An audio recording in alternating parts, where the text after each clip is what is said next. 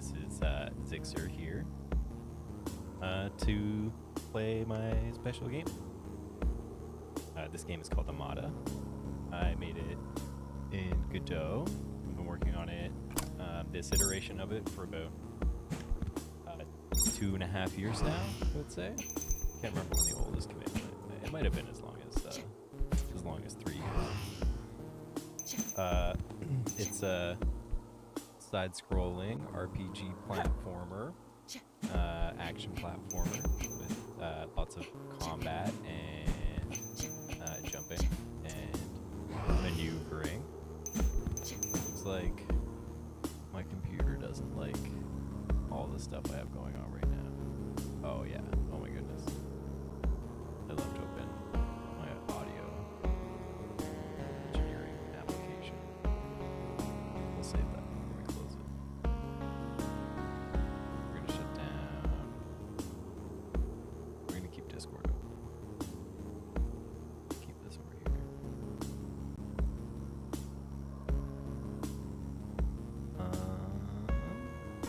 Is there anything else we can close? No, I think that's pretty much it.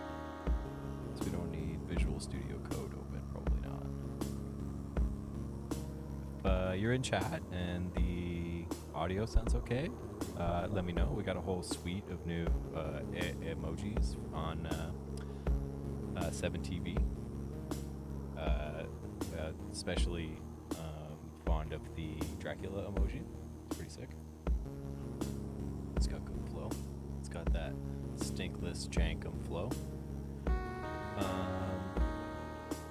Anything else I can close? I guess I don't need Steam. Probably don't need my directories. We don't need an A spray open. That's for sure. Okay, things are getting better.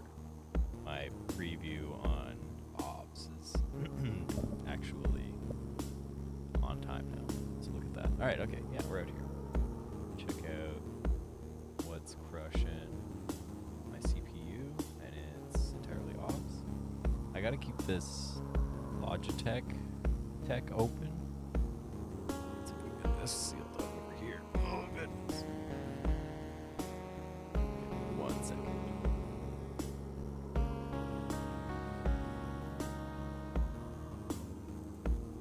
We want to not have a big open gap.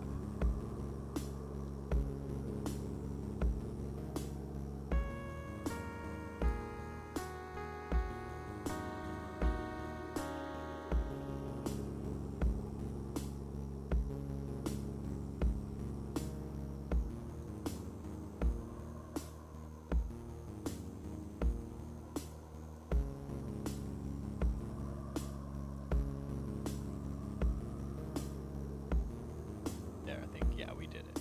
We got it. We're out here. We're out here on the internet. Checking it out. Making a game. We're trying to show people. Trying to show people on Steam. Trying to show people on YouTube.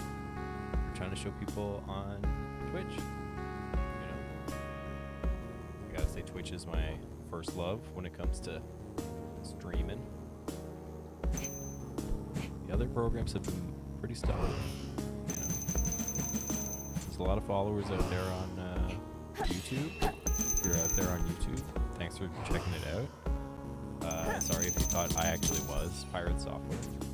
I am simply riding the coattails very graciously.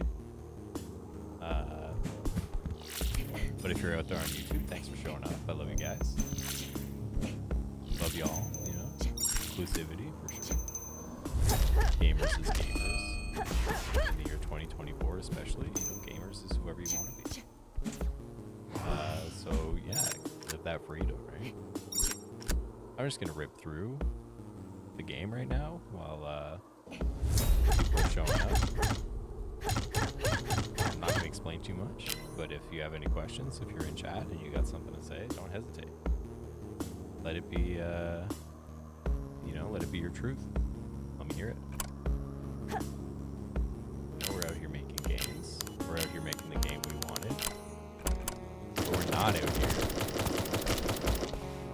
shutting it down. You know?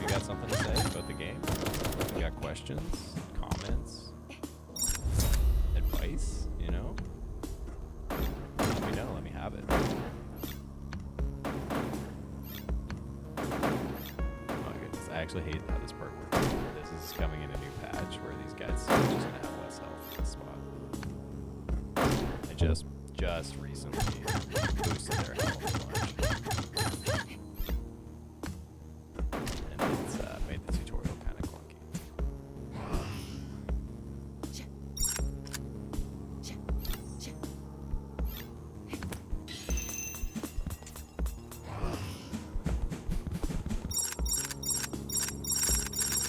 It's kind of overwhelming, some people have said, all the stuff that you get in the game. But it's the kind of game I always wanted to play. You know, I always wanted a game where you start at the end.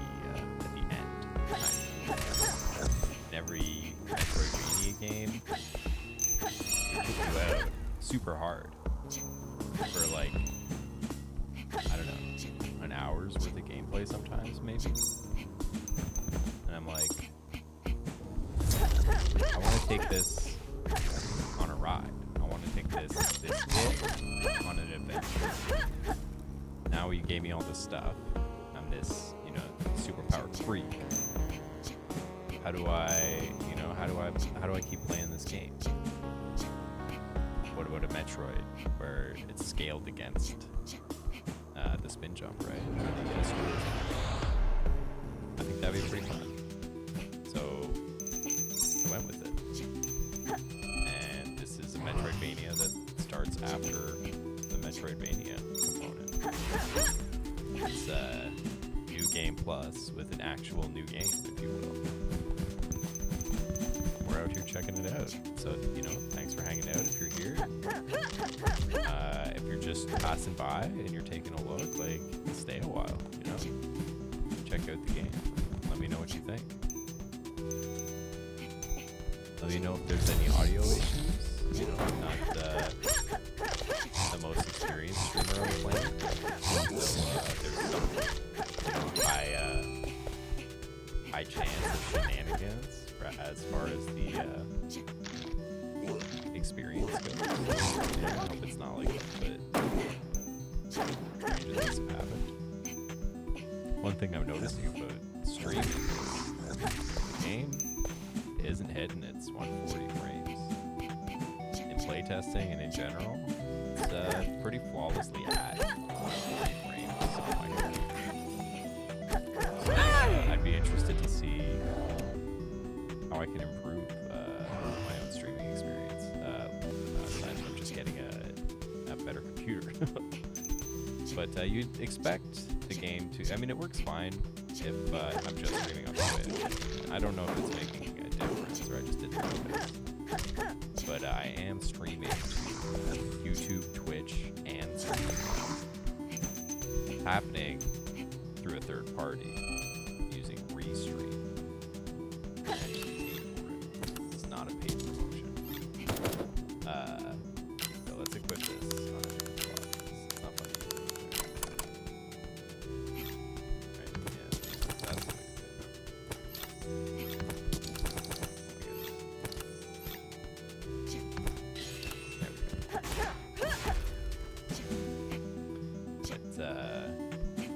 haven't encountered since moving to Restream that indicates that OBS is working any harder, so it might just be how it is, you know? It might just have to look like this. Maybe I'm not fully optimized either. That's a consideration. My OBS settings could be a little better. I just ran the wizard. I'm not gonna lie, I just ran the wizard. And it's pretty good, you know. It's been a long time gone. Making sure that everything was pixel perfect in the output, because software isn't tuned for pixel perfection. Everything gets scaled, and Amada runs at like 640, you know? It's a very small resolution. So it just needs like some quick and dirty nearest neighbor scaling, right? But it was kind of hard to get that all set up. And even when I did have nearest neighbor, it was still doing shenanigans. eventually, through the power of DaVinci Resolve and Todd Studio, I was able to get pixel perfect video capture. I was even able to record the game at its native 640 and then just blow it up to have super tiny file sizes. I don't know if you've ever edited video software or video using DaVinci, but it can chug. It can chug big time. So having a tiny video file to scrub through makes a pretty big difference. You get a lot more out of it. You don't have to wait so long. Eventually I did end up paying for the DaVinci license, which is kind of absurd amount of money. Maybe it's absurd. I don't know how to scale that, right? I'm not making video software, so maybe it's totally reasonable. That's just what you gotta expect. But in any case, I paid for it. They made a lot of things. Grateful it's not a subscription because I would want to keep paying for it. Paying for it one time was nice. That's kind of what my philosophy is. There's going to be no subscription model for this game. That's a developer promise right now. Probably not going to go for any Game Pass deals. So, you know, you can say that if you bought this game, then you got this game. You got this game if you bought this game. If you do, that's amazing. That's that shit I really like. When people buy the game I made. Because I worked really hard on it, you know, and I worked on it in a way that I hope is respectful to gamers. Gamers who just want to play the game. I'm fucking this up here. I didn't do it. I was trying to do it in the little ops window. There we go. Yeah, the game works a lot better. Oh, excuse me. Excuse me if you caught that. This is my morning time, so I'm doing a bit of waking up, I'm not gonna lie.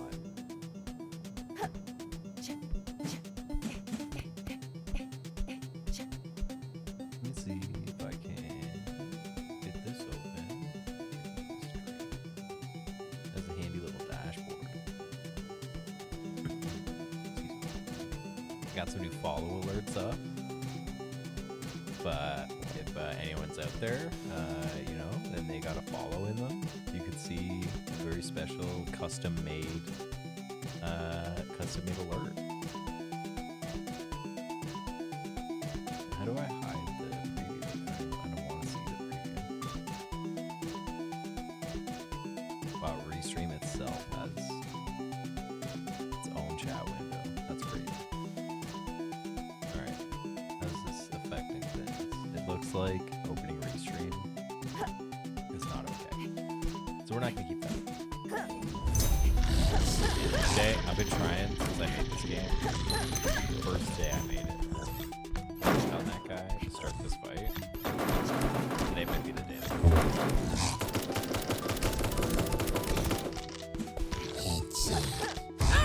Oh no. Okay, well now we get another shot. Maybe we can land on that guy this time.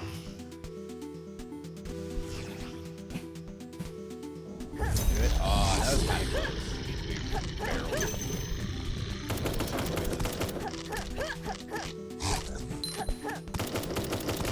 I don't know why, but they're supposed to make that sound. I don't know if you heard that tremendous bellow that comes from the big ogres. They're supposed to do that when they notice you. When they start to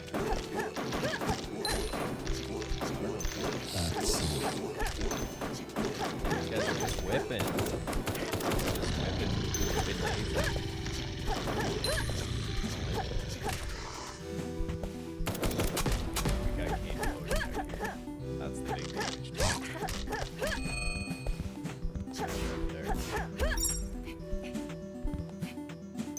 first level doesn't take too long. The whole game is pretty short overall. It's just a quick campaign. It's my first game, so I didn't want to take it all the way. You know what I mean? I wanted to have a tight and tidy experience, and I'm hoping that the price point is right for that quick and tight experience. You know, we're gonna be going for $10 in American movies. That's gonna be that's the price. I'm hoping we'll get like 4 hours out of the experience. But if you play the game and you have some experience with platform games, I think 4 hours is a pretty reasonable benchmark. We'll see. You know, it takes me about 45 minutes to beat the full game. Maybe like an hour. An hour 20 if I get stuck on something. I usually play without leveling up too much, or I'll just level up the sword because I like that the best. You know, the other weapons are really good. I highly recommend you use everything. I gotta line this up so I can just jump over it.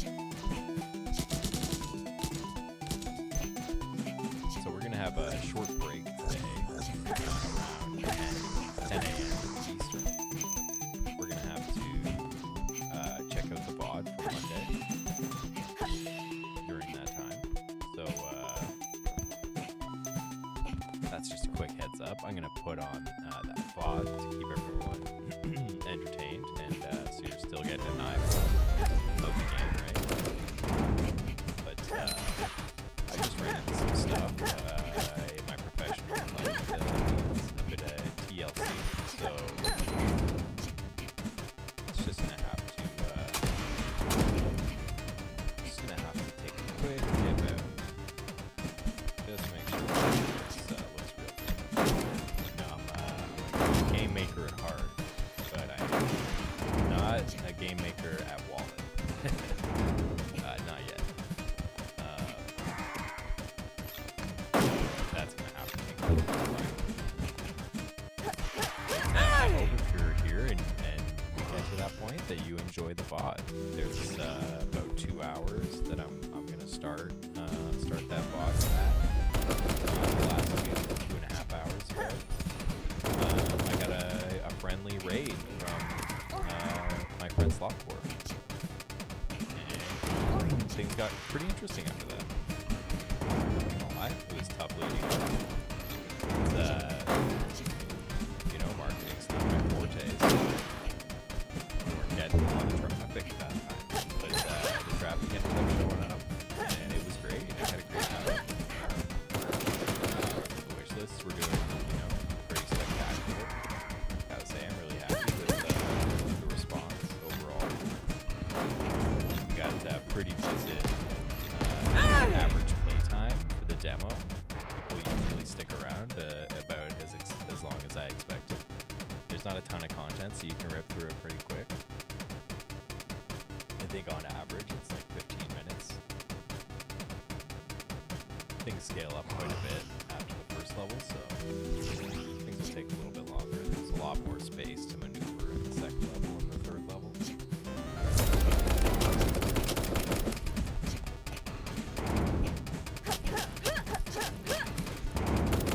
is an exclusive pick from Pandora for checking out this boss fight. You hit the boss in the top with the body. It does a little more damage. Yeah, hit that one. This one, but hit up here, you get a little chunk.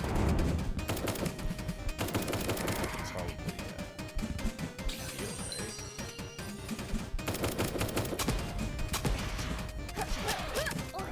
Stop attacking. There's like a percent chance that can happen. It's a strategy that the AI employs called strafing. Very effective technique in combat. Oh my goodness, I could have killed it right there, but I got caught up talking about strafing. The it's not the first time in my life that I got caught up talking about strafing, and it cost me. You know. So get so excited about the act, don't actually engage. This boss is kind of like a skill check.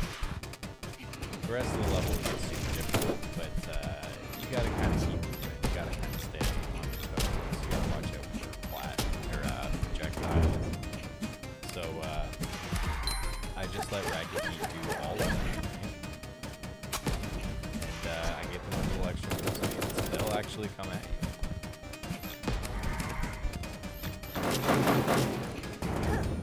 I missed. I think that Cane of Low is like maybe a better shoot sound. I'm just thinking now that I was thinking the other day, and like maybe I just made it a grenade launcher. There's like a real reason for why you have, futuristic weapons. So a grenade launcher is a great gun. Why not just let that be with it? We got this fancy cane magic going on. I think I just wanted to have that Link to the Past kind of, homage going on there. Alright, we're able to repeat it. But it doesn't need to be like that. Like, a grenade launcher is a grenade launcher, right? And that could be fun. People like that. Would also clear up some, I guess, like Cones of Dunshire problems that the game might have. I don't know if you know the show Parks and Rec, but there's a bit in that show about board games, and one of the characters makes a board game called the Cones of Dunshire, and the center of the joke is that the contrivance of a board game can be really high, whereby how do the Cones of Dunshire even play into the game, right? And it's just like something I try to pay attention to cut down on overhead for the player. But you want to have flavor stuff, right? So having something more than just a grenade launcher gives you something to latch onto from like a lore perspective. You say, what the hell is that? And maybe you go find out what it is. But that kind of comes at the cost as well of confusing the player. So we don't want to confuse the player. We want to strike a balance, right? Between engaging their curiosity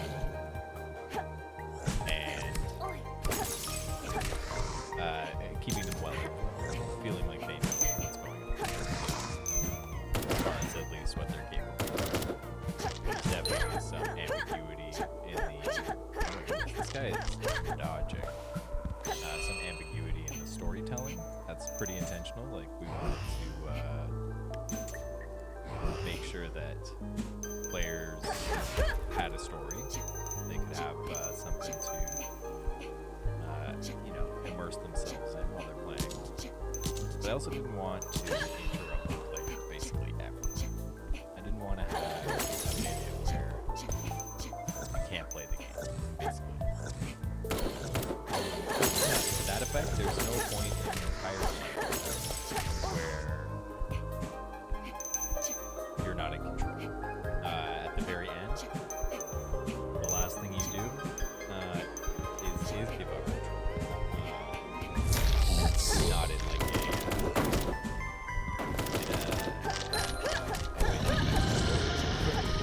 but just to let you know that you're done.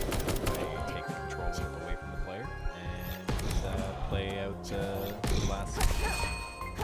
I think that fight needs to be harder. I thought adding 2 of those guys made it pretty tough. It was a lot harder for a minute, but I really tried to pull back on the difficulty quite a bit, just because I wanted to know a lot of people do it. I want a lot of people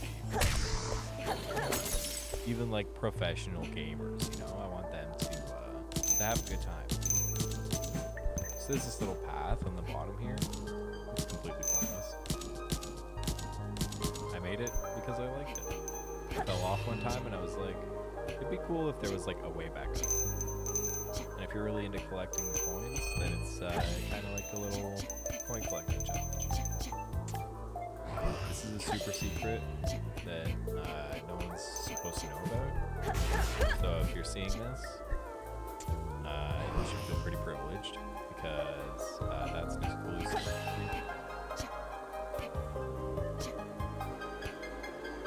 One problem I found with the philosophy of never interrupting the player and always having control over the game is it doesn't give you a lot of breaks in the action to check on what's going on, you know?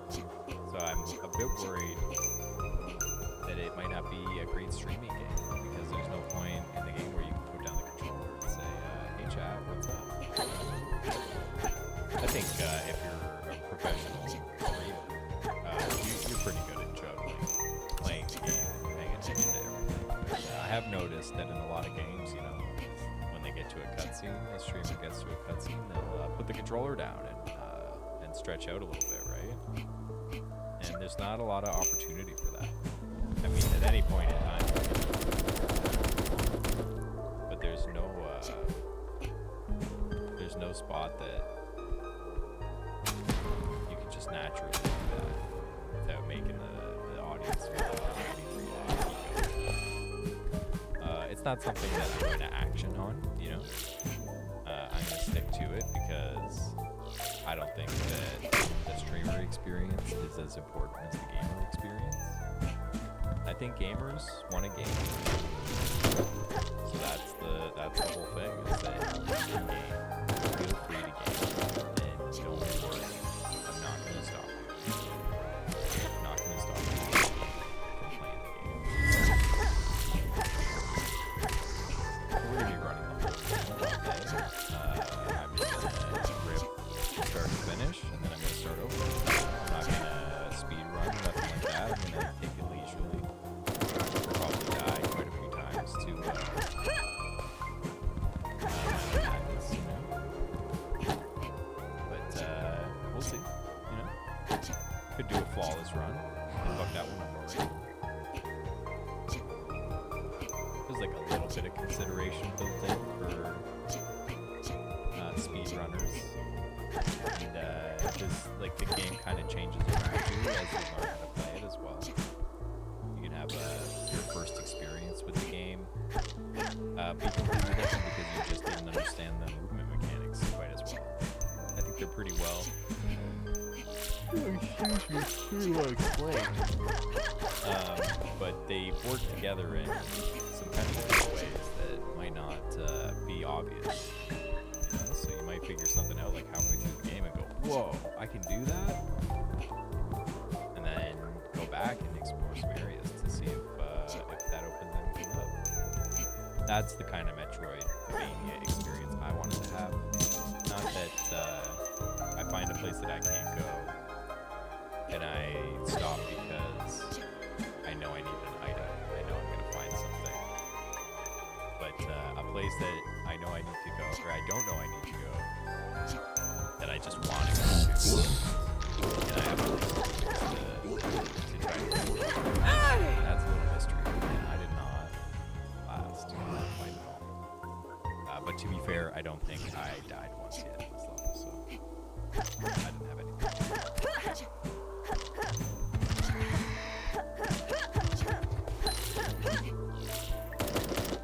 I think this guy maybe is thrown a little bit too much. He might take the hands down on that row there. They got in your face a little bit too. I have them like cooped up with a bunch of invisible enemy walls on those platforms there.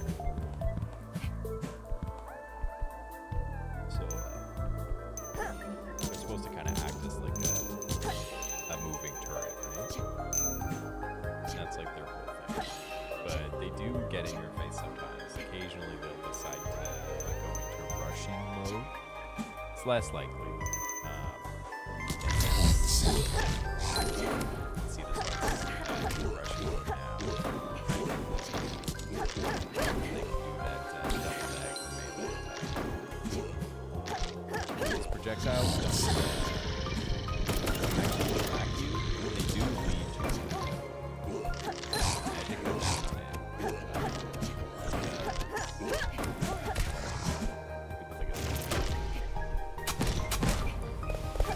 Oh no, that was one right in the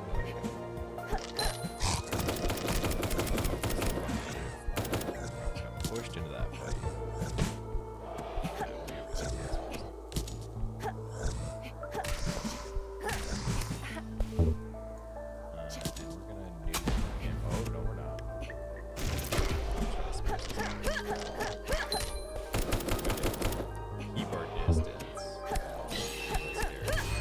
Perfect parry, look at that. Perfect parry the platypus. So we're in for the long haul today. I'm going to be streaming all day, 8 hours a day. I will have to step away for a minute at 10 o'clock. There is some emergent activity in my professional life that requires my attention, but I'll be playing the VOD from Monday. If anyone wants to check that out, get some technical difficulties or streaming on Monday, which I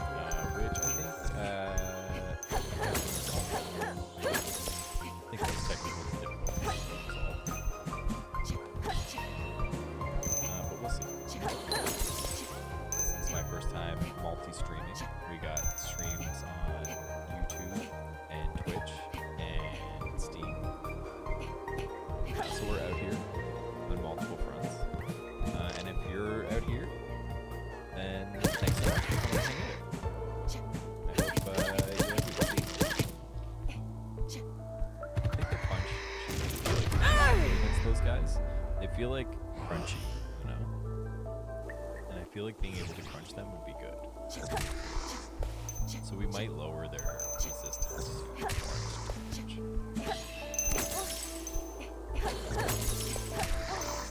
blunt and right.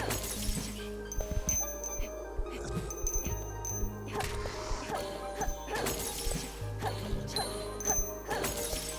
we might level up just so that we can kill these orbs in pits.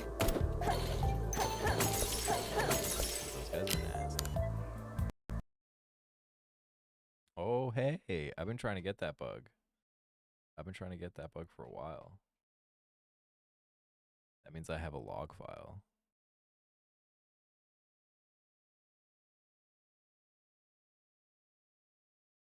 We're going to get right back into the game, though.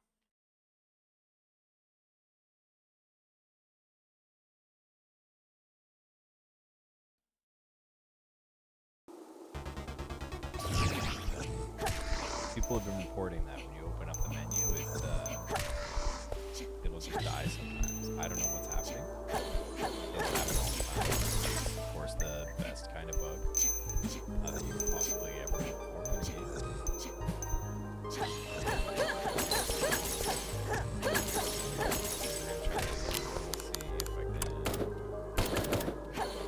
Really gotta wonder what's going on there.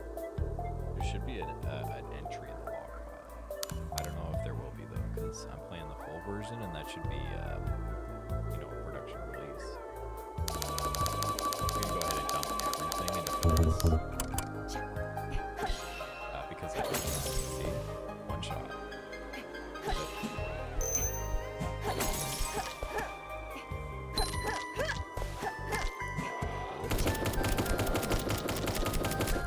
Those guys are kind of nasty.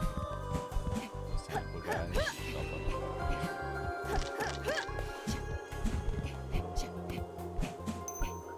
I think the scaling is pretty good in this level.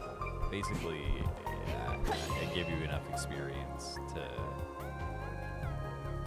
keep all the different enemy types at the same number of hits. I don't think we equipped any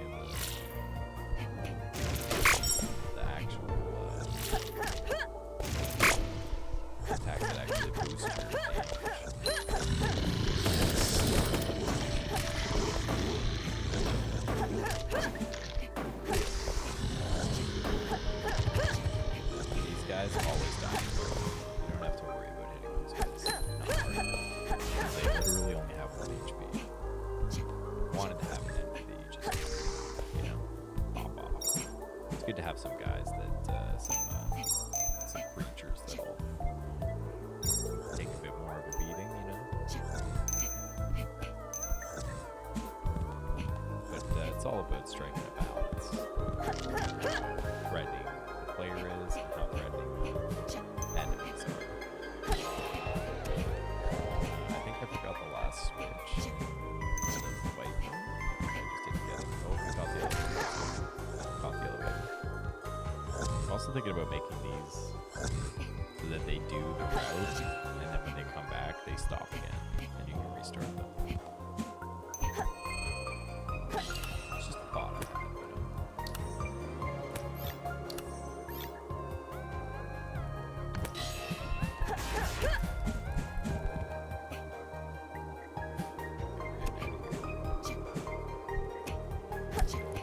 just wanted to get that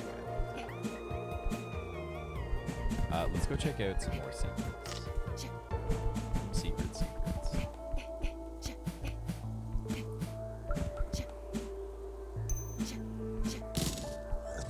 We gotta wait for the elevator.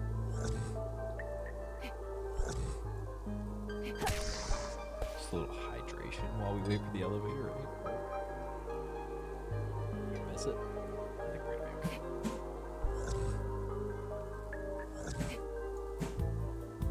That was unusual. It sped up quite a bit there. I haven't seen that before. Yeah, it's really unfortunate we had that crashed desktop. It is kind of good though, because people have been reporting it and I have not been able to replicate it. So hopefully we can get a log file out of that. It always happens the same way, so that's good. It always happens when players the level up.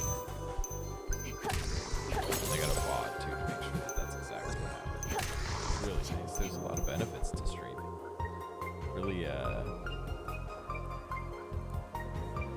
really gives you a different perspective. A different perspective on, yourself. Because what's a game that you made if not a reflection of you, right?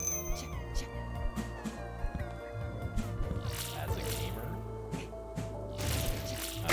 how do you represent yourself?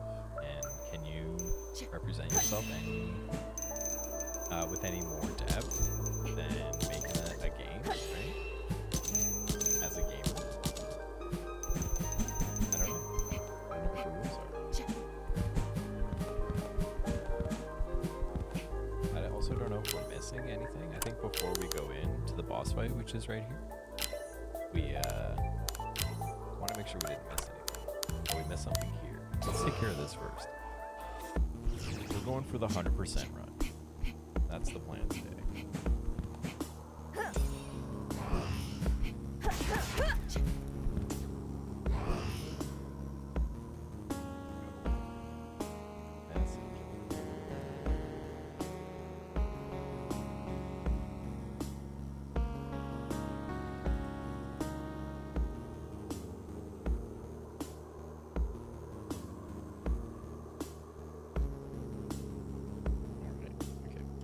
Good news. The urgent work stuff that I have to deal with is a bit of a spicy situation, so hoping for the best. But we don't know, We don't know what it's going to be like.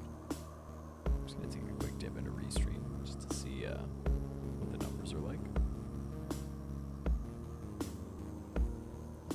Gonna move on and go fight that boss. Alright. Yeah, we're doing okay.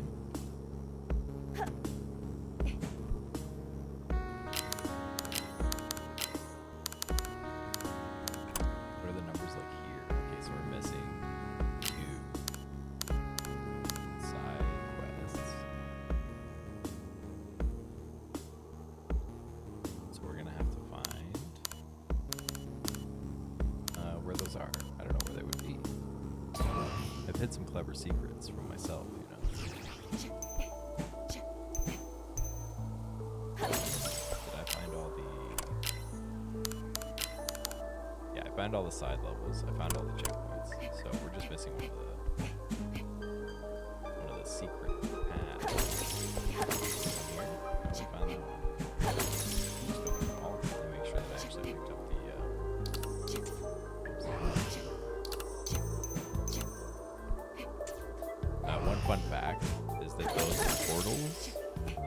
that you see at the end of this challenge down there, that blue vortex, are exactly the same as the spikes. The spikes don't actually kill you in this game. They just warp you. And for a long time, they were basically the only platforming game. So, if you wanted to get the basics down first, right? You want to make sure that the player gets kicked back in the beginning without having to do too much legwork. And I had this idea that maybe the spikes are just like another platforming game, like more so than and I use them to warp the player around and go all over the place and just go crazy, right? But it was really confusing for people. People didn't like it. They see spikes and they have expectations, so I decided not to subvert those expectations. So I went through, and all the points where you're supposed to jump into spikes to progress, I made it so that there was a little vortex there. And again, it works exactly the same. It's just a little hitbox that follows the same logic as all the other objects in the game that are like colored like that, have a little sheen to them.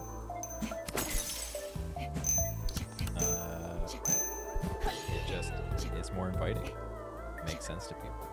They see that and they know that they want to jump in the port. I think we did it stylishly. Yeah, we did it stylishly. Yeah, we're trying to style the game because we can,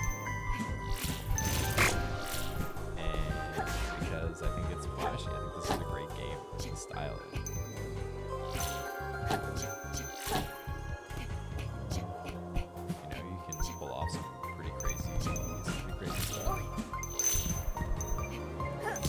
What happened is I solved the puzzle where you have the orb, and I never actually picked up the let's do something cheap. Oh no, we can't do it. We probably could though. We're gonna try again. Yeah, we're out of here. Oh, look at that, just skip it. That's something I tried to do when building the levels is if you're competent, like if you've been playing the game for a while, you know how the movement works really well, you can get away with some shenanigans. There's platforming sections that you can just skip straight up if you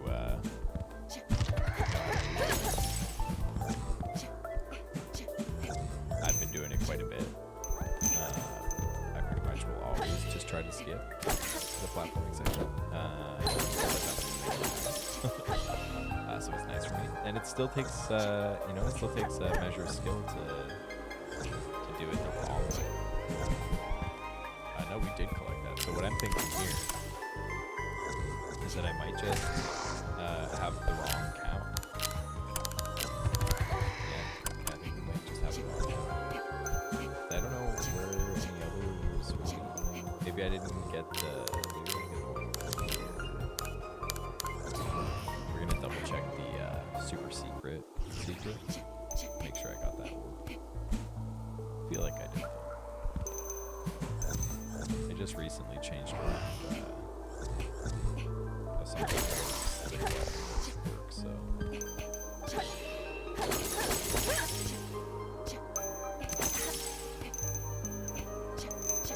It's possible that I might just have miscounted on this later.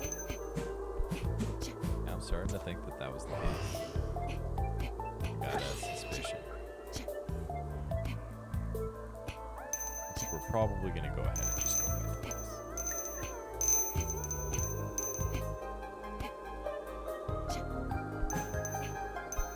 So the general framework of this stream is I'm going to start the game, restart the game every hour on the hour. So at 9 o'clock we're going to open up a new save file and we're going to start again.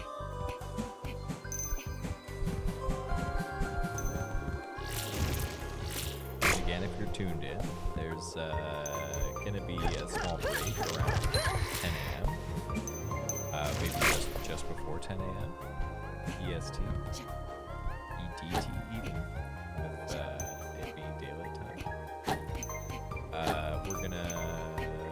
small break at 10 a.m. EST because I have to deal with some emergent professional stuff in my work. And that should take about an hour, I think. We'll see. Some discussions have to be had. I'm actually on PTO this week. That's time off. But some stuff happened that definitely requires my attention. And I carry some of the responsibility of that particular event. So, I gotta make sure that everything works out okay. I really wonder if anyone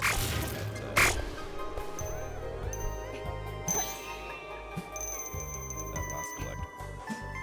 I don't have to do this. No, I do not. I should make it so you only have to do this one time. But I also kind of do. So let's just teleport past it, right? Just a quick teleport past it. I wonder, my bear rate's kind of bad on Twitch. I wonder if this restream service is really doing it justice. Because I was initially just doing it using my mobile machine. And it wasn't working out. I had it all set up and it was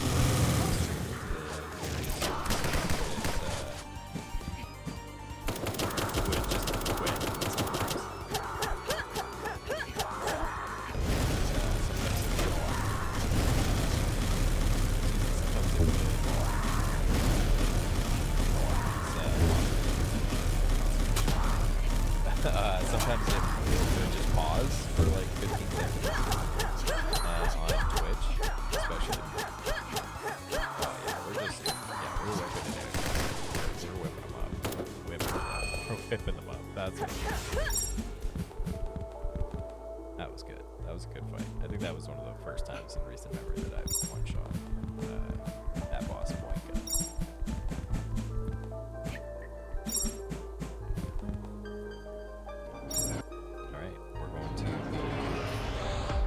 Major level. We're doing okay. We're rocking an hour here, getting through the campaign. So for me, that's a bit long, just a little bit. But I think for the average player who hasn't encountered this before, that's probably gonna be quite a bit longer. This level is where the story kind of takes a turn a little bit. I'm not going to get into the plot super deep. I'm going to leave that out there for people to kind of digest on their own. Let's see those Vati video lore dumps of Amada, right? That's the idea here. But there is a story. And it turns into something else here.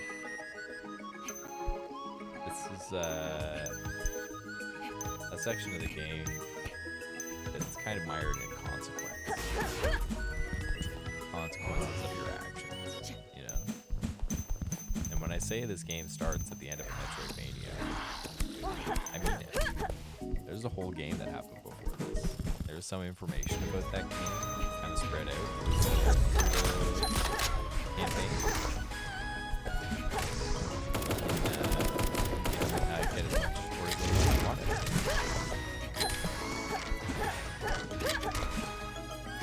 The major motivations are still obscure as far as how we ended up here.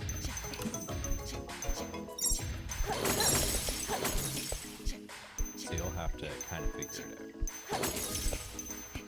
I also tried to be very unobstructive with how the story is told. So I went out of my way to make sure that there's no actual cutscenes. There's no point in the game where the vignette pops up, and now you're talking to another character and reading a bunch of text boxes. So it's kind of like double-edged, right? Because not everyone is going to get the story, and not everyone's going to care. So, you know, those people who generally want a story, who didn't get it, who weren't paying attention, might feel a little robbed. But the people who don't care, are going to care. They're going to get to play a game.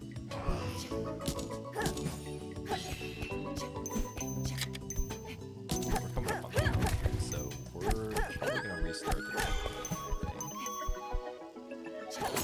We'll go for an ultra speed run for this system. And now that we're about an hour into the stream, I think I'm going to take some time to explain things a little more closely through the tutorial. We're talking mechanically. And just go a little bit into like my thought process into why the tutorial is the way it is. The tutorial has probably gone through the most changes of anything in the game. There's a number of changes in the tutorial at the time. Which makes sense, right? Because there's some complicated systems in there. As much as I'm just running around smacking stuff with a sword right now, there's some complicated systems still. There's a little bit of fuzz to cut your teeth on if you're into, you know, numbers. But that all has to be explained somehow, right? So I already did this one? No, I didn't. This is brand new.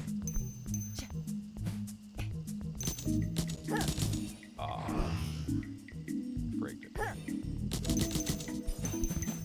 That's a neat trick that not everyone might pick up on. It's if you use the prismatic shell, it's called, in that situation, then you can carve right through that platform.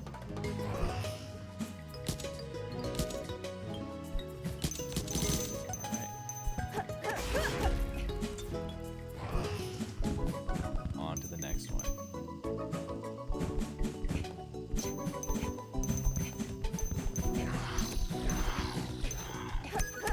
See how far we can get. I think 9 o'clock literally just struck.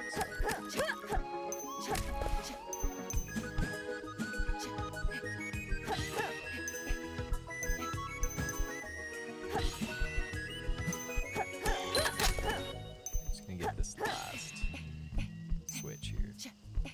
I like these little go find them switch puzzles. We tried to make this one a little smaller than the last one, because I didn't want anyone to say, oh, not this again, right? I think if you don't say, not this again, you really retain the quality of the this, right? You make someone use it a bunch of times, you're going to lose the novel, they're going to get upset. The coins here are like a bit weird. I'll have to take a look at that. Didn't even have to fight that guy. I know about him.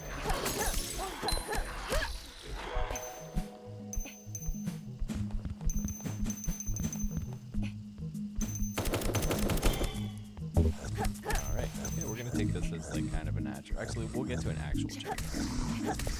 Coming up pretty soon. Okay, I can do this. Rip right on. Can't get to the check. Alright. Okay, we're gonna start from the top again. We're gonna take a quick look at the numbers here. Just a quick look.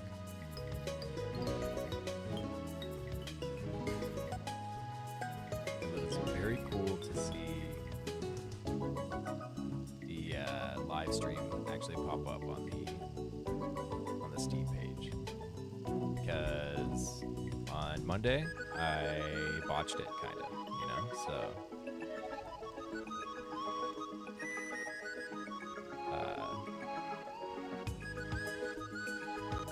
it's good to be out here now. It's good to be out here on the Steam stream. So we're going to start a new file. I gave the players 20 files. 20 files? 10 files? 10 files. It's kind of arbitrary number. I didn't want to give you infinite files because I don't want to accidentally clog your computer.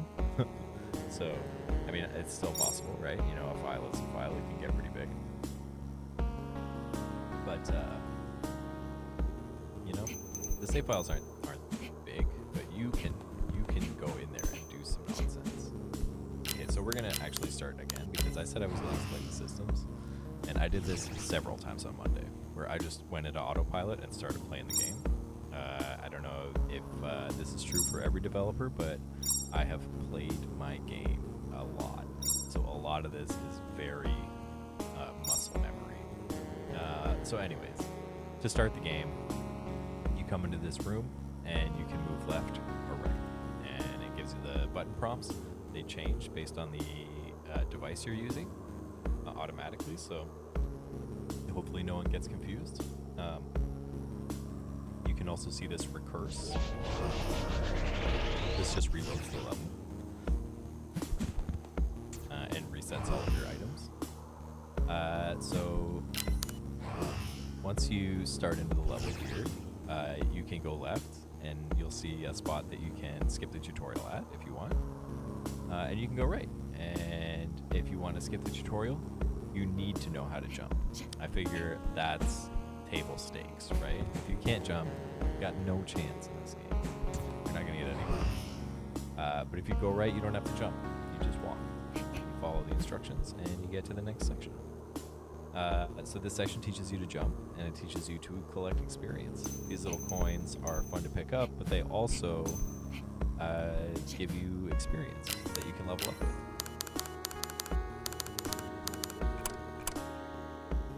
There's actually a bug here. You shouldn't see all the items yet in the menu. So we're gonna take a look at that. We're gonna capture this moment. We're gonna go take a look at that later. So this section teaches you about kind of the more fuzzy aspects of jumping. So there's slow fall if you hold X, if you hold the jump button. You can see that your jump gets longer. You get to the top of your jump and fall a little faster. It affects gravity, so it's not actually cutting your jump. Well, not entirely cutting your jump. It cuts your jump as well. But it also affects how gravity hits you. So if you jump from high, you'll fall slower. If you jump and let go, you'll fall faster. This is like a common mechanic in Super Mario World ROM hacks, where you have to abuse how fast you fall to make it to a platform on time. We don't do too much of that here. It's pretty forgiving, the platforming mechanics, at least in the main game. But it's fun. It feels fuzzy.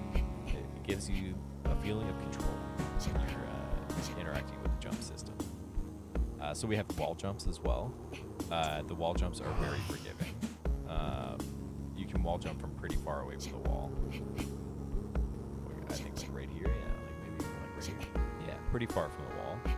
There's some fuzzy logic to make it a little easier to jump vertically or horizontally, like if you want to go back and forth like this. There was a lot of complaints from mouse and keyboard players that it didn't feel super great to wall jump. I feel like it's been good on controller for a long time, but mouse and keyboard just had some trouble.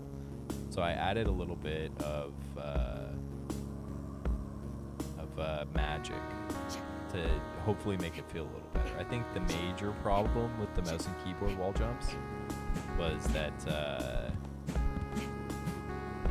you can't move over fast enough. A lot of people won't move to the next key fast enough, so they lose all their horizontal momentum. So I just made it so there's a split second where you can't move back towards the wall. So you're moving away from the wall no matter what for about 50 milliseconds. And if you do want to go back towards the wall, then you get kind of like refunded that second where you couldn't move back to the wall with just a little speed boost. So it's subtle, but I feel like it's done the job. So we'll see once more playtesters start showing up in Discord. Discord is in chat. You can check it out. If you go !Discord, you'll see a link to the Tender Renders Discord. So that last section teaches you about the leap. The leap is basically a dash. Every game like this has a dash, right? But I put a little more physicality to it. So this leap actually pops you up into the air just a tiny bit, and you can use that to get just like, the last little bit of air you want. It does kind of restrict what kind of platforming challenges I can make, because a lot of those games choose not to let you fall or raise while you're dashing,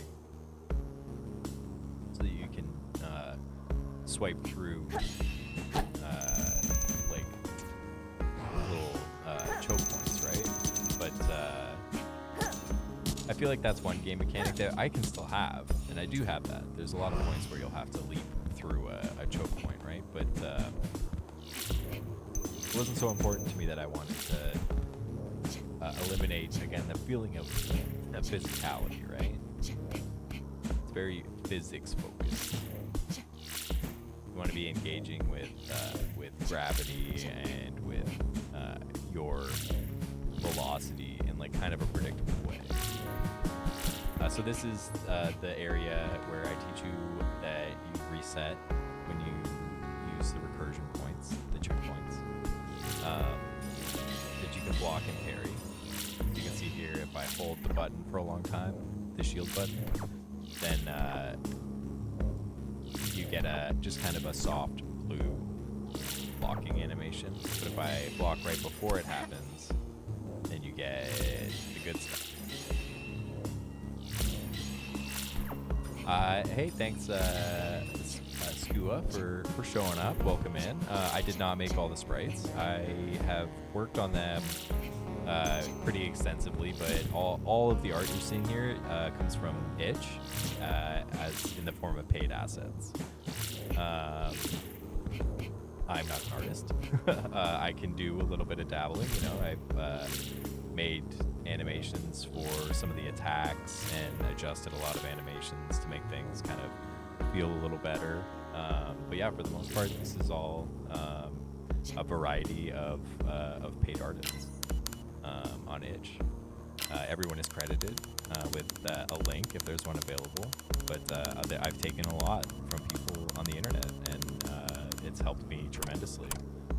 I'm hoping that once this gets into early access, there will be some opportunity to upgrade a lot of these assets, pay some pixel artists to improve the art a little bit. But yeah, for now, this is what it is. The artists on Itch are amazing. They do great work. There's a lot of work from Pen USB Mike and Enoko Lisa. I can't remember everyone off the top of my head, but there's a lot of good artists out there, and I'm using it. I think the environments are probably the most likely to stay the same. They look fine, The main problem is that a lot of people are using these assets, right? Oh, hey, thanks so much, Scoo. I really appreciate that. Yeah, as much as I didn't make the actual art, like I put it all. I feel like I put a lot of effort into like the diorama of it all, putting it in the game in a way that feels natural, right? So this section here teaches you about equipable items. The last section taught you about just fighting and how you get stuck in a fight sometimes. Most of the time I don't stick you in a fight, but every level has a few mandatory fights that you'll have to go through. So this section teaches you about like a little more complicated bits about the items that you can use. So there are charms. That's equipment with a passive effect. And all of the charms have rules. So, so they're all conditional. So this is the Dharma charm. Every time you hit something with your sword, you get a charge. And when you get 12 charges, you get some ammunition back, essentially. So just a way to kind of incentivize balance between the two play styles. And I also introduced you to gun.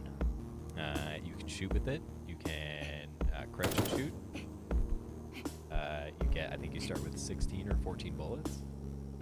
And here I force you to kind of interact with this interaction here. So I give you the gun, I make you equip it. You have to go into the menu to put it on your bars. You have 2 different bars, one of them just being a couple of the face buttons that don't have dedicated slots.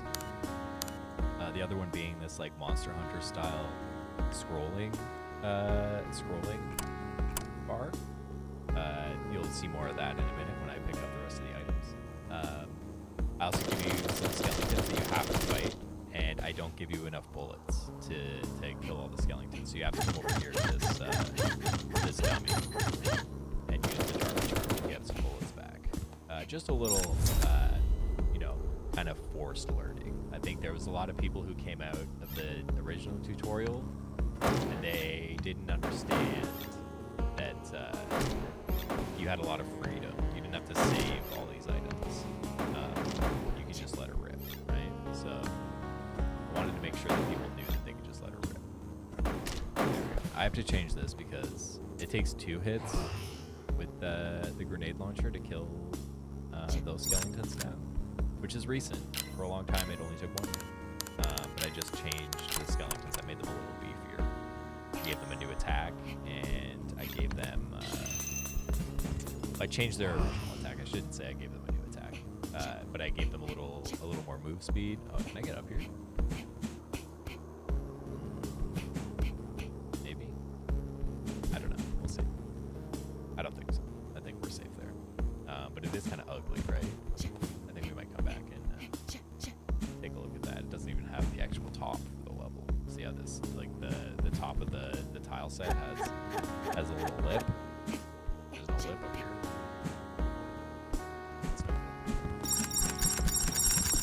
So this section, I just give you all the stuff. Because again, I'm trying to make a game that starts at the end of a Metroidvania, right?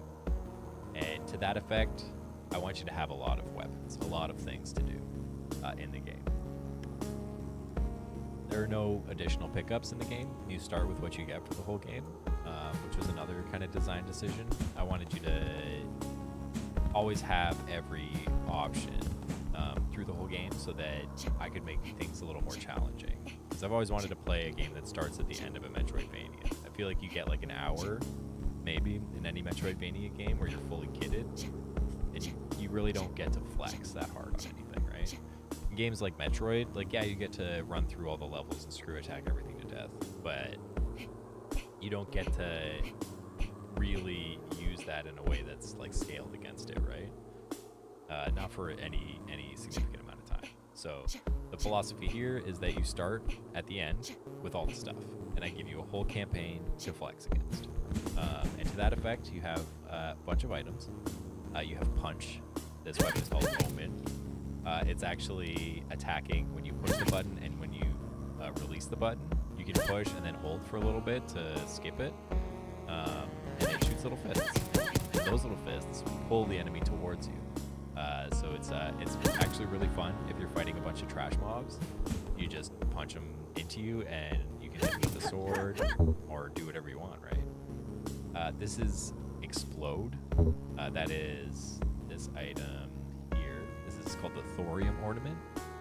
It glows up. So there's no map, but the levels are mostly linear. So you're, for the most of the game, just going to be moving to the right.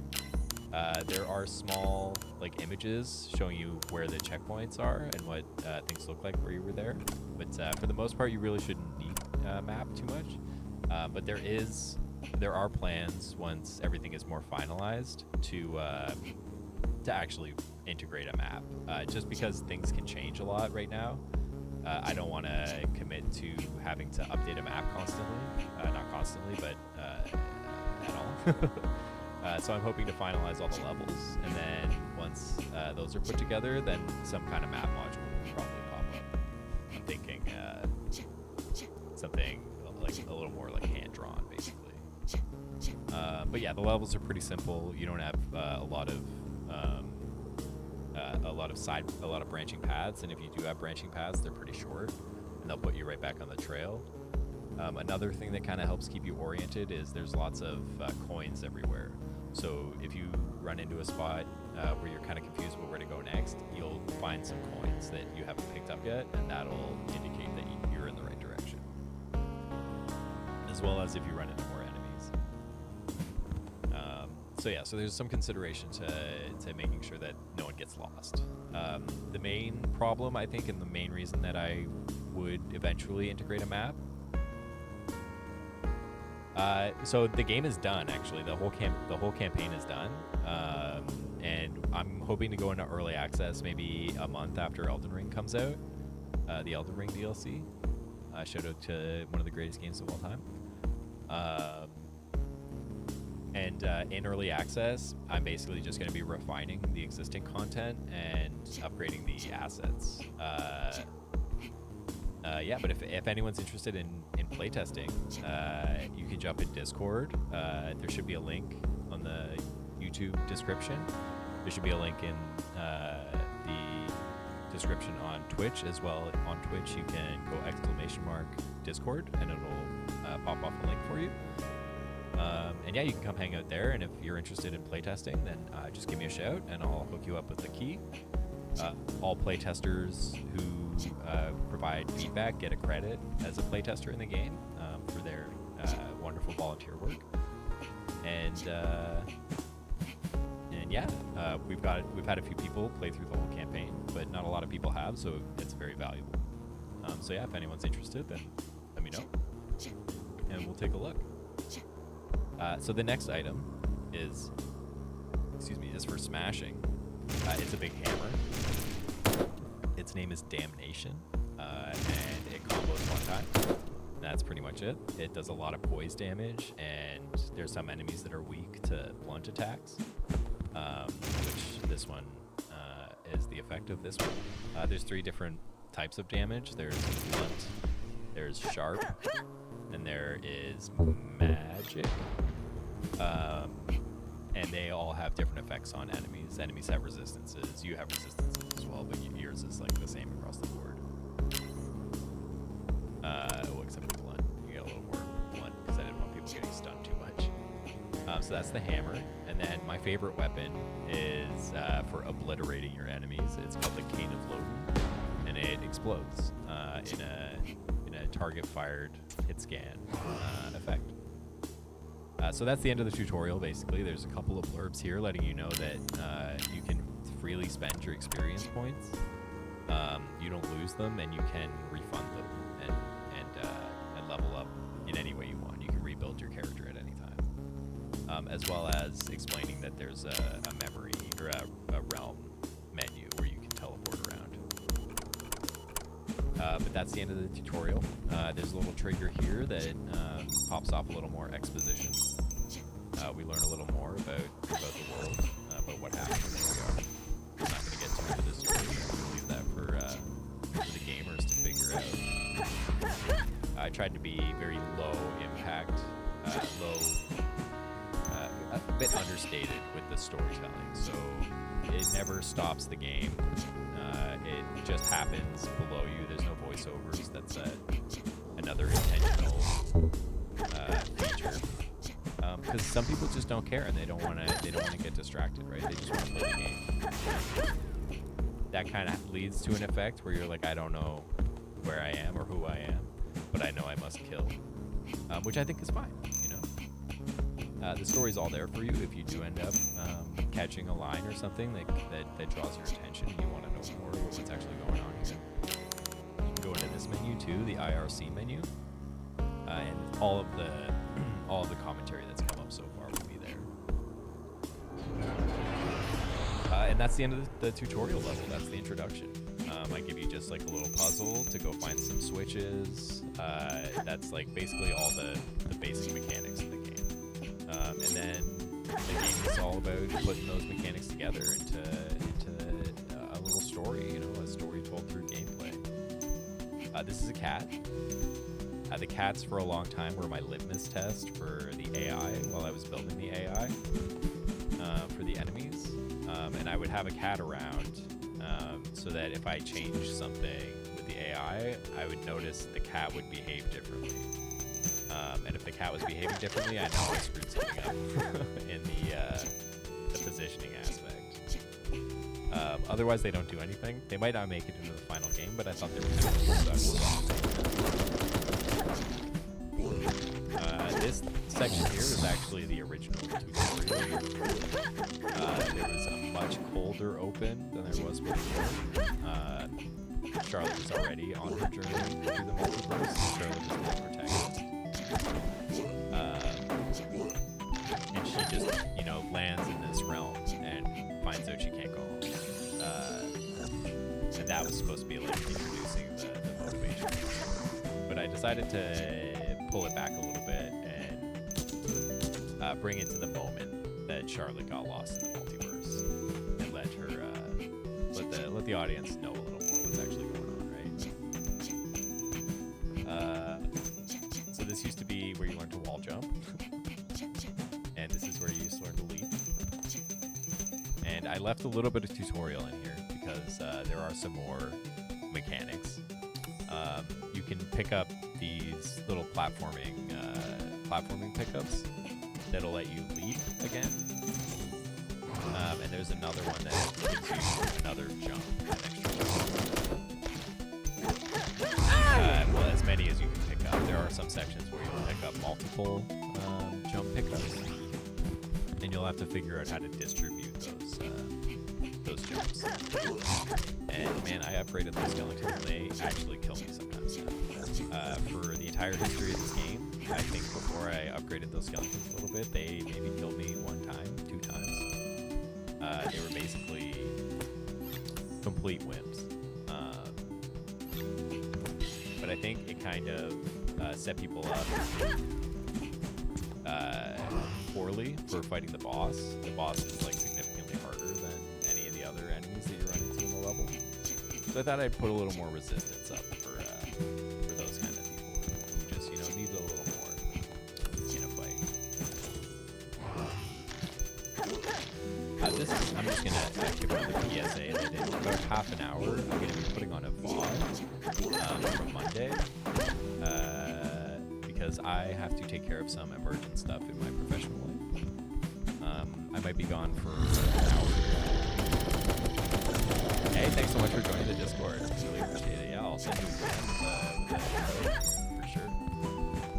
And thank you so much for the kind words. They've been working on this game for a long time now, so it's good to see the fruits of your labor, Which, just a heads up to everyone, I'm going to be taking a quick break at 10 o'clock. Just to take care of some emergent stuff at work. I might be gone for maybe an hour, but I'll be putting on a VOD from Monday's stream. There was a decent amount of traffic at the end of the stream there. I had planned on ending at 4 o'clock on Monday, and I ended up going all the way till like 8 or 9. As my good friend Slothcore ended up raiding on Twitch. So we're gonna check that. We're gonna check that section out. You can see the light return to my face when people actually showed up. That was exhilarating. I'm not gonna lie. I was grinding before that. I was looking at the clock and I was like, I'll be done at 4. We'll be out of here and we'll have some good footage that we can use for shorts or whatever. And then Slothcore came in and saved the day.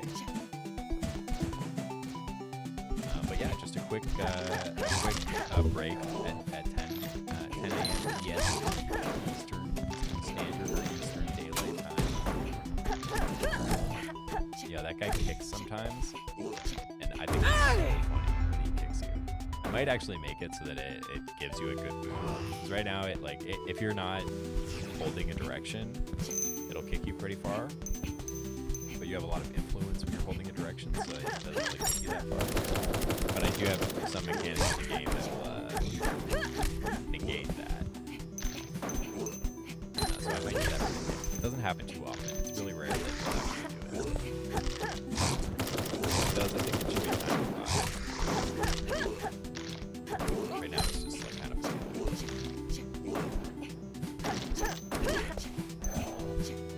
this town is made for you to just kind of get lost in. But it's actually really easy to just kind of carve through it. If you start over here, you just jump all the way to the top. And this is where you gotta go. Right up here. And that's like how you progress. That's the Wall of Arbor. There's a neat little secret here. That's an exclusive secret for gamers who are in chat today. A lot of exclusive content, we'll say. This is all in the demo, but you only find it if you find it, right? So now you know. This is the first major fight of the game. It's really the only fight of its scale. And it just kind of introduces the player to getting clobber.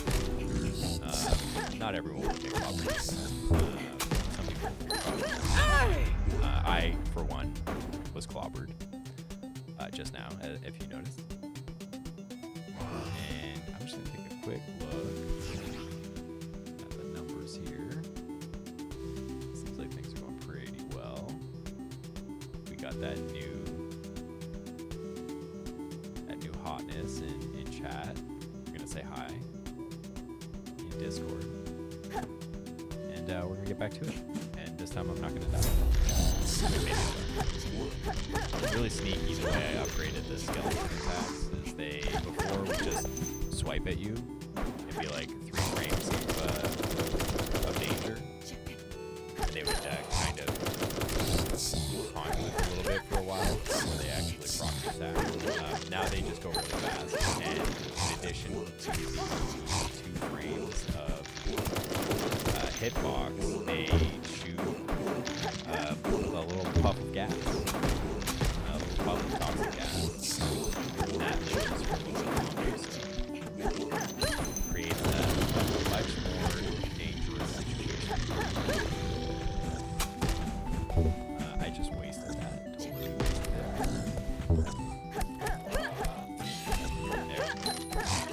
It's really satisfying to parry one of those attacks when they come out. There's not a lot of incentive to engage with the parry system. It's really there if you want to do it and you like that stuff. But it really comes in handy sometimes.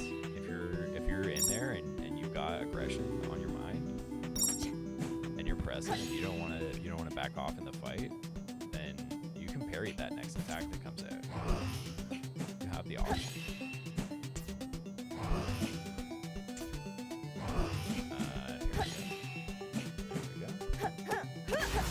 I should do this in the way that someone would normally do this, because not everyone's going to know about the super jump. There's some more exclusive content if you're oh hey, I mean, that's fine. You don't have to know how to use Discord. That's just a great place for people to come in and chat if they want to talk about the game or games in general. There's some programmers in there who like talking about programming. I as well am very fond of talking about programming. Yeah, there's no pressure to interact. You can just hang out and use it as like a news source for when the game gets updated. I don't ever at anybody in the channel. I try not to, which was really hard leading up to this event. But I don't want to get in people's way. I don't want to have to be too much of a salesman. I just want to have this game be out there for people to find. It's awesome that Steam provides us with the opportunity to participate in Expo. It's really great exposure. My originals have been doing exceptionally well since we started, at least in relative to their normal rate. We're going to be coming up on the boss here real soon. This is Ragaki. This is like the first wall of difficulty in the game. We do have a bug. We have a bug that's and that's the blue bar at the bottom is supposed to be green. I don't know what's wrong with it yet. I haven't been digging. But yeah, that bar is supposed to be green. It'll turn green once you fully deplete the bar.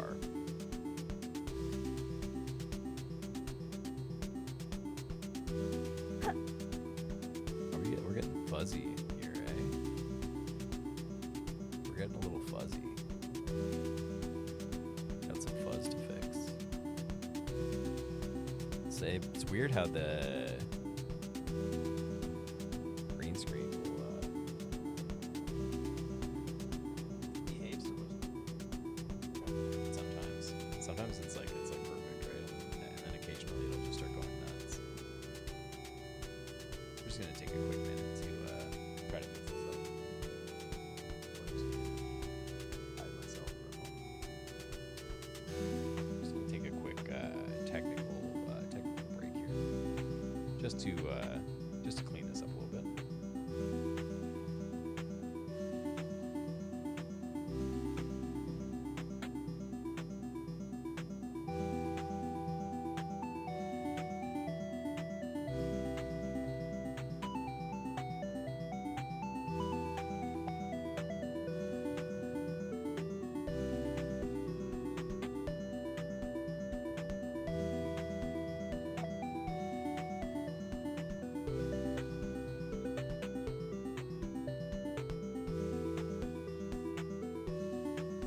Let's see.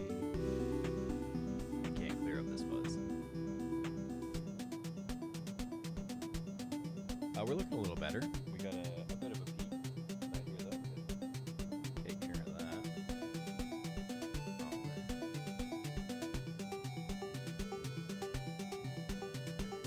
Just a little fuzz there. Not so bad.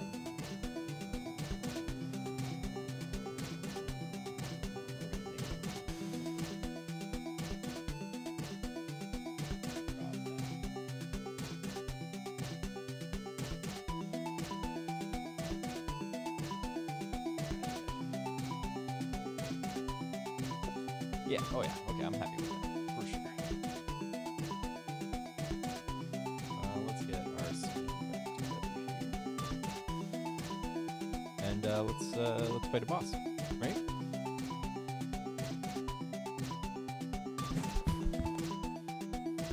Oh, hold on 1 second.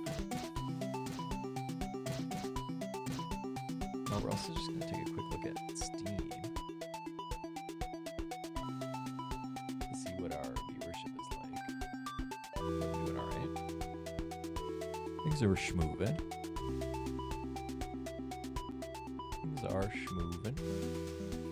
Okay, let's fight a boss.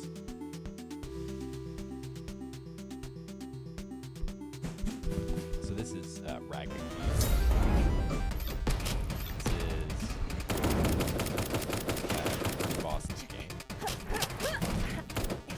They are quite a bit more powerful than the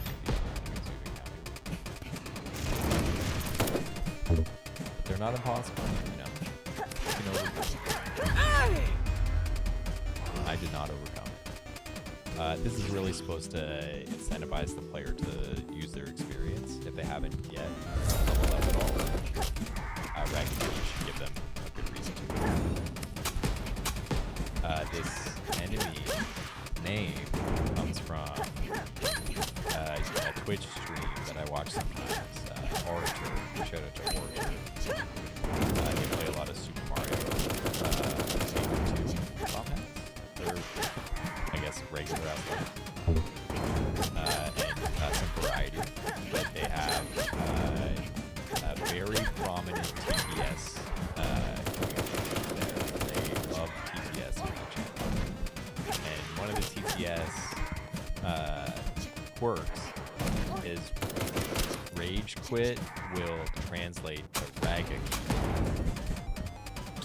I don't know why, but it does. And I thought that sounded like a great name for a boss. So it became a boss. Just a little trivia for the game for you there. There were a couple of twitches kind of spread throughout the game like that. The AI who talks to you through the game, their name is Iaya, spelled I-A-I-A, and that's just like, you know, another cute one. There's a couple more. This is the second level. This is Anahata. it's a bit different from the first level. Instead of moving to the right most of the time, we move to the left most of the time. It's just like a little shake-up. I still arrange things to be mostly linear. It should be pretty obvious where you're supposed to go. But just make it a little different, right? I feel like you're moving to the right a lot of times, you know, just because like that's how you read, right? But I think it's pretty much it's pretty obvious how you should be progressing. Introduce some new enemies here. Every level has kind of its own unique suite of enemies. There's some repeats, like you saw the slimes from the first level flying around. They show up in pretty much every level. There's lower reasons for that, but I won't get into those. I like this ninja guy hopping around, throwing at you.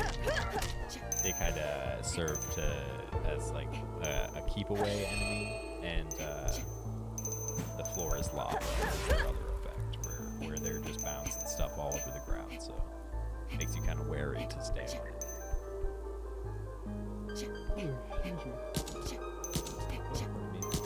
Again, this is my very early morning, so you'll have to forgive any tiredness that I may display. I'll beg your forgiveness for that. But thanks so much for tuning in. Thanks for coming to hang out. If you're on Twitch, we got some new follow alerts. They might be fun to experiment with if you want to check those out and you want to give a follow. I made them myself. From the ground up, except for the animation section. And there's a new robot on Twitch as well on Twitch chat. I hooked up with Nightbot. So there are a couple of commands. They're in the stream title. If you want to check them out, you can see the game or you can come hang out in Discord.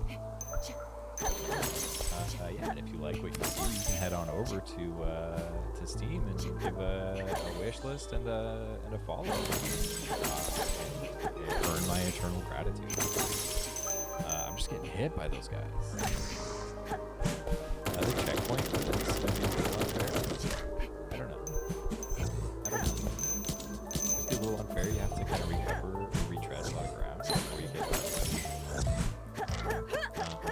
that might change. We'll see. Oops.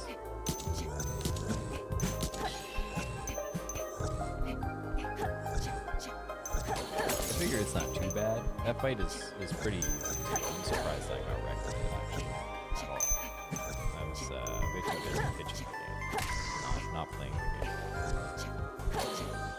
So we're coming up pretty close to 10 a.m. EST. We're about 20 minutes out now. And I just want to remind everyone in chat that we're going to be moving over to a VOD at 10 a.m. This is temporary measures, so I'm going to take care of some stuff professionally.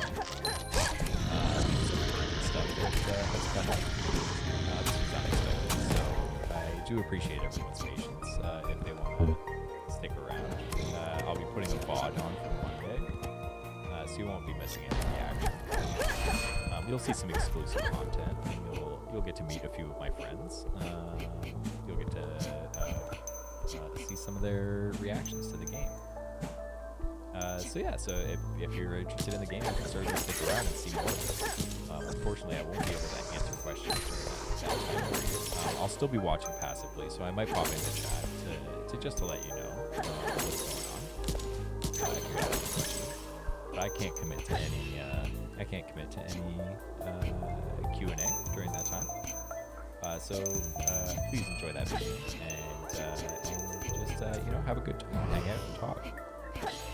So yeah, that's 10 a.m. EST.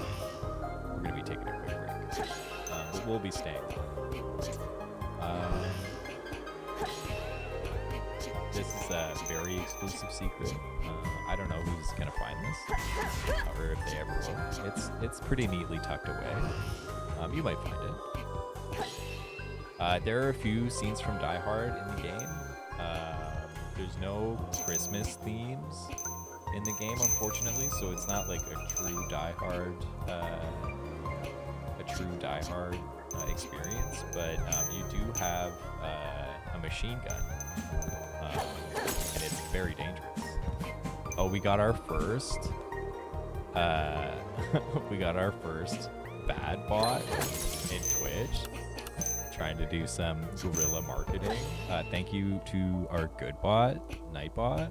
If you're in Twitch chat, can you just toss off a quick Dracula to thank Nightbot for saving our eyes from the horrible advertisements of bad bots? We're gonna thank Nightbot one more time, just because that's awesome, right? That's awesome that it does that. If you're in Twitch chat too, we got some new emotes. You have to use 7TV to install the plugin to use them. But once you do, we'll get access to a huge, ginormous suite of really, really great emojis, including the famous Dracula from Dracula Flow, which I think is a very effective way to convey that something was sick, or to let people know that the jankum doesn't smell anymore. But that's up to you. It's your level of participation. As well, on Twitch, we have new alerts, new follow alerts that I made myself. I hope you enjoy them. And I hope you get to use them. Because I hope that you found something that touches your heart, you know, and engages your team. I hope that Neuronspire uses this game is a mod, and you can find a link to it in the description if you're on YouTube. You're on the page, literally, if you're watching on Steam. And on Twitch, there's a robot command. If you hit exclamation point Armada, you'll get a link to the game. You can go ahead and wishlist it and follow it if you like what you see. And it earns you eternal gratitude.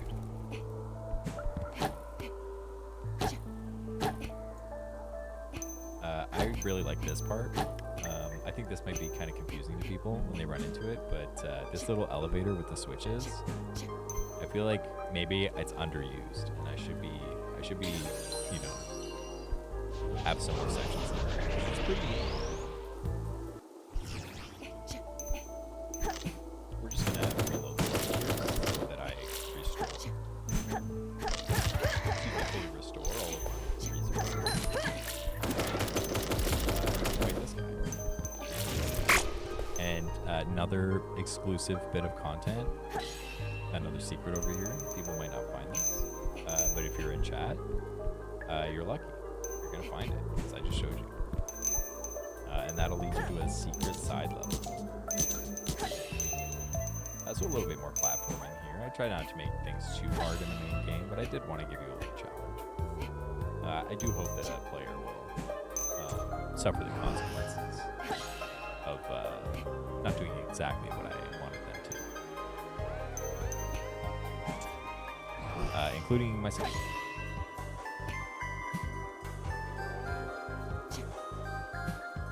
Oh yeah, okay. That's how you skip it. It might trap you in that, trap you in the elevator there. Right now you can just kind of it's kind of like, you know, counts. But I think it kind of preserves the challenge a little more if you're forced. Skeletons don't like getting hit by the hammer. So if you're in chat and you think that it's good that you things with a hammer, then this is the game for you. This is the game you want to play. Because I think it has the best hammer in games right now. Yeah, you're right. Yeah, that's actually one of the main advantages to streaming the game and playing the game at the same time is you actually get fucked up. And if you ever watch ads for games on Instagram or any of the socials, you'll see that the players are playing horribly, right? And that's tactic. That's psyops. You're supposed to see that and say, I could do better than this, and then go do better than that. At that point, you fall into the scam, right? So, watch out for that. Watch out for psyops, okay? In 2024, you gotta watch out for psyops. We got some advantages with the internet. I think it's a lot easier to figure out if the psyop is happening to you. You've got lots of reference points, lots of people to talk to, see if maybe, your whole life is a scam. But it also is just an incredible vector for scams. So if you don't want to get scammed, tune in. Come check out Ziggs here on Twitch, on YouTube, on Steam. And we'll talk about scams. We'll talk about them. And we'll let you know if you're being scammed. So yeah, if anyone in chat thinks they're being scammed right now, has any questions, feel free. I promise not to scam you. This game is real. I'm playing it right now live for Twitch. In about 12 minutes, I won't be playing it live. I'll be playing a VOD from Monday because I have to take care of some emergent stuff at work.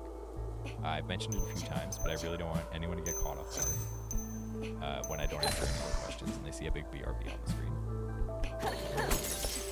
But we will be watching a VOD from Monday, so you won't be lacking in gameplay.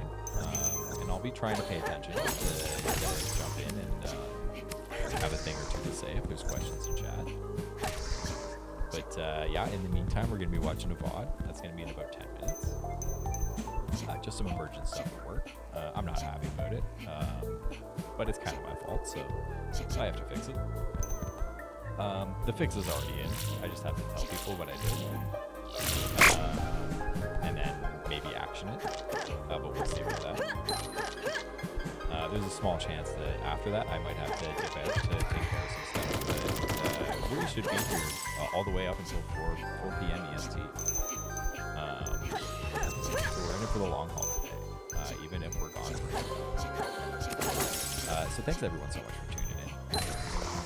And this is Amada. This is a game I made. The assets that you're seeing are mostly paid assets that I pulled up with Itch. You've probably seen them in other indie games. I've done some modifications. It's not entirely paid assets. There's been a lot of work done to make things look a little nicer and integrate a little better. Some colors have changed and some frames have been added. But for the most part, I can't claim any of the designs as mine. I can claim all the background direction, layouts, for sure, but not the actual assets. So shout out to itch.io for all the great really sped up development time. I think not having to iterate with an artist to make changes. It'll probably stay like that. Probably develop anything that comes up in the future will be similarly artistic. But if things go well in terms of the access, I'm hoping to replace all the paid assets with original artwork for the game Taylor made. Maybe even made by someone named Taylor. I don't know any artists named Taylor. Okay, it looks like we...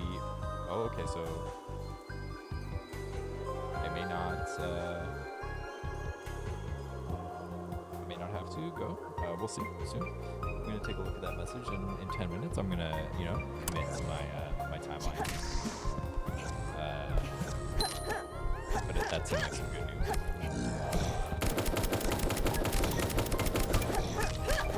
I think they're going a bit nuclear, but that's their decision to make. It's no skin off my back. It's less work for me, so we'll see. But I'm going to have to go talk to them about it anyways in 8 minutes. Oops. I finished the fight at least, that's good. Once you finish a fight, that's it. You don't have to do the fight. You get to as well as once you've collected all the switches in this room, they don't respawn, so you don't have to worry about collecting all the switches again. The first iteration of this, all the switches had a different role, and they opened a variety of doors leading to the next section. I opted to just go with one color and have all of the switches be part of one collectible set. This kind of made things a little easier in the programming side of things. And I think it just has better clarity for the player as well. You know, there's no question as to why are there multiple colors. Just a very predictable set of requirements, you know? The player as to where they're supposed to go. But if you search around here, you'll find this door here. That's where the switches get open. And I have, of course, perished. So we'll have to collect those switches one more time. I'm gonna try to get to the boss before I gotta go. And that should be pretty easy. Should be pretty well in hand. Thanks everybody again for tuning in. I'm Zixir, and this is Amada. This is a game I made. This is the second level. The second major level. There are 5 total levels. 2 of them are very small. One being a tutorial, and the other being finale. And there are 3 major levels in all about the same size as this one. For you to explore. And where is the last switch? Does anyone in chat know where the last switch is? I think I know where it is. I think we're gonna go check it out. I got the one on top, I think. So I think the last switch is over here. Nope, it is the one on top. Okay. Alright, we're going on an elevator ride. Guys who are very easy to kill if you know what to do.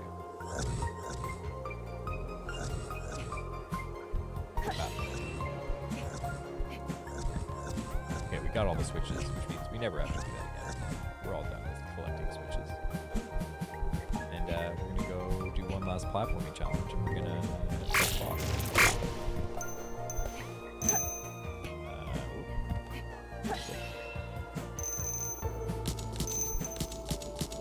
This is a fun little challenge that you kind of make your own route back.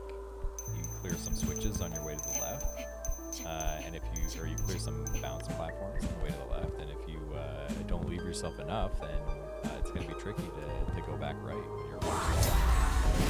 And this is Moika. This is the second boss. The name Moika actually comes from the Dutch word aunt, as in an uncle, and your aunt is called Moika. It's not spelled the same. I heard this late in life. I didn't have a but I found out that that was the thing, and I just loved the sound of it. It sounded so villainous, so sharp, and mean. Most of the Moikas that I have met are actually quite nice, villainous and all. But the sound of it, so I put that in my pocket when I got that, and finally was able to have a Moika kind of.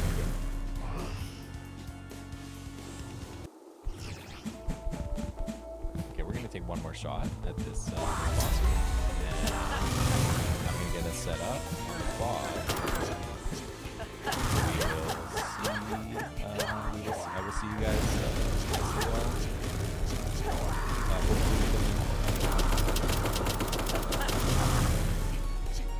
am I gonna beat Moika before we set? I think I've leveled up. No levels, so we're doing the levels.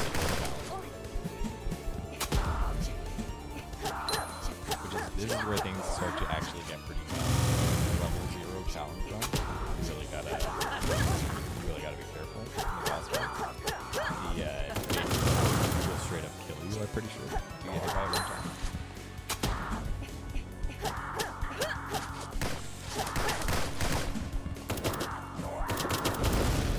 I forget a lot, but the hammer is really good. So I should probably be some you'll see the blue bar at the bottom, which should be green. That's stamina bar, and when you attack something, they suffer HP damage and stamina damage. When stamina runs out entirely, the victim will stun, and pretty different between all the different characters. Sometimes it refills really quickly. Sometimes it refills really slowly. Some enemies will take more damage while they're stunned. Moika is one of them. So there's a lot of buttons. I should probably heal.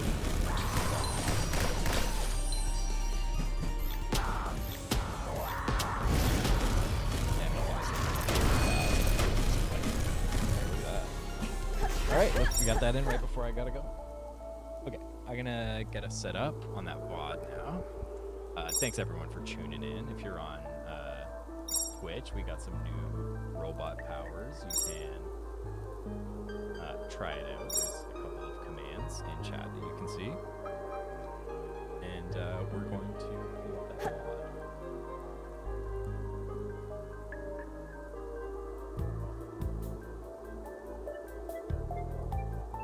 I should have pulled up the VOD before I started streaming, but that's okay. It's easy to find. I've only got the one, so.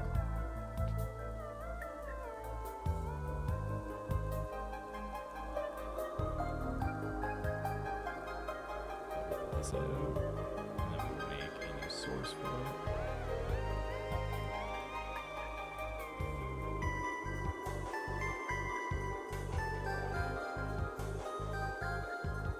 I think we could do this right now. We'll do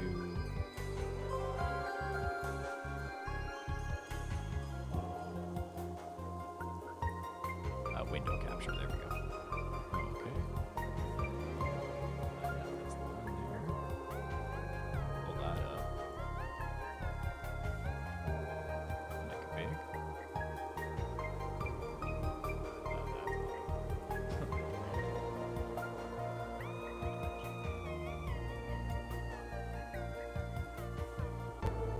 Maybe this just needs to be made bigger like that.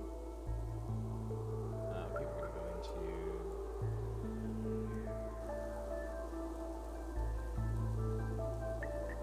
let's hide this for now while I figure it out. Yeah, I've never seen that before.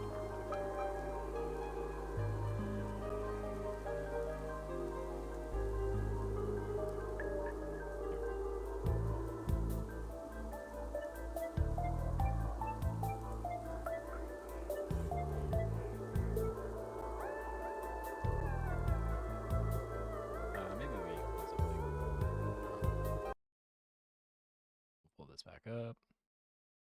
We'll fix the sizing. You guys get to see all my favorite Twitch streamers.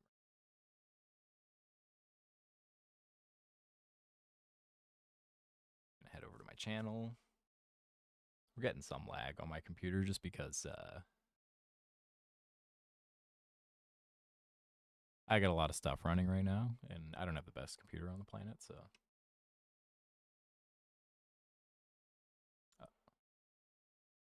Okay, I gotta turn the follows down a little bit, but thank you so much for following. Thanks so much for following, Soundsbeard. And welcome in.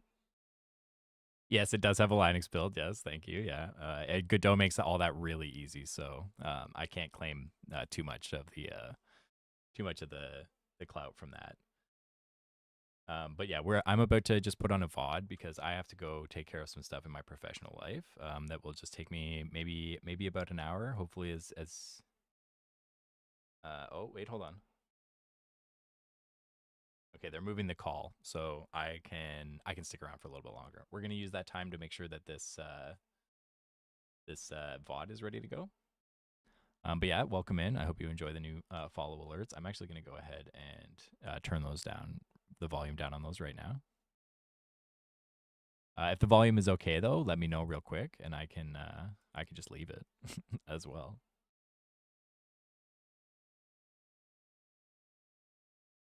I'm not sure what to take down. I think we can lose YouTube chat for a minute. We can lose Steam chat. And we'll pause that for sure. We're going to try to pull up those VODs. We're going to edit those alerts too. No alert was heard. Okay, so maybe Something's wrong with it.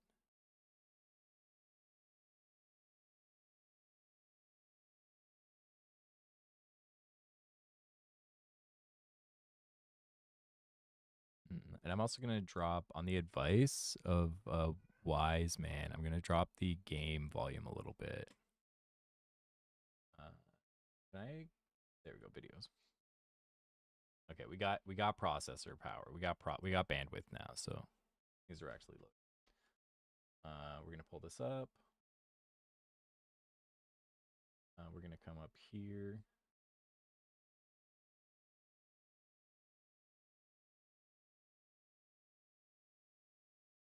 And we're gonna come back a little bit. A little bit more. It looks like there was a lot more time than I remembered, where people were hanging out.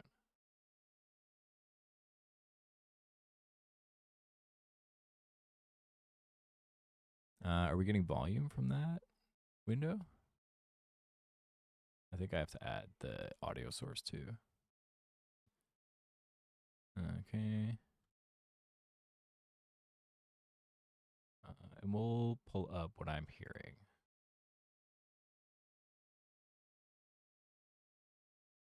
Oh, look. 2 Xers.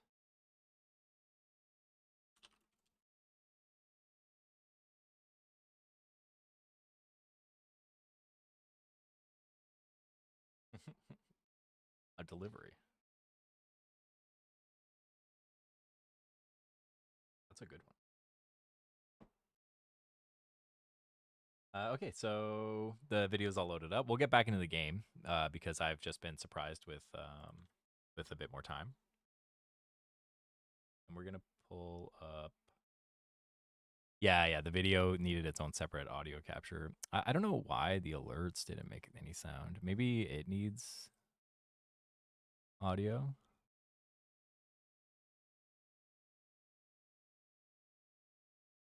Okay.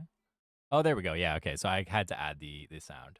If anyone's out there and they want to follow right now, we can test that out again.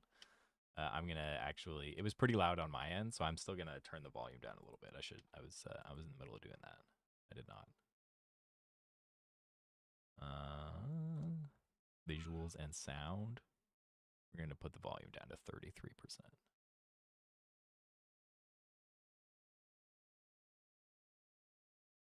And we're gonna save that. Yeah, and we're gonna check out the next one and bring that down to 30% as well. And save that, and the last one to 30%. I made all these alerts myself. I wrote the 3 seconds of music for each of them, and I'm pretty happy with it. I was hoping for something a little startling, and I think I've achieved that. I don't know, Soundspear. I don't know if it will. It might work if you follow and unfollow. I know there's a cooldown, but I haven't had to deal with that much of such things. So I'm gonna pull up my my chats again just to make sure I'm not missing anything. Excuse me.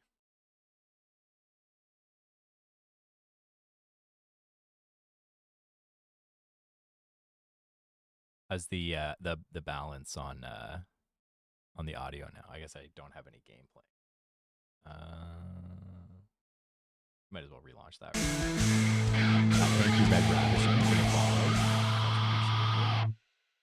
Rage Ravishing just followed. I didn't hear that one at all.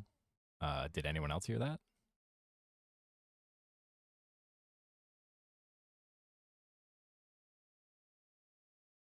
Oh, we got some people in Steam chat. Okay, awesome. Yeah, it was loud. Yeah. Okay, so we're gonna turn that down even more. We're gonna turn that down even more. Thanks so much, everyone, for being the VA crew. Much appreciated. We're gonna knock that down to 15%. There are 3 different follow alerts. I spent some time last night making sure that they were sick as hell. I'm glad that people are actually hearing them now. I kind of wish I was hearing them. I don't know why it's not coming out through my audio. Maybe I need to monitor it. Properties. Nope. Okay. Well, we'll get back to the game in any case. I'm just going to pop into chat on YouTube. I think I gotta go to my dashboard. If you're talking in YouTube, I love you. Thank you. I appreciate your participation. I'm sorry that I'm not responding right now, but we're gonna take a look at that. We're not gonna actually do anything there like that. Right now, streaming software. Pop out chat. Boom. And we've had some people in. Yeah, that's nice. That's good. We had some people in on the YouTube. I hope the quality is good. It could be hard to tell. Oh, and we got followers on YouTube too. Look at that. Thanks so much for following on YouTube. We got YouTube back up. We got Twitch Studio back up.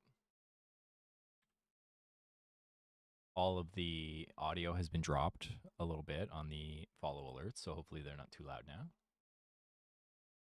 And we're just going to pull up chat from... It was definitely startling, yes. Yeah, that's the idea. It's an alarm. I want everyone to know that follows are happening. Upload. Here we go. We're going to pull up Steam chat again. I'm going to go ahead and launch the game too, so we got something more interesting to look at. And we're going to get back to it. We're going to get back to playing because I was gifted a little more time.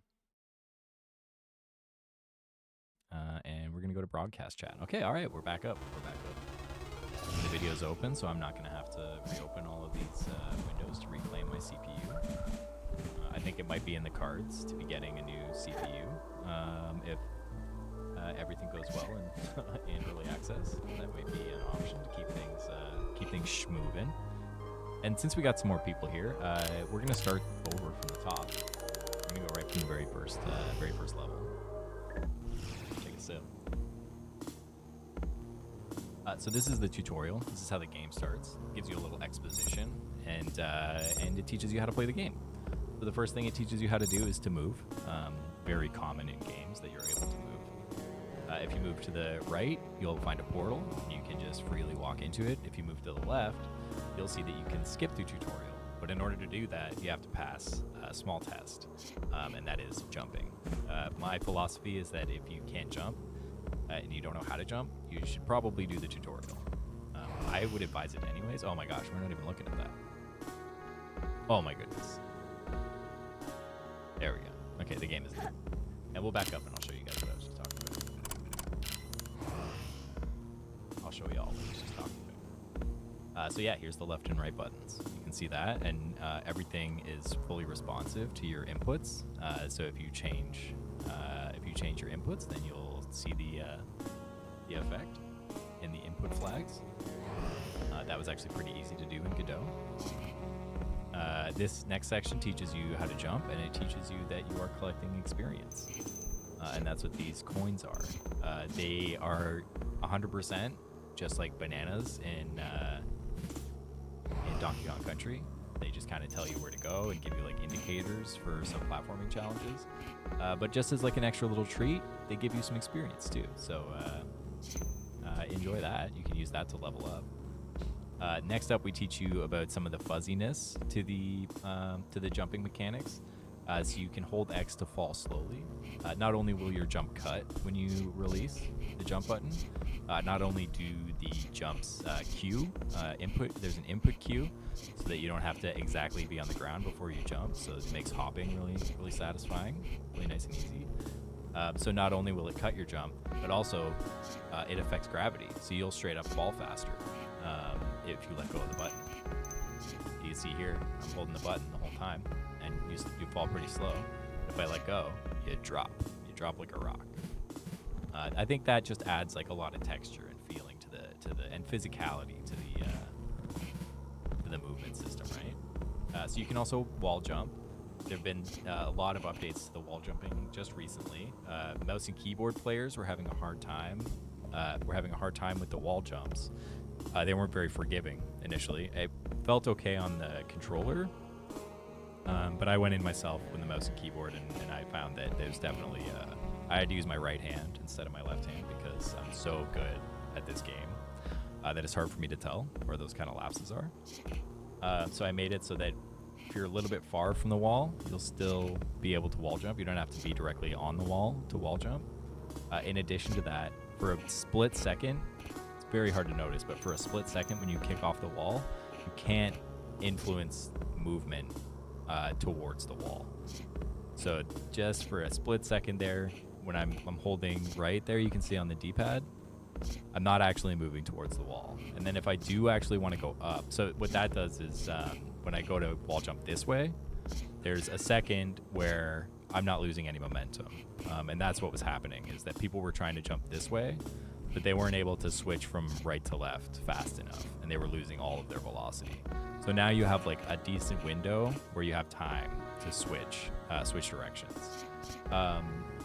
That made climbing the wall kind of painful, because that losing that influence set you kind of too far from the wall to climb in a way that felt nice. So I add a little bit of velocity to push the player back into the wall if they do in fact want to continue climbing up. It's subtle, and I hope that it's fixed that problem for everyone who is having that issue on mouse and keyboard.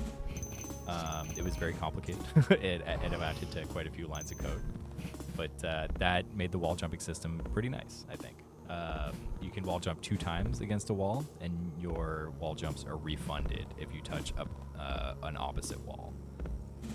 So yeah, that's wall jumping. There's also leaping. This is very similar to just a dash, like a regular dash in any platforming game. They all got them, right? The difference being here is that the dash will move you up a little bit. You'll get a little bit of air, and you aren't locked in place. I know a lot of games will lock you in place while you're dashing so that you can like dash through choke points. But I liked the physical nature of this approach. It keeps you in the air by pushing you up a little bit, but you're still subject to the whims of gravity, right? You can leap once in the air, only once. There's a little indicator that pops up to let you know that you're all out of leaps. And next up is sliding. This is like mainly for traversal. You can go very fast if you slide. There's no punishment for spamming it. There's a very, very small cooldown just to stop actual exploits, because there were exploits. But yeah, it's just a way to get around fast. The same thing is true for the leap. There's no limit. There's a small cooldown on it, and you can only do it the once in the air. But yeah, you can just spam this to just fly through levels.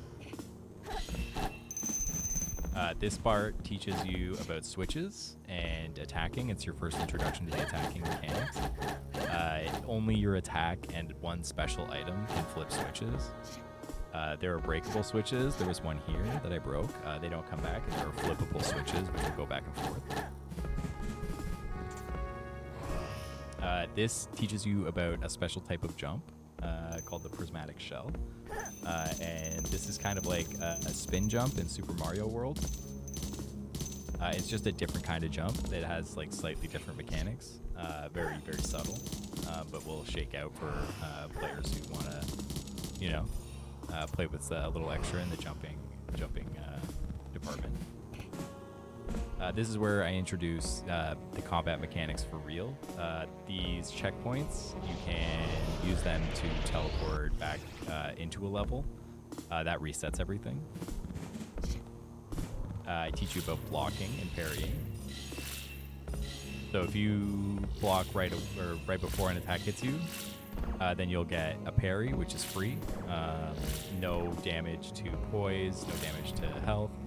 If you just hold block, then you'll take damage to poise, but no damage to health. Eventually you'll be stunned. This enemy will not stun you ever. They just don't attack fast enough. And then I introduce you to the activatable items. These are called artifacts. They get equipped to one of 2 slot types, one just being the face buttons and the other one being the scroll slots section. We'll take a look at the scroll slots a little later when we have more items. And this is the first forced fight. This is a skeleton. They used to be completely like just the easiest enemy on the planet. I just recently buffed them up a little bit, so they have a little more oomph to them. Still trash mob though. You know, they're there to get beat up. And the collectible for the game is introduced there too. I went through it kind of fast, but they're called realm memories. They're used to unlock content and to gain experience. They also serve as like a focus point if you want to redo any sections. Any combat sections will leave behind the ghost of a realm memory, and you can attack that again to have a refight if you want to like farm or just fight because you like that fight. So this next section introduces the passive items and how they work. And every passive item is conditional, so they'll have an effect based on how you interact with the game. The first one I introduced you to is the most important one. This is the Dharma Charm, and it every time you attack an enemy and hit them with your sword, you will gain 1 charge on the charm, and you can see it to the left there. You'll gain 1 charge on the charm, and when you get to 12 charms, oh hey, thanks Captain Sars. I really appreciate the input. I'm glad you liked it. Thanks so much for the kind words. We got some kudos in Steam chat. Much appreciated. So yeah, if you attack something 12 times, then you'll get refunded some of your ammunition. So I force you to equip the gun here. You need it to progress. You can't hit these guys without the gun. You just don't have the range.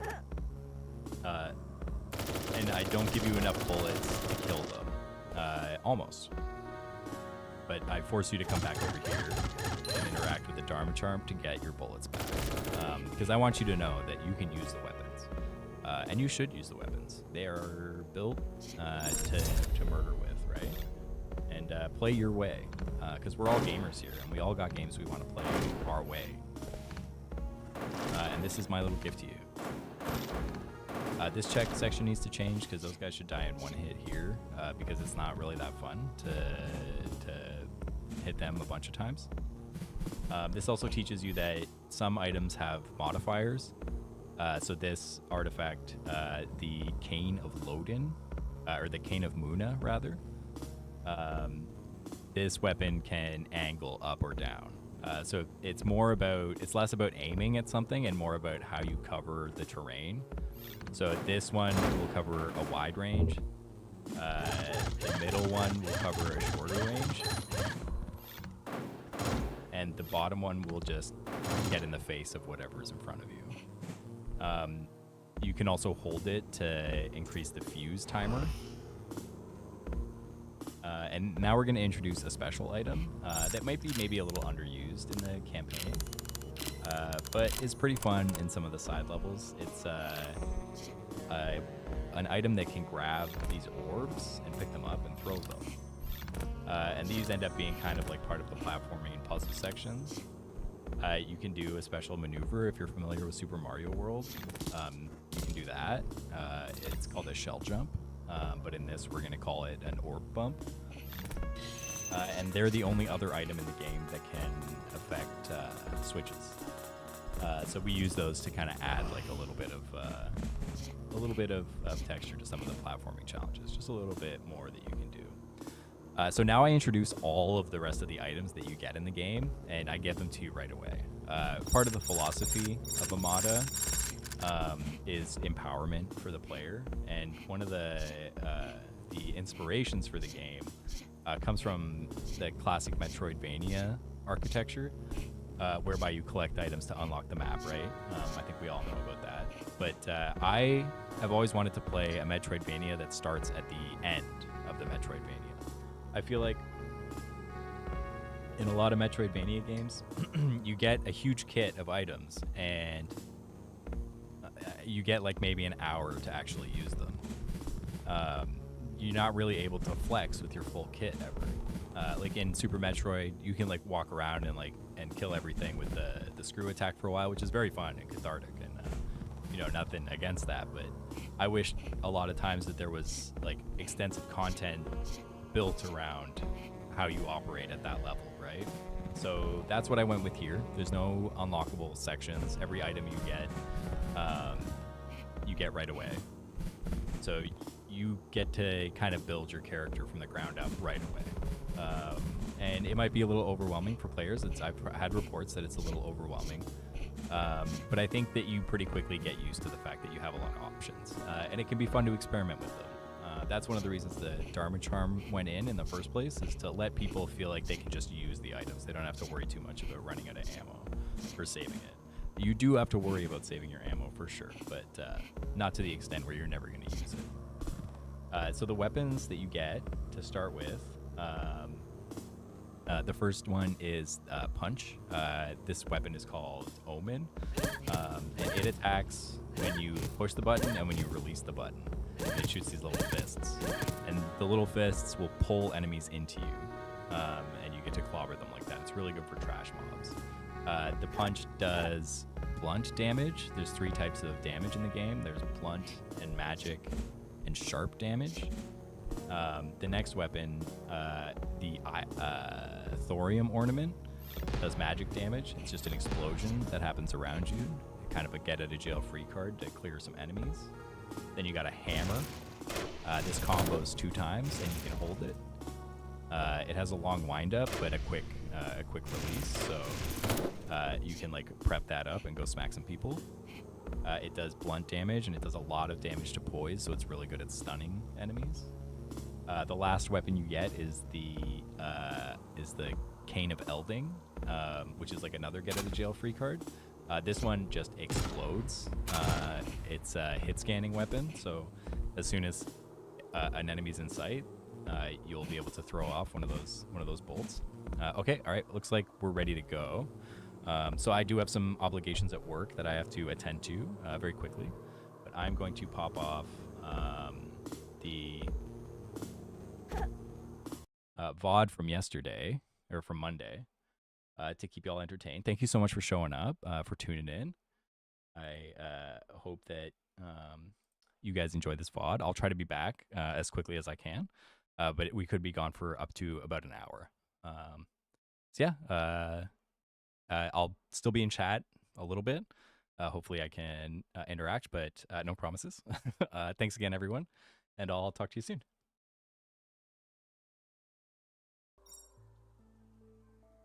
So if you want me to keep having that feeling and you like this game, please give it a wish list. Okay, and we're going to close down. You can search Amada on Steam. You can search Amada Game on Google. Lots of ways to find it. We're going to close down a couple Discord too. Well. Oh, hell yeah, yeah. Thank you, Yazik Ease. We have similar names. Let's hide me. Kind of, right? Lots of XYZs. I'm a big fan of names that sound like bug sounds. There we go. We're all tight. Okay. Comes from. I'm gonna mute as well. Sounded like a bug might say it, so I took Rizixer, wrong one. And Zizix. Zizix was a character from. Thank you, Ravishing or Red Ravishing as well. I appreciate that. Every little bit helps. All right, thanks again, y'all. Zizix is a character from a game called Sacrifice. And I always loved the sound of that name, so you know, I picked it as my own in some ways. Put a spin on it, you know. You got to be original. You got to be influenced. You can't just cop.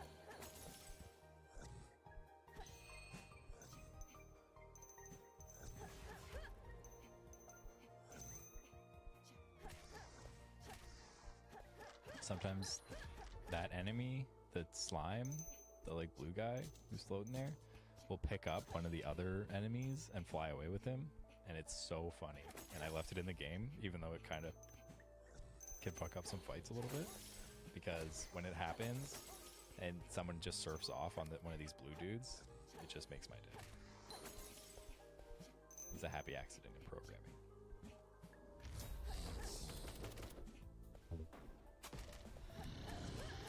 Oh, I thought I could get him before he hit me. Oh, I couldn't get him before he hit me even the second time. That was folly. That was pure folly. You know, one of the actual damage stats, there's like a, I put this in, it'll show combat info. I'm gonna be in the way of it though.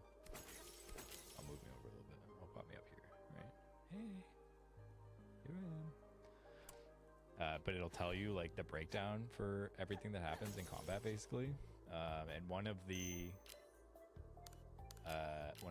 effects, one of the damage effects, see how it says it deals 18 sharp damage using attack 2.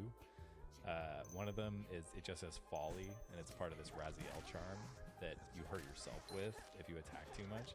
Let's see if we can get some stacks. Yeah, there it is right there. 12.5 pure damage using folly, because it was your fault. Yeah, you chose to take the damage. I'm gonna choose not to take the damage, and I'm gonna equip this instead. But that's a really good way to add damage and buff yourself up a little bit. Comes at a price, but if you're not getting hit, right?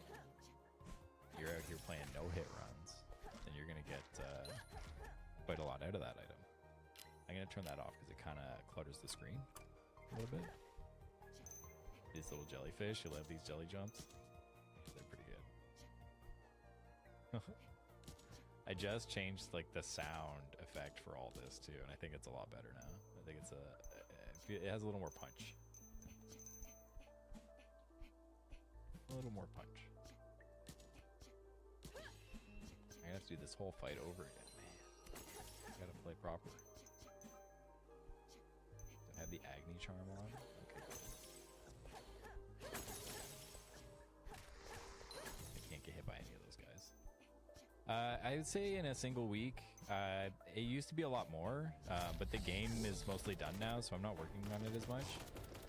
Before, I have a full-time job too, and I have a lot of responsibilities outside of that, so I would say like in a week I could get 10 hours if I got if I had a really good weekend. So like 2 hours a day if I can on a day, and then like as much time as I can get on the weekend. This like the current iteration, the whole code base has existed for about 5 years. The game that you're seeing now, I started this version of it about two and a half years ago now. And a lot of that time was honestly just producing content.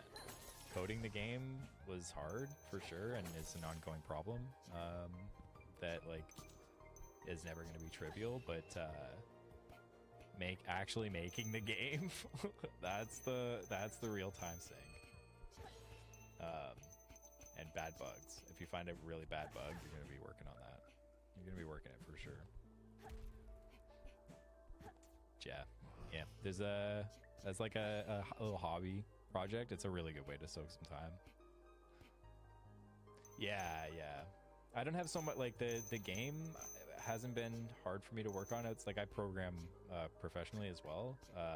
That's like how I pay the bills. Oh my gosh, we got a Slopcore raid. Hell yeah, dude. Welcome in, everybody. Hi, was it Doom today? Doom speedruns. This is Slopcore. I will shout him out, Analog. That you can go follow him on Twitch /Slopcore. He does a lot of speed running and just like hard games in general. You know, he plays the fuck out of them and he does a good job. He's the only person I know who can just straight clobber in Doom with with an Xbox controller, which I still have trouble believing. Yeah, Next Fest has been good. Pretty good. I think I screwed up the actual Next Fest stream. I think I just streamed on Twitch and like nothing showed up on Steam, but it's there. It's people are seeing it. We'll see how it shakes out in wishlists tomorrow. Yeah, I'd love to see that. Yeah, that'd be sick. Yeah, Ultra Nightmare. Yeah, I should fully qualify. that this is Ultra Nightmare and Doom Eternal, which is fucking crazy. Doom Eternal was like such a revelation. What a fun game. I remember I was having a blast with it, but I remember getting to cult base, or the cult base, and there's like that pit that they drop you into, and I was stuck in that pit for like 3 hours, and I was just grinding it. And I remember when I finished and like wiping actual sweat from my brow. What a game. What a fantastic game. And that's with mouse and keyboard, you know. You can just point and click at something and it dies. Yeah, it's crazy. The pit is nuts. I've heard people talk about it in speedrunning before.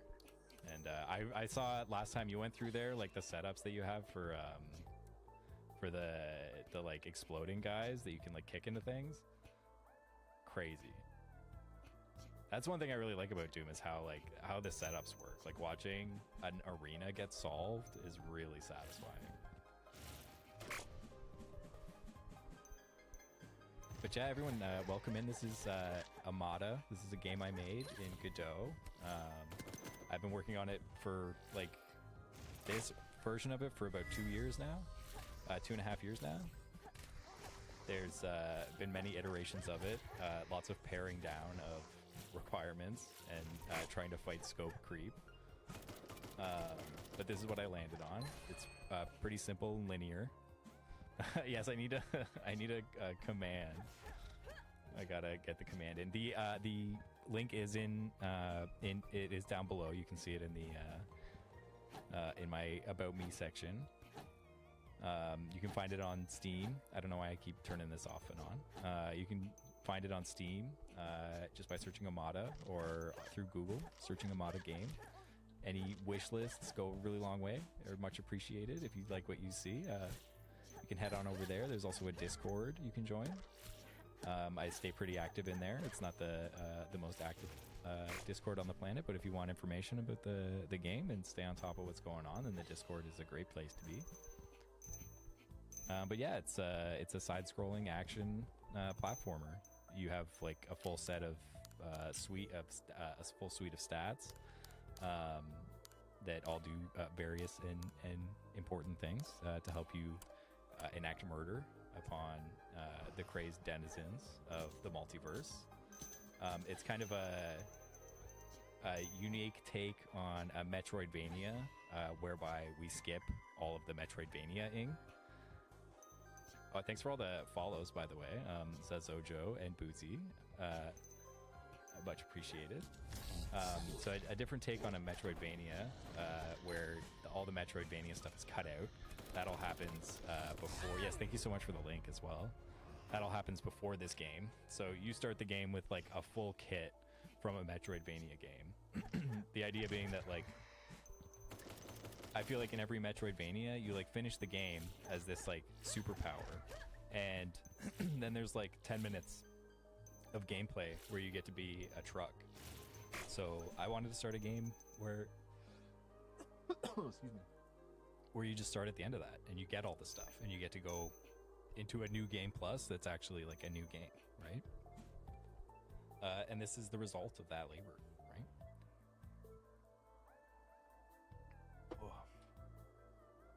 Sorry, I'm not used to talking so much, so I'm having a bit of a time with it. It's no joke, you know. But yeah, it's like mostly centered around combat, but there's a lot of platforming sections as well. Most of the main campaign, the platforming sections are like pretty understated. Like they're fairly straightforward, and you shouldn't have to struggle with them too much.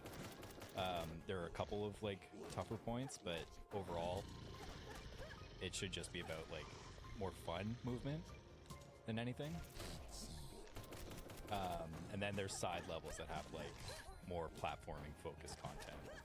Thank you, Zezojo. I appreciate that. I give you a ton of weapons to work with. You get them all right away, so you can start experimenting with them like at the gate. That guy will fuck you up if you let him hit you. There's like regular sword and shield mechanics as well. There's parries and and blocking. Lots of movement mechanics. You can slide.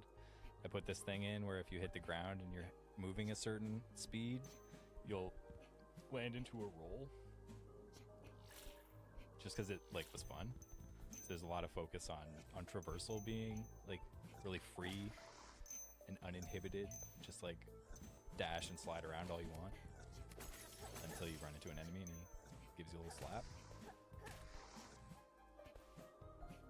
Try to get that guy. Yeah. There's lots of like stuff hiding around, but for the most part the levels are like pretty linear. Yeah, you start off as a slap factory. Like the enemies present the challenge and you are like just supposed to be like a force. I didn't want it to be like a Doom level annihilator, right? But the same kind of idea where like you know, you feel strong.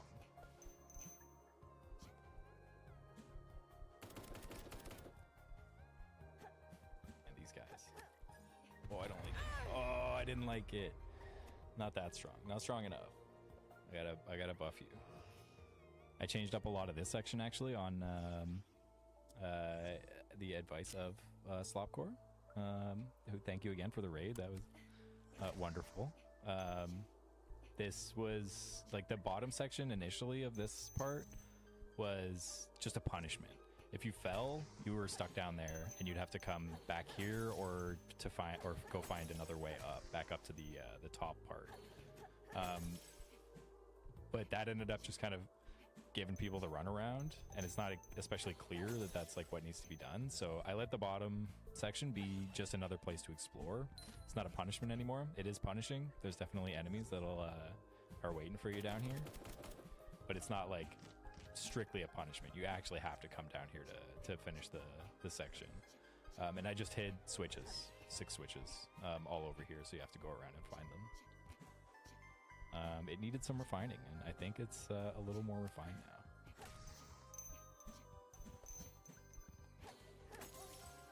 The last switch, you have to, well, not the last switch, but one of the switches, you have to actually complete a fight. It's at the top of this this tower here. We'll go take a look at that real quick.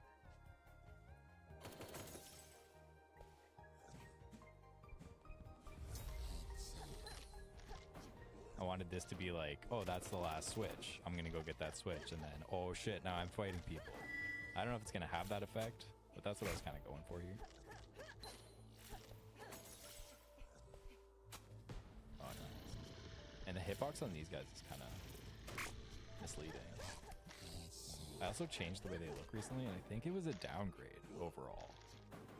Like, really being critical, I think that maybe I fucked up. They need to go back. The last model was like really pixely though. Like, it was the victim of some horrible resizing and rotating, which ended up like just making a mess of the thing. But it did kind of have like a distinct style, which I kind of liked. So now that we got all the switches, we're done with that switch gathering puzzle. We don't have to do that ever again. It's like a permanent event. So we're gonna take advantage of that. We're gonna go take a look at a secret, super secret over here. And if you think that's a secret, wait until you see the secret within the secret. And here we go with another secret level. Right? I like that. I like a secret because you think you're done, but then there's another one and it's right over there. Fuck yeah. I do that a couple times. I don't want to be spoilery, but sometimes if you think you found the end of a secret, maybe you did.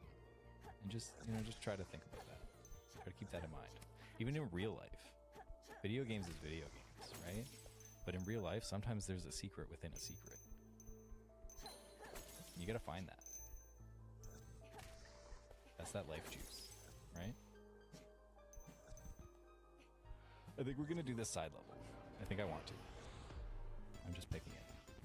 Oh, we did this a little earlier too. This one's fun. It's cute. You got these moving platforms, and they're attached to the orbs. And this was like part of the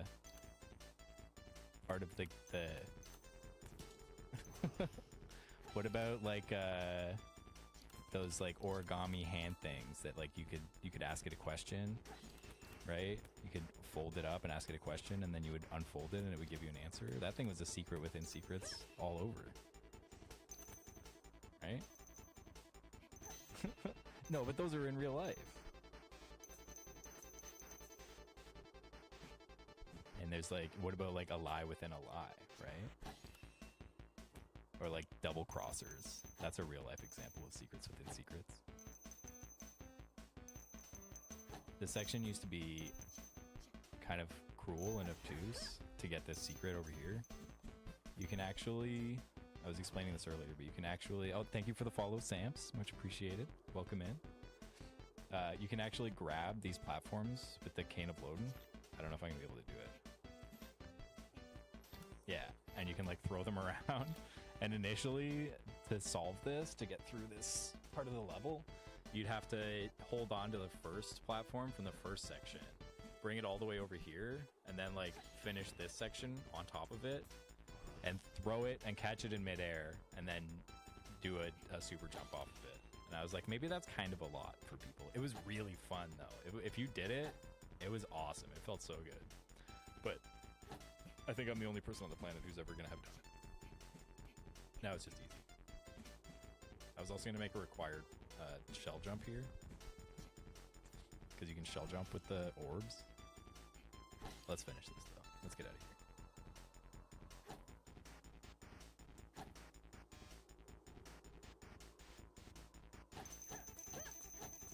I really like that section. It's like dead simple, but it's, I don't know, it's just satisfying. They just time it. Okay, we're gonna get out of here. We're gonna go fight Moika. We're gonna kill these things first. Are we gonna kill these things, or are they gonna kill us?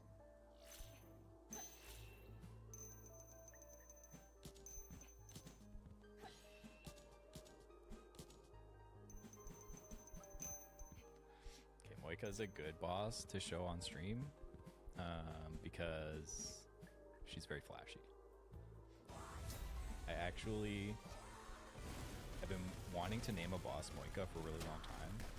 It's actually like what you call an aunt in Dutch, like your aunt and uncle. Your aunt is your Moika. And there was just something like so sharp and villainous about it. I just loved the way it sounded. And I was like, that's gonna be a boss.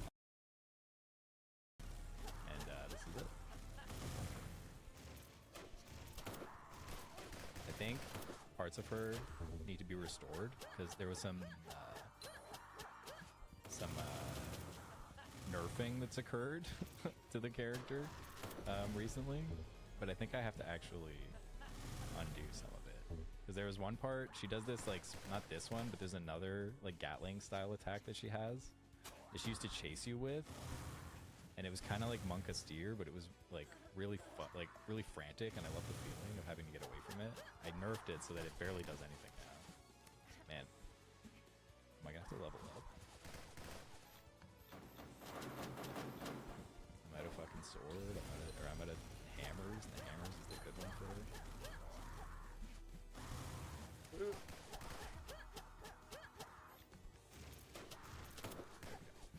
This is the attack here. That used to go on for like 20 seconds.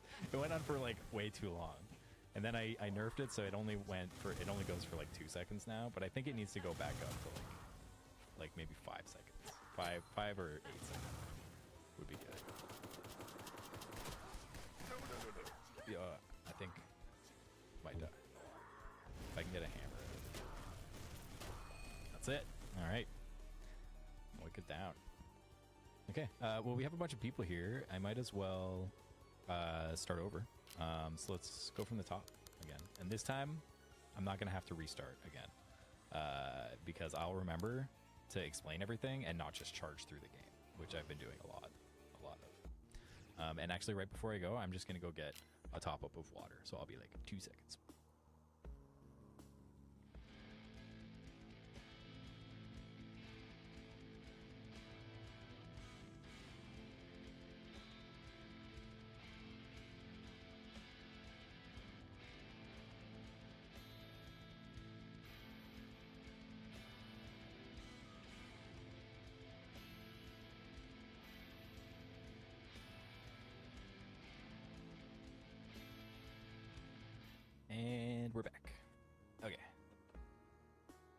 So this is how the game starts. You end up in this room, and there's some exposition. There's a little storytelling. You can pay attention to that if you want, but I'm just going to talk over it. You learn that you can move left and right. If you go all the way to the left, you'll see the skip tutorial option. Because maybe you just want to get going, right? Like you just started over and you want to get going. You have to jump to get there. This is like the first wall of difficulty. If you don't know how to jump, you should probably go do the tutorial. So I've made it forced. You should do the tutorial anyways, because there's some systems that benefit from a little explanation. They're not too complicated, but they should probably be explained. The next section teaches you to jump. Pretty simple. Teaches you about experience. You can collect it. You can see it pop up in the top right there. Then it teaches you about slow falling. If you hold X, you'll fall a little more slowly. This adds up to a lot of variety in your jump. Helps keep things fuzzy, right? I think every game should have it, I think, you know? There's also like a bit of input queuing here, so you don't actually have to be touching the ground. It'll wait a second and it'll jump anyways. This is the spin jump. This comes up a little later. This is not Super Mario. This is legally distinct from Super Mario, but there may have been some influence.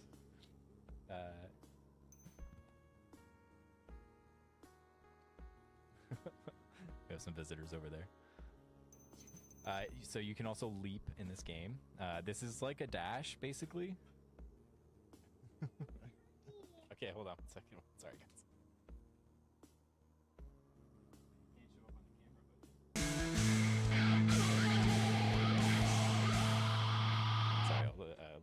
Lash Laru 24 just followed. So you can leap here. It's kind of like a dash in like every other platforming game on the planet. The only difference is this pops you up a little bit. And I think that makes all the difference in the world, honestly. I'm so proud of this little pop-up that it doesn't just shoot you forward. It makes it a little harder to read like the puzzles, but I don't really like that anyways. I feel like it is less physical. It's much less physical. Like having this little leap and having it put you up a bit adds so much like texture to the jump. I'm a huge fan of it. You can also slide under stuff. There's no limit. There's like a very small cooldown window on the slide, so you can use this to just cook it if you need to cross a lot of territory. You have like a max speed and you like fuzzily push against the max speed when you do it, but it doesn't change anything about like the platforming. It just is fun, so you can just do it. You just cook it. This teaches you about attacking and switches. It shows you that this first switch here breaks, doesn't come back, and this second switch comes back. You can just turn it off and on. Then we come into the prismatic shell, which is our spin jump, basically. You can use it to attack enemies and to jump on these little boxy crystals. These little, hexagons. Here we learn about recursion. This is just reloading the level, basically resetting your stats and re-equipping your items. This teaches you about blocking and parrying. There is parrying. If you block on time, then you'll get a parry, which there's no penalty for taking the hit. If you just block, you'll see like a less exciting animation, and your stamina will drain. So eventually you'll get stunned. This guy can't stun you. It doesn't have it doesn't attack fast enough, but there's plenty of enemies will definitely stun you out of blocking. This introduces the active items. You activate these just using like buttons on your controller. There are two sets of buttons. There's just like the face buttons and L2. And then there's these scrolling slots, and these you can move with the right thumbstick to like select a new item. And you can just equip them through that menu. This just teaches you about like the first fight. This traps you here and you have to fight that skeleton. You have to attack this to claim the reward from the fight. Realm memories serve as like the collectible in the game. There's not a lot else to collect in the game. You just are looking for these realm memories. And they unlock the secret last platforming challenge. Other than that, though, it's just a number. This section teaches you about a very important charm. This is a passive item. Charms are passive items that have like a conditional effect. So this one, every 12 sword strikes, every time you hit something with your sword, you'll gain a charge on that item. And once you get 12, it'll give you some more ammunition, basically. So this is the gun, and this kind of like illustrates that whole situation. It also forces you to go into the menu to equip the actual gun. And then to kind of like bring that point back home, you come over here and there's these skeletons. You don't have enough ammunition to attack them. You have to use to kill all of them. You have to use the gun to attack them. You can't reach them with your sword. And you'll run out of bullets before you can kill him. So you have to come over here to the dummy, get your points back, and then you can close it out. This section just kind of teaches you that items have like modifiers, basically. So this one you can hold up and down and it'll change the trajectory. This is for like if you hold it down, the pattern will like attack forward like that. So it's good if something's charging into you, you can use that to kind of fend it off. You can also arc it up, and this covers more ground. Here it's kind of like used as a puzzle, but in the game it's more about like how are you going to attack someone with this. This is like a tighter formation, this is like a looser formation, and then this one is just to get something right in front of you. I'm gonna have to actually farm to get another one here. I just changed it so the skeletons have more health, so it's a bit different now. I'm gonna have to change this to make these guys a little weaker. I don't want you sitting here trying to do this all day. I just want you to do it one time. So them having extra health there is actually kind of detrimental. This is a special weapon or a special item. It's not really a weapon. You can't attack anything with it. But it interacts with these orbs that are spread out throughout the game. They're not like used too much. They're really important in the secret last level, but they just show up in like side levels pretty much. But this thing can pick up orbs, can throw them in the air and catch them. Try that again. You can do a special move with them like that, but for the most part they're just used to hit switches. They're the only thing other than the sword that can hit switches, so that's what they're for. Then I just give you everything. This is where I introduce the rest of your equipment. Punching is pretty self-explanatory. This weapon is called Omen. When you press the button, it punches, and when you let go of the button, it punches. So you punch really fast with it. The punches pull enemies towards you, so it's really good for clearing out like a bunch of trash mobs. It'll just pull them right into you and like kill them pretty much right away. This is the thorium ornament. It explodes. It explodes on like a short timer. It's really, really strong. It like one-shots pretty much everything in the game except for bosses. I might have to nerf it, but it's just so fun that I've left it like that. You also have to like get right in there to use it, right? Like you have to be right next to something to blow it up. This is called Damnation. It's a hammer. It combos one time. You can hold it and to prep it, and then it comes out pretty much instantly. It does a lot of stamina damage. It's really good at stunning, and at there's a few enemies that are just straight up weak to that damage type. There's 3 damage types. There's and that kind of leads us into these charms here. There's 3 damage types. There's sharp damage, blunt damage, and magic damage. These each protect you against that 8 times, 8 instances of you getting hit. So these are more charms.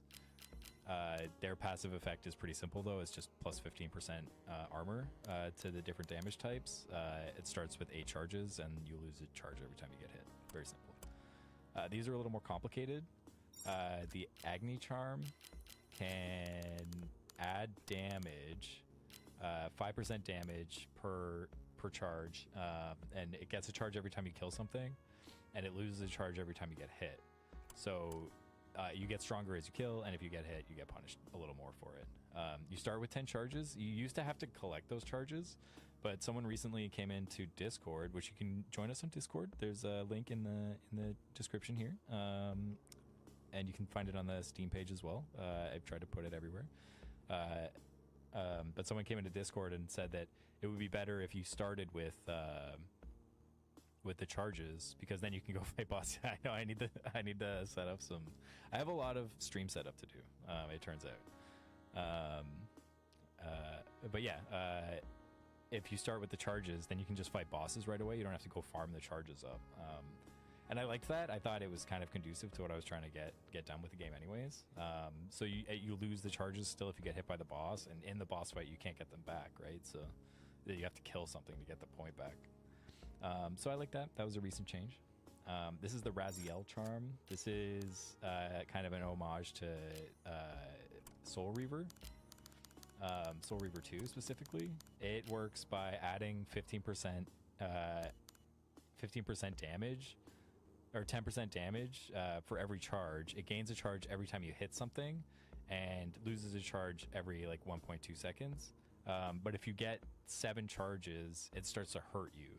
Every 1.5 seconds, you'll lose 5% of your total health. It's non-lethal damage, so it won't kill you, but it will drain your whole life bar if you abuse it.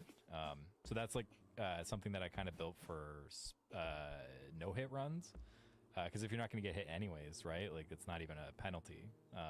So just something like interesting to play around with. I think I skipped Obliterate here. This is the Cane of Elding, and it does what it says on the box. It blows up stuff. It's like your get out of jail free card. That pretty much does instantly kill every enemy in the game except for bosses. And that's pretty much the tutorial. There's like a short blurb here about, man, I love the Cane of Elding so much. That was like one of the first weapons that went in the game. It was one of the hardest ones to build too, because it's like, it like hit scans, right? It's like a hit scan weapon, and it's got all kinds of like this indicator for it was pretty complicated. Having it stop at the wall was pretty complicated. These little like lightning bolts that come out of it were also kind of complicated. So yeah, so I tell you about experience and how it can be used freely. You don't ever lose experience when you die. You don't, and you can respend it. Like, you can refund all your levels like freely. You can just come in and pop it off and take it off, and rebuilding your character whenever you want, basically. And also letting you know that you can teleport at any time. So any checkpoint that you've been to, you can just head back there if you want. No problem. There's a little trigger here that starts the dialogue you're seeing. Just like a little more exposition about what's going on.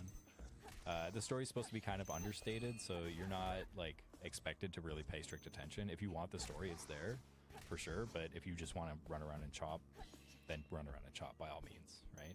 It's all fully recorded in this menu too, so if you want to go back and revisit like what's happened and see some of the older messages, I've been through it a few times and it should make sense just in that context. There's no unskippable cutscenes. Yeah, I was thinking about this earlier, especially while streaming it, but there's very little breaks in the game to to take a beat. So it might not be the best game for streamers unless you just always want to be on the gun, right? But yeah, this is like a little secret here. I had this philosophy with the game initially where like you had to go into the spikes. It was like a game mechanic. It wasn't just like a punishment.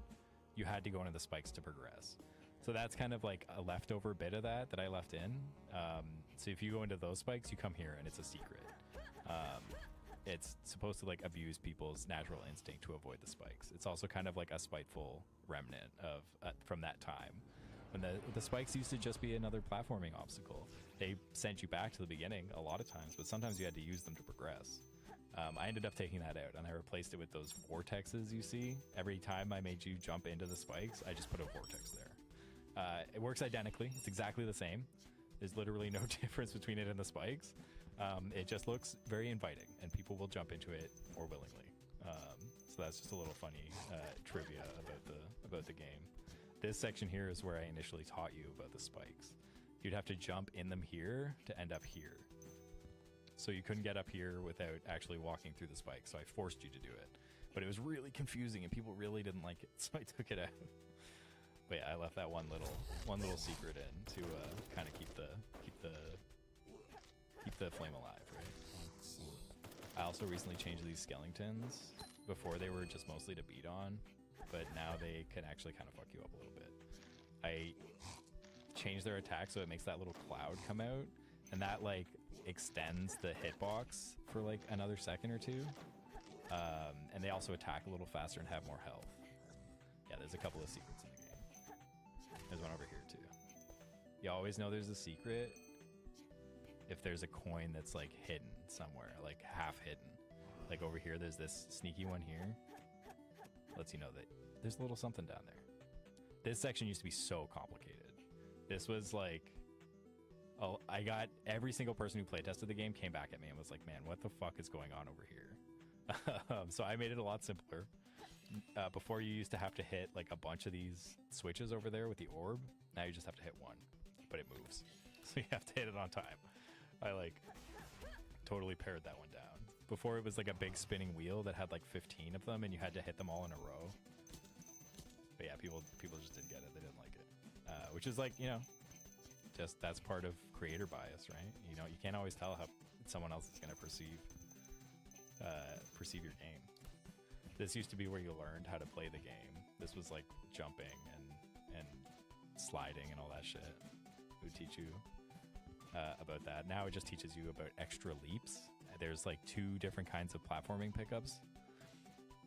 Thank you so much, Nurse Drea, for the follow. That actually has just put me at 50 followers. So thank you so much. That's actually super awesome. We're out here making games, right? Making games and playing games. Hell yeah. Thank you so much. So this is the extra leap. It's denoted by the arrows on the side that show you that you can go horizontally more. I think there might need to be a little more indication to this. I've had a couple of people confused about it. Not enough for me to make a real, you know, effort to change anything, but if it comes up again, I'll probably have to change it. And then there's a jump as well, a jump pickup, which just gives you an extra jump instead of the leap. And he has a little hat that points up. And that's how you know that that is a jump pickup. A lot of people think this is the first boss because that guy's kind of spooky scary, but this is really just like another fighting challenge. It kind of serves as a mini boss, but he's not really tough. He's supposed to be kind of like a confidence check. If you get kind of too scared of him, then he'll probably run up and slap you a few times. That's the extra jump right there. There was another one earlier that actually has the input prompt with his cute little hat. But yeah, he's just supposed to be like a confidence check. Like you're just supposed to run at him and start slapping him. He's supposed to scare you a little bit, but yeah, it's not quite a boss fight. This is another secret here. Just a little platforming section. I tried to make it so that you could do all of these right away if you like start right away. So like this one you can just do that. This one you can catch that platform if you do it on time. This one you have to go right away. You can catch the platform. So you can just, if you're like styling on the game, you can just like basically skip the intended path, which is totally totally cool. If you can play the game to that, you know, level of skill, then yeah, you earned it. This is a cheeky secret. You have to know how to super jump. If you look at my controller, oh hey, get out of here, dude. I'm trying to explain something. If you see my controller, you can see that sometimes I'll hit square right before I hit jump. That just like cancels the dash, the leap, without losing any of the momentum from it. And you still gain the jump. It's like kind of copied from Mega Man X, how you can do basically the same thing with the dash. I just like made it a little more, I gave it a little more oomph. But you have to do it to get up there. And you get a little secret level if you make it. This is all paywalled out in the free demo, which is available on Steam. If anyone's interested in checking that out, you can try it out yourself. Try to get up there, try to fight all these guys, and try to give it a little wish list, right? Yeah, movement tech, right? I'm really torn actually about whether or not I want that to be like unsaid, because there's nothing teaches you how to do that, and it's really fun. So it's fun to find secrets like that, right? So keyboard and mouse, the wall jumps were people complained about. So I'm hoping that the recent patch I put in will fix that a little bit. It's really easy to do the wall jumps on a controller. Like, just something about it makes it easier to stick to the wall. But I just changed it so that, let me see if I can find a good spot to wall jump. Actually, no, one's coming up. No, it's not. Let's go. This is okay. So I changed the wall jumps a little bit. Before there wasn't a lot of logic to it. Like, it just kicked you up, right? And if you wanted to go this way, then you would have to hold that way. And if you wanted to go up, you just have to hold against the wall, which feels okay, or it feels good on a controller. But on the keyboard, something about it just made it feel like it wasn't sticky. You didn't feel like you were attached to the wall. So I changed it so that when you kick off the wall, there's like 50 milliseconds where you can't influence your direction back towards the wall. So for just a split second here, you're not actually navigating towards the wall. So during that split second, you have time to switch keys and get the full wall jump, like without feeling like you got gimped at all. And there's still it's a bit fuzzy, so there's still a reward for doing it perfectly. Like, you can get a perfect one and that'll feel a little better, but you should feel like you caught the wall jump. You should feel like you caught it now. And then to kind of finish this out, if you are still holding against the wall, when the timeout happens for that second where you can't influence the direction, it adds a tiny impulse to you to shoot you back towards the wall. Because before, what would happen is it would feel good to go this way, but now it felt hard to climb up this way because you lose a little bit, right? You lose a bit of momentum. Thank you so much, Boozy. I really appreciate all the links. We're gonna get some robots in here to help with the posting for sure. I don't know how much I'm gonna be streaming. Like, I'm not. I mean, this has been pretty fun. It hasn't been. I haven't had a bad time for sure, but it's not something that I generally engage with. I'm much more of a lurker in my time. I love watching streams, but it's not something that I've ever really tried to engage with. But it has been fun, so it might continue on after Next Fest. But for now, we'll say that this is just something I'm doing during Next Fest. But we'll see how that goes.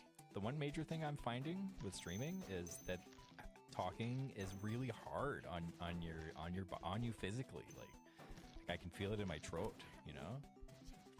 People are going to be trying to ask me questions tomorrow, and I'm going to say, listen, I got nothing for you. I gave it all to chat yesterday, right? But other than that, it's been fun. It's fun to just have people come and pal around and chat about the game, and hear what people have to say. We're open to suggestions in this chat too. Like, this game is a game that I'm making, that I wanted to make, that I want to make my way for sure. I've got a strong opinion that might not fully coordinate with everyone's, but we want to hear. We want to hear ideas. We want to hear things that people think might be better if we do it that way.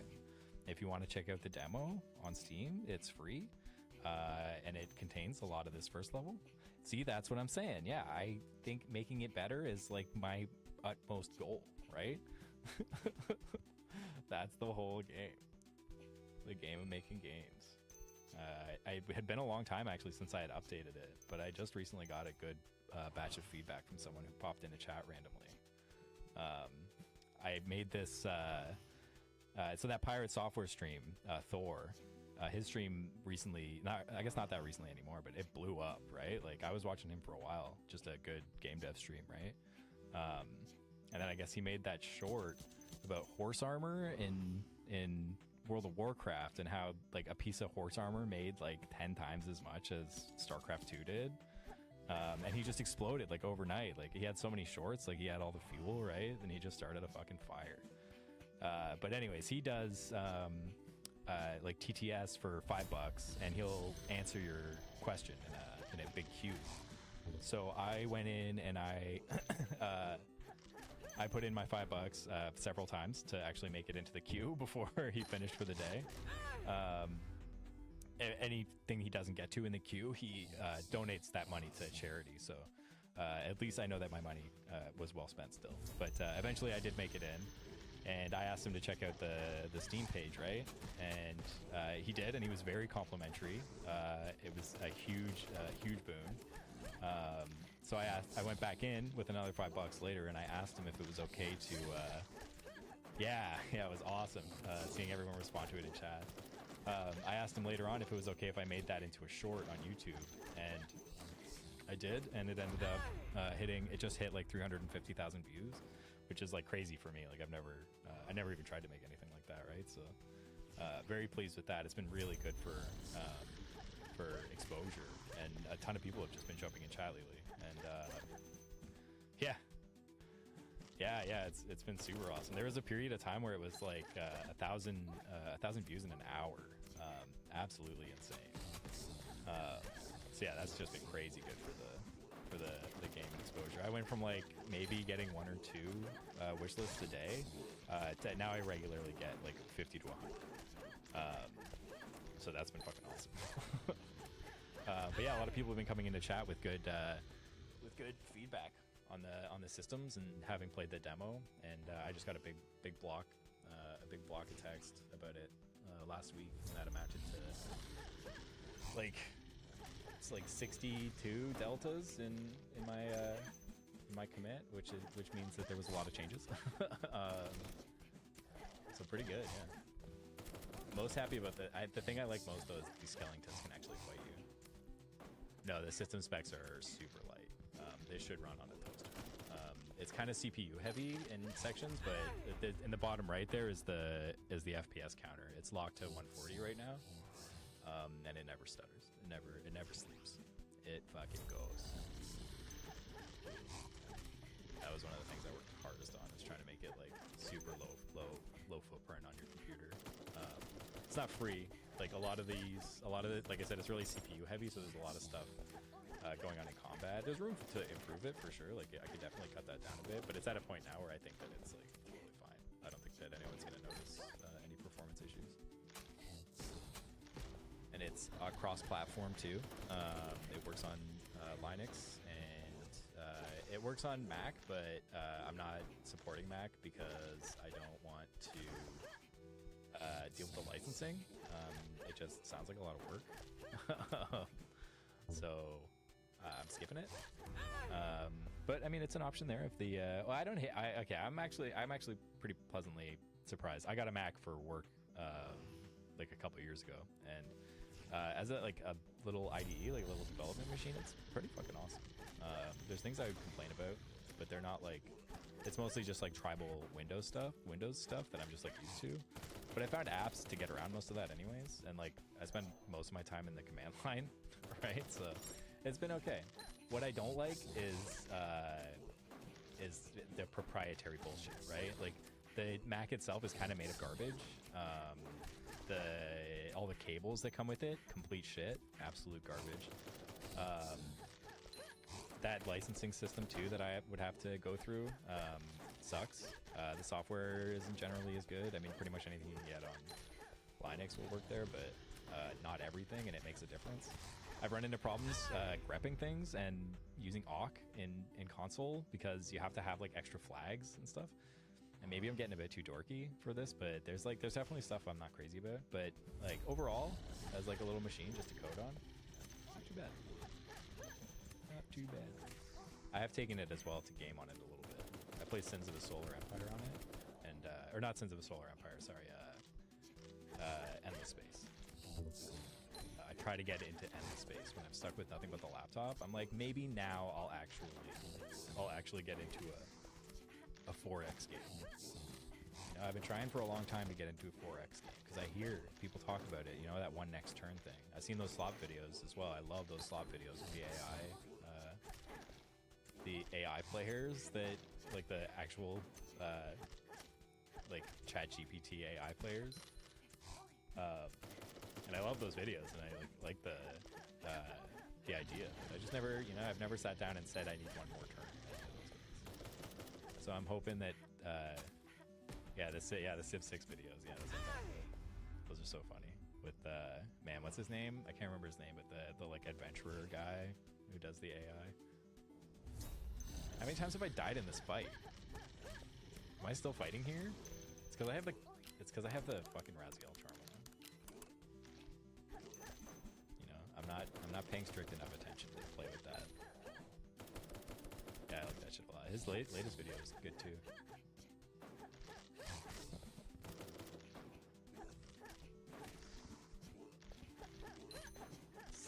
Celico actually looks so sick.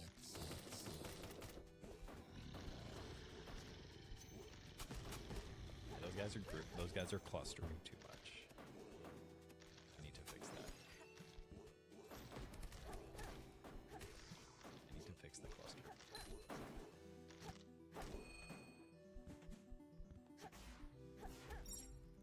All right, we did it. Look at that. I can play my own game. I can fight the fights. This is another new secret that I made recently. Spoilers. It's kind of fun. Yeah, you got options for clusters for sure. Check this out. This is the Cane of Muna, and you can do this with it. Just carpet bomb. There's this. It's just a big explosion. It just fucking blows up. It's like a hit scanning target fire, so it happens instantly. You just only get a couple of them, so you have to kind of use them wisely. There's this. This will blow them up too. This just, you know, get up close and blow up a big clump of them if you got them. You get more of those, but it doesn't do as much damage as the big clomper. This is the section that people were pointing out that they didn't like the wall jumping in, because they felt like they were forced to leap to you know, get across, but you are forced to leap. You can make it with like a perfect wall jump. Maybe. But this is where I practiced to make sure it felt a little better. Thank you for the follow, Loose Nut. Much appreciated. Welcome in. I have no name for chatters, but I think I've been calling them gamers today, so welcome in, gamer. If you're enjoying a game, then you've earned the title. If you're enjoying any game, then you've earned the title. If you thought about, you know, enjoying game, you've earned the title. That's my opinion. Is that gaming is for everybody, even people who've literally never played a game. If they're at all interested in it, gamer. You know, there's degrees of gamer for sure, but I wouldn't call them castes. You know, it's more of like skill brackets, right? So, game on. Yeah, that's right. Inclusivity. I got a game. Yeah, I gotta say, I would probably put myself in a high degree of gaming. I just beat Gears of War 5 on Impossible, or whatever the fucking hardest difficulty was, and it was pretty tough. It wasn't the toughest game. It wasn't like as hard as Halo was, but it was pretty tough. I had to fight those fights a couple times. And I know it's not the most popular Gears of War game, but I actually loved it. I thought it was great. There was some goofy shit, for sure. Some questionable decisions around open world that weren't like, didn't really negatively impact it. I think it was kind of questionable, like in the sense of why, like maybe a bit pointless, but they did a good job with it. It was kind of spectacular, and the little vignettes that you got out of just like traveling from little smaller locations was fun. Not bad at all. Had a good time. I gave up on Gears of War 4 because I didn't like there were like these turret defense sections. You had to like build your base and like defend against waves, and I didn't like that. I found it really interruptive to the pacing of the game. So I stopped playing it because I kept doing it. I just kept getting into those situations, and I was like, man, I want my shooting gallery back, right? And maybe the open world parts kind of amounted to the same problem in a way, but not to the same extent. I didn't feel as like trapped in them. Oh damn, I had him too. Man, I shouldn't have been talking. Yeah, but I did pretty good for talking through that whole fight, right? Like, he's almost dead. He's almost dead. Yeah, Gears of War 5 is pretty fun. I'm probably going to go back to Gears of War 4 after that now, actually. I feel like maybe it'll pay off. Like, maybe there'll be enough content to make it worth going through those turret defense sections. I liked Horde mode. I thought that was pretty fun. You know, I didn't mind it. But I don't want to be forced into it. I want to leave the game. So I can go back to using the sniper rifle. Welcome in, King Pocket. Hi. Thank you for raiding. So the top bar is the health bar, and the bottom bar is poise. So you can drain that to stun the boss and get some free hits in. changes pretty dramatically between enemies. So some enemies will recharge their poise really fast. Some will take a really long time, and they'll have like big multipliers for hitting them while they're stunned. Ragged the first boss here, restores poise pretty fast, so you really got to stay on top to keep it down. But I kind of wanted to downplay that in this first fight. Just not downplay it, but I didn't want you to have to worry about it so much. Yeah, Ragged. That's a straight up orator steal. That was another word that I just heard that sounded vile, and I was like, that's a boss. That's Ragged. Ragged's title is the Ever Crescent Moon, or the Always Crescent Moon, I can't remember. All the bosses have like a title. Don't really get to see it in the game, but yeah, Ragged. I think it means it's rage quit, right? And that's what it sounds like, rage quit. I don't know if I've ever actually heard the TTS for Ragged, but I hear about it all the time, and I just love the sound. It's rage quit, right? Yeah. Okay, we're gonna get it this time. Am I gonna level up? Let's level up. I have a ton of experience, so let's just put it all on the sword, because I like that. If you're curious about what all this stuff does in the game, you can jump in the demo too, and you can wishlist and follow on Steam. But if you go in the demo, it tells you literally everything about all the stuff, right? Yeah, the demo's small. Yeah, 16 megabytes is even like kind of busted, like kind of boosted. Like a lot of these assets could be shrunk down. There's a lot of repeated shit. There's a lot of shit I just don't even fucking use. It's just like bloating that 16 megs. Like all in all, it's probably like 8 maybe, like 8 or 9. But yeah, let's dump it all into finesse, and let's attack with the sword. You can get into like a rhythm where like she just can't hit you because of the way her melee attacks hit. Like that one, if she didn't turn around there, I would have been standing between the blades. Yeah, there's a bit of blow. Look at that. You upgrade the sword and you just fucking clap her. This is kind of like my solution to the wall of difficulty, is that you can just like, you can level out of it if you really want to. You still have to fight the boss, which is the point, right? So, okay, let's do some side levels. Did I unlock any by any chance? I unlocked one. I don't want to do that one though. Let's go to this one here. This is where some of the secret levels are. They're not really secrets here though. This is like the first section that is kind of like gives you an option to traverse if you're like paying attention. If you're not paying attention, you just go right and you just end up like, you know, on the path to the boss. But if you jump up here, then there's a little more going on, and you can go check up this path. This part I put in because I wanted to show off how good the input queuing is, because you can just jump up platforms and like it feels pretty seamless. Like you're not waiting, you're not hitting the button at the wrong time. You just get to do it. This is a good puzzle. I'm not crazy about showing off the puzzles because then everyone has a solution. This one kind of takes a little skill. We're gonna go for it. Okay. So it teaches you a little lesson right now about these little green spheres that they'll catch an orb and shoot it. So you have to figure it out there, and there's a little trick that it's gonna get you with. I'm not gonna talk about that trick. I'm gonna let you fall for it. Literally. And then you have to just solve this little sequence. And I fucked it up. I might put a... Oh, I did already. Okay, sick. It's backwards, but I was going to say, this used to be one of the ones that you had to reset by jumping into the spikes, a la Super Mario World, but I put this little vortex in, but it's backwards. See, it's facing the wrong way?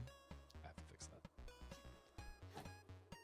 But yeah, you line these guys up, and it's just, it's fun, it's satisfying to get them to pass. You know, you can go through and you can set them all up so they're like ready to go too. I used to do that. Now I just let them go. And there's one last little trick here. Little timing puzzle. I have like 2 types of side levels. I call these ones contrivances, and they like represent like more like thinky, figure it out kind of content. And then there are paths.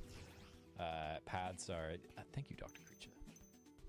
Paths are strictly like platforming.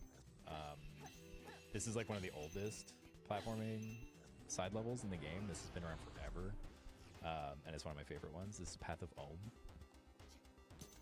and it has 2 realm memories that you can collect from it.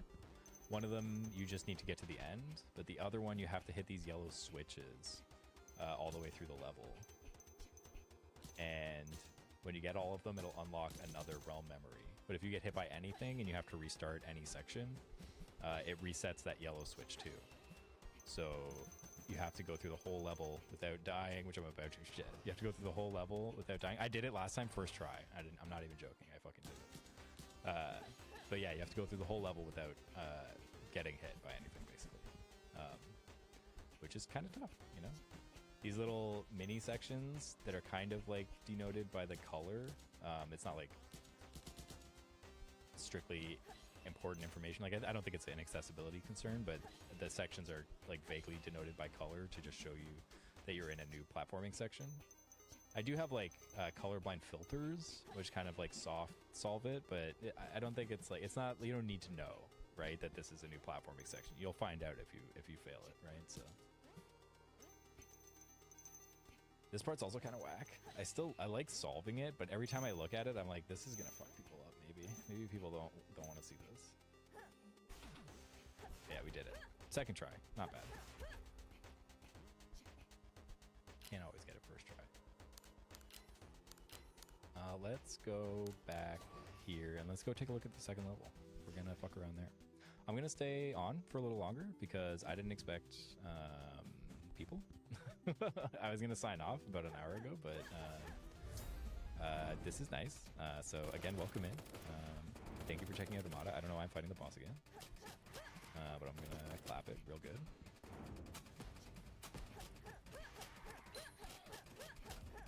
That's what I'm talking about just stand real close to it and fighting it. You can just like dodge the swords. It takes a lot of time. I don't think it takes a lot of times fighting it to really get the feel for it. I don't think it's like a realistic strategy for anyone but me, but it's possible. You can do it.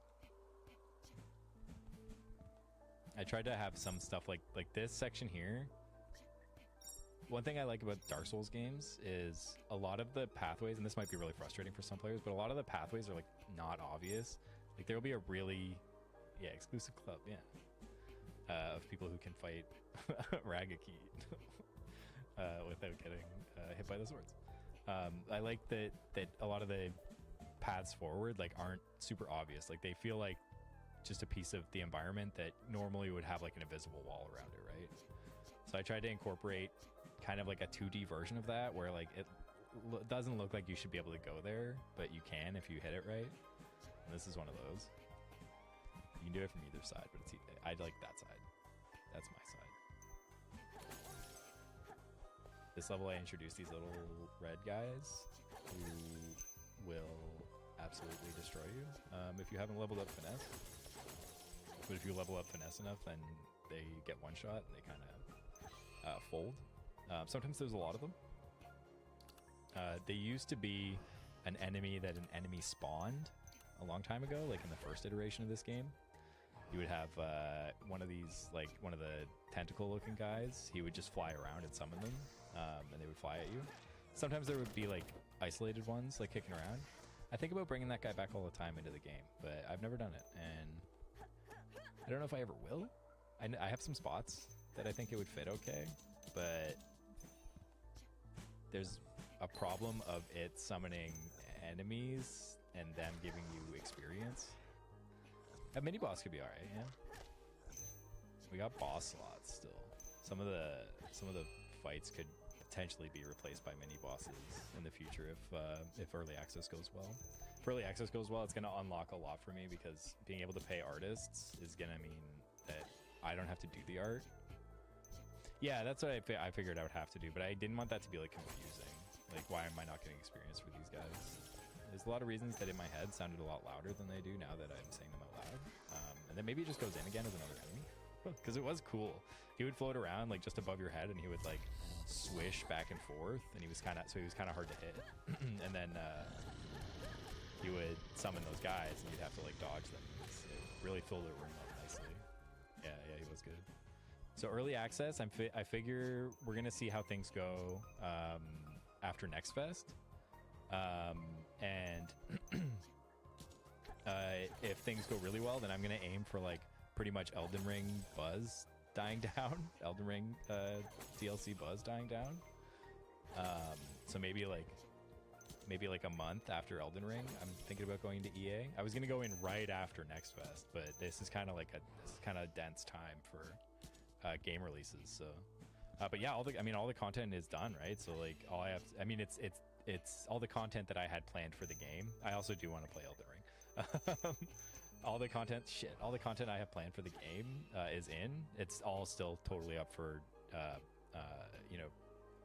there's definitely a potential that things will change.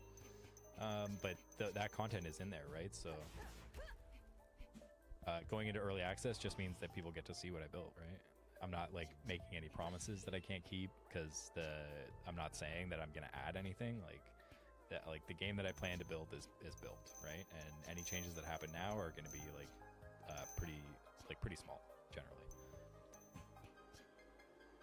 So I think this is a good way to go into early access. A lot of times I'm not like crazy about early access just because I don't want to wait for, I don't want to play the game and then have it come out, because then the game's gonna come out and maybe I'm sick of the game now, right? And I missed out on a ton of shit that would have been really fun if I just waited. So I figure by putting the game together like in a mostly complete state, like you'll still get the game if you buy it in EA. All I have like fully planned to change, that guy fucking killed me, son of a bitch. All I have fully planned to change is the art. I'm gonna take we're a gamer stream, so I take advice and commentary, and and anything that people want to say about the game, I hear it. I'm here for it. But I don't have plans to change anything, right? So we're just gonna be updating art in an ideal world. I'm sure there will be feedback to be addressed. I don't think I've ever been in a state of development where feedback didn't happen. So we'll see. But yeah, a couple months. It's crazy. It's been a long time. This game's been cooking.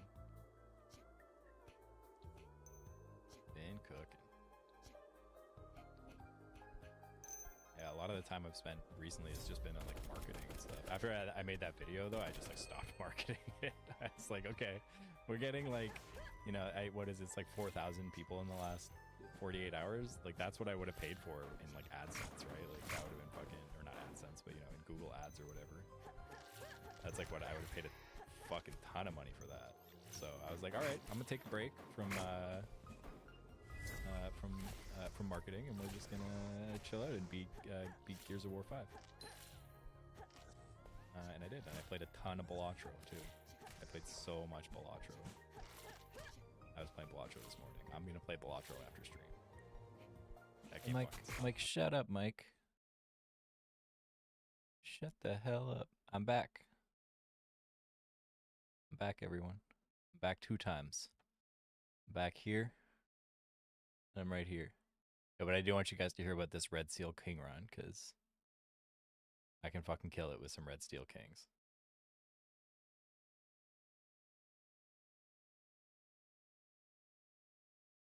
We're gonna pause this. I'm gonna do a little catch up here. I saw there was some chatters. There was some chatters in chat, and I don't want them to feel ignored.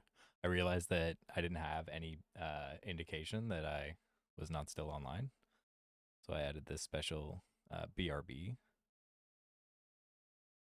And let's hide this too, right? Where did I put it? This one. And let's get back in the game. So yeah, hey everyone, thanks for coming to hang out. Thanks for tuning in. I'm Zixier. I made this game that we're about to see called Amada. It's a side-scrolling action RPG platformer. It's kind of like a Metroidvania, but it's also not at all like a Metroidvania. It's very linear. But you get a lot of items. You got a lot of movement options. But yeah, welcome in. Thanks again for coming to hang out. I think we'll start from the top again.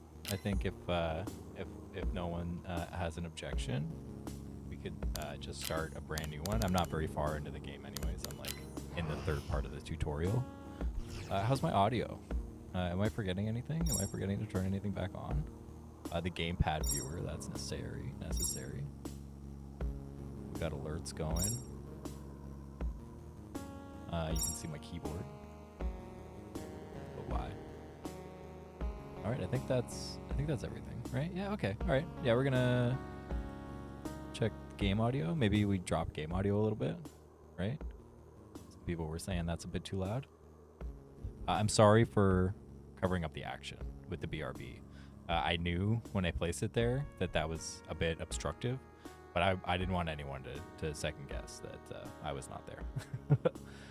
Lash LaRue, thank you so much for the follow. Sorry, I believe I missed you, but I do very much appreciate that. I'll be sure to message you on Discord and let you know that you were known. And there is speed oscillation, to answer your question. It's not on purpose, but that's just like a side effect of lerping literally everything in the game. So this is Amada. This is where you start. This is the beginning of the tutorial. It teaches you how to move. You can go left, and you can go right. That's what the D-pad does. If you go left, you'll see an option to skip the tutorial. This requires that you know how to jump, I think, because if you don't know how to jump, you should probably do the tutorial. I think that's good advice in general. The next section will immediately teach you how to jump. With the X button, you'll see the input flags will change based on what device you're using. So here I'm using the keyboard, and here I'm using the my PlayStation 4 controller, my PlayStation 5 controller, my DualSense. I forget what they fucking called it, but I got one of those. So you learn how to jump, and you'll learn that you collect experience in this game. That's what these coins are. They'll give you just a little boosty. Really, they serve the same purpose as bananas in Donkey Kong Country. They kind of show you where to go and give you little hints along the way. But I thought it would be nice to have, like, since we got experience in the game anyways, we got stats. Let's pop off some experience coins. It's kind of satisfying. So the jumping mechanics are pretty advanced, I would say. You have slow fall. So you can cut your jump as well, but you'll also have slow fall if you hold the button. If you let go, that's how you cut your jump. There's input queuing, so your jumps should be pretty bouncy, pretty smooth. You shouldn't be missing inputs. It'll queue from like I pressed jump like right where the kink is in this foliage in the background. You can also wall jump. Wall jumping is pretty complicated. I don't know if I'm going to get into it again because I feel like I spent 10 minutes talking about it last time, and maybe that wasn't interesting at all. But it's supposed to be very forgiving. There were a lot of complaints on mouse and keyboard that it was too precise. So I put a little forgiveness in for wall jumping horizontally or vertically. And it feels a lot better now. It took me a minute to get over some of the muscle memory, but now that I'm kind of getting used to it, I feel like it's an improvement. You can wall jump 2 times on one wall, and if you touch a wall that is opposite to the last wall you were on, you'll get your wall jumps back. That just lets you climb infinitely, right? Mostly because I've always liked to do that in games. I think that's a fun thing to do, so I try to keep it real like that and make shit fun that I think is fun. Next up is the leap. This is like your basic dash in any platformer that you got. There's a few key differences though. I notice a lot of dashes in games will be you'll stop falling, you'll go perfectly straight for like a set distance. Instead of doing that, I add an impulse that goes a little bit up and a little bit to the direction you're facing. I think it kind of adds some limits to some of platforming challenges that might come up. Like there's no precise dash through a choke point. I didn't do a lot of that. There is a little bit of it, but it's pretty forgiving. And in exchange for losing those kinds of puzzles, you get what is, I feel like, a much more like tactile, physical experience. It feels like it flows in with the movement. Sometimes when you're dashing in a game, I feel like I kind of lose control of the player. And I don't like that feeling. I like feeling like I'm always in control. If I push an input, like something will happen, right? So that's kind of like the philosophy behind the dash. I call it a leap in this game because it's really like that. I used to call it a pounce. And I think pounce is like a sick name for it, but it kind of confused people. So I just called it a leap.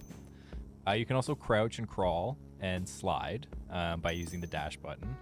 And there's a small cooldown for it, but for the most part, you can just rip it. You can just go.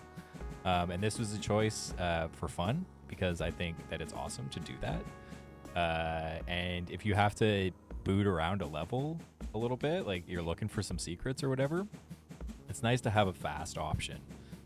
Fun fact, if you kick an enemy with this, it'll hurt them and you'll do a little damage. Excuse me. And it's really fun. This is where I introduce the attack. It's always bound to R1 unless you rebind it. It has a dedicated button. And these are switches. So I'm kind of getting a 2-for-1 here. So this is a breakable switch. When you hit it, it goes away. And this is a flippable switch. When you hit it, it will change.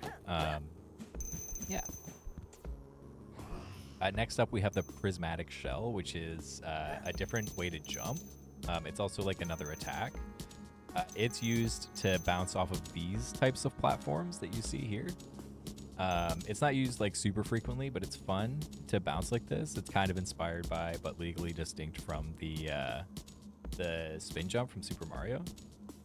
Just like, you know, a little extra bounce. The jump is a little different too. It changes. If you do it in the air, you get a bit of downward velocity.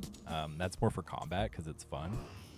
But yeah, just like a little extra texture, another option, right? This is where I introduce and kind of explain the checkpoints. This will reset the realm. It'll restore all of your items and bring everything back to life. This is where I talk about blocking and parrying, which is an option. You can see when I hit soon before the attack hits me, then I will get a green star that's big. And if I wait a little bit, I get a little blue star. Perfect parry will basically be a free hit for you. You use tougher, no damage to anything. If you just regular block an attack, you will take a little bit of poise damage. And when you run at a poise damage or poise, that's the green bar, you'll get stunned. So now I introduce the artifacts. These are activatable items. They get equipped to one of 2 slot sets. One being just face buttons and the other one being something that you can scroll through. I start off just giving you the heal in case you got donked on by any bullets back there. And then I force you to fight. I reiterate that you can attack, block, and parry. Just because you might have forgotten in the last 2 seconds, you know. I'm not saying anyone's got a short memory, but I know some people, you know, need a second glance. The skeletons used to be super wimpy. They're still pretty wimpy, but they were like a million times wimpier before. I gave them a little more beef. I gave them a little more beef recently. Oh, we also introduced the realm memories. That was that orb that I just attacked. Those are just like collectibles. They give you a little bit of extra experience, and it's a number for you to count to while you're playing the game. So now I introduce the passive effects. So charms have conditional passive effects while you're wearing them. You see I picked it up and it equipped it on the left there. This charm in particular, the Dharma charm, it restores your artifact charges every 12 successful sword strikes. Every time you hit something with your sword, you'll get a charge on that little blue ball over there. And when it hits 12 charges, you'll get some points back. So to kind of illustrate that, I give you the gun right away. The gun does what it says on the box. It shoots. I make you equip it so that you have to interact with the equip menus, so you can see that you can pop these off wherever you want to put them. I'm actually going to equip this to circle. I just like circle for it. I think it works really well. And then I make you kill some skeletons. And I don't give you enough bullets to kill them all. That way you have to go back and you have to actually interact with the charm. So now we have some bullets and we can progress. So one other thing about artifacts, these activatable items, is they can have modifiers. You saw with the gun before that you can crouch while you're shooting. With this weapon called the Cane of Muna, it's a grenade launcher, a cluster grenade launcher. You can aim it up or down, or leave it neutral, and that gives you kind of a couple of different spread paths for your buletas, your abueletas, and you can also increase the fuse by holding the button down for longer. So you'll see this one will travel for a while before it comes back around. I like the down attack because it like sprays the bullets out at your enemy, and I find that to be really satisfying. It doesn't end up getting used that much, though. I feel like I really don't use it to its full effect. But nonetheless, I like to do it. So we're just gonna farm up some more charges here. I don't put any of these in the game. If you want to recharge using the Dharma Charm, you're gonna have to fight something. But I put it here just because, you know, I don't want you to have to like go farm around for more ammunition. Yeah, I didn't hit that guy with a single one of these. I also have to drop the HP on these guys because I don't want you to be in here doing this forever. I want you to be in and out of here pretty quick. Here we go. There. Oh, I gotta hit him one more time. There we go. So yeah, so that's basically it. There's one more special item that is called the Cane of Lodin, and it is infrequently used to manipulate these orbs here. And what you can do is you can pick it up and you can throw it. And if you bounce on it, it stops, and if you bounce on it again, it goes. And if you bounce on this side, it'll go that way. And if you get hit by it, you'll get warped. It works like any of the other obstacles. And if you hit it on this side, it'll go that way. You can throw it up and down, and you can throw it at switches. So this is just like something that's kind of fun to use sometimes in some of the puzzles, but it doesn't come up super often. Mostly for like the final platforming challenge. And then I just give you everything, because part of the philosophy of Amada is empowerment. You know, you want to be powerful. You're an immortal with lots of weapons. And I also have always wanted to play a Metroidvania that starts at the end of the game. I feel like in a lot of Metroidvanias, you get a huge kit of items, and then you get like maybe an hour to flex with them. And it can be fun, like in Super Metroid, to run around and kill everything with the screw attack. But I would love like some extended content that accounts for the screw attack. So to that effect, I just have started this game at the end of the game, and you get everything, and you get a new game plus that's literally a new game. So these items kind of all serve different purposes for covering the screen, as well as different damage types. So there's 3 damage types. There's blunt, there's sharp, and there's magical damage. And all of the items have one of those characteristics, and they're kind of useful in different situations. So the punch, it attacks when you push the button and when you release the button, which is really punchy, and I like a lot. It will pull enemies towards you and do a lot of poise damage. This explode item, this is the thorium ornament, and it blows you up and does a lot of magical damage in an area around you. It's good for getting out of jail if you gotta. This is the hammer. It combos. It's called Damnation. The punch gloves are called Omen, and the hammer is called Damnation. Pretty good. It does a ton of poise damage, so it's really good for stunning things, and a lot of blunt damage as well. It's just slow, but you can cook it, right? You can hold the button, and then it comes out really fast, but it has kind of a long wind-up. Then you got the Cane of Elding. This is your ultimate get-out-of-jail-free card. It just is a giant explosion that's hit scan and target fires, so just very useful for deleting anything that's giving you trouble.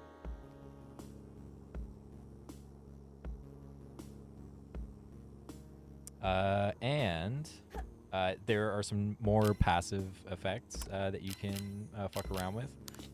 These 3 just add defense to all of the different damage types. They'll just give you an extra 15% for whatever you're dealing with. If you feel like you're getting stunned all the time, or you're taking just taking too many hits, then you can add on to your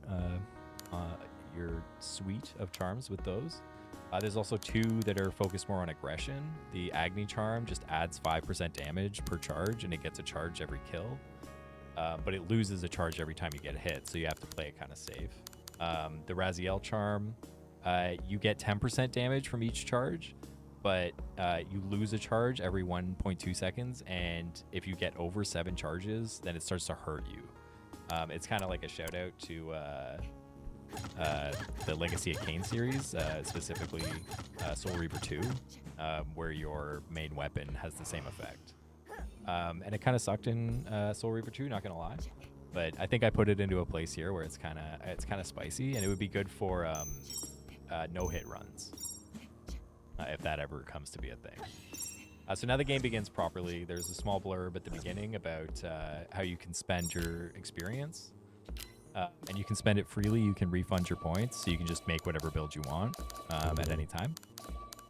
And just rock it, right? Like why not? Why not have at least one game in the world that gives you free rerolls? You can also teleport to any checkpoints that you've been to. You got them all. You can go right there. There's no restriction there, except for that there's no punishment except for that it resets the level. So yeah, and then the game starts kind of proper. I know it's a bit long. It takes a while to explain everything. It goes a lot faster if you're just rocking it, but you're getting some extra commentary, some exclusive extra commentary from the creator. And as a gift for waiting through all that, there's a secret. You get to know about that secret because you were here, because you were a special tuner. And I appreciate you. I thank you for your presence. Yeah, just a little snack at the end of the tutorial, so you can just kind of play around some areas that are like kind of big, some like weird jumps you might want to try, right? Like, can I get to this thing? Yeah, you can. Can I get up there all the way? No, I don't think so. What's up here? You know, just a little playground, and something to look at too. I tried to make this area well textured so that the plainness of the tutorial level was just a little more filled in. For a long time, this level had no decorations. It was just like the purple floor. And it was supposed to be like desolate and not distracting, but every time I looked at screenshots of it, I was just like, it's so yucky compared to the other levels. So I gave it a little more personality. Here's another exclusive secret. If you jump in these spikes, it takes you over here. It warps you to a new place, and there's just a little Orby there for you to get. And then you can just go back. Yeah. That's kind of like a holdover from a time when the spikes were the same as the vortexes. Excuse me. For a long time, there were those little portals that were taking you from place to place. Those didn't exist, and I forced the player to jump in the spikes. And there was a big theme throughout the game where you had to jump in the spikes all the time. There was tons of puzzles that were solved by jumping into spikes. But people really didn't like that. They found it really confusing, and I got a lot of negative feedback about that. So I ended up changing it. I put in those portals, and the game works identically to how it did before, except the portals are just where the spikes were. They do the same thing. They just warp you to a warp point, same as the spikes, same as the orb, you know? That's just a little funny bit of trivia. It's like how much of an impact what you're seeing has. It's not as important to a developer, you know? I'm more about effects. Like, what does this actually do? But you gotta meet expectations. You can't be confusing people, so it was no trouble at all to change all that. Because we listen to gamers here. We got gamers on brand. We're trying to suit their needs, right? I made this game, and I made it the game I wanted to make, and that's not going to change. I'm not going to make a game I don't want to make, for sure. That doesn't mean that this is a closed session. We hear people. Okay, we're here and we hear. So let me know if you're in chat and you want to try some emojis out on 7TV, and you got some ideas for what might make this nice. Like, I'll hear that idea for sure. You might even make it into the credits.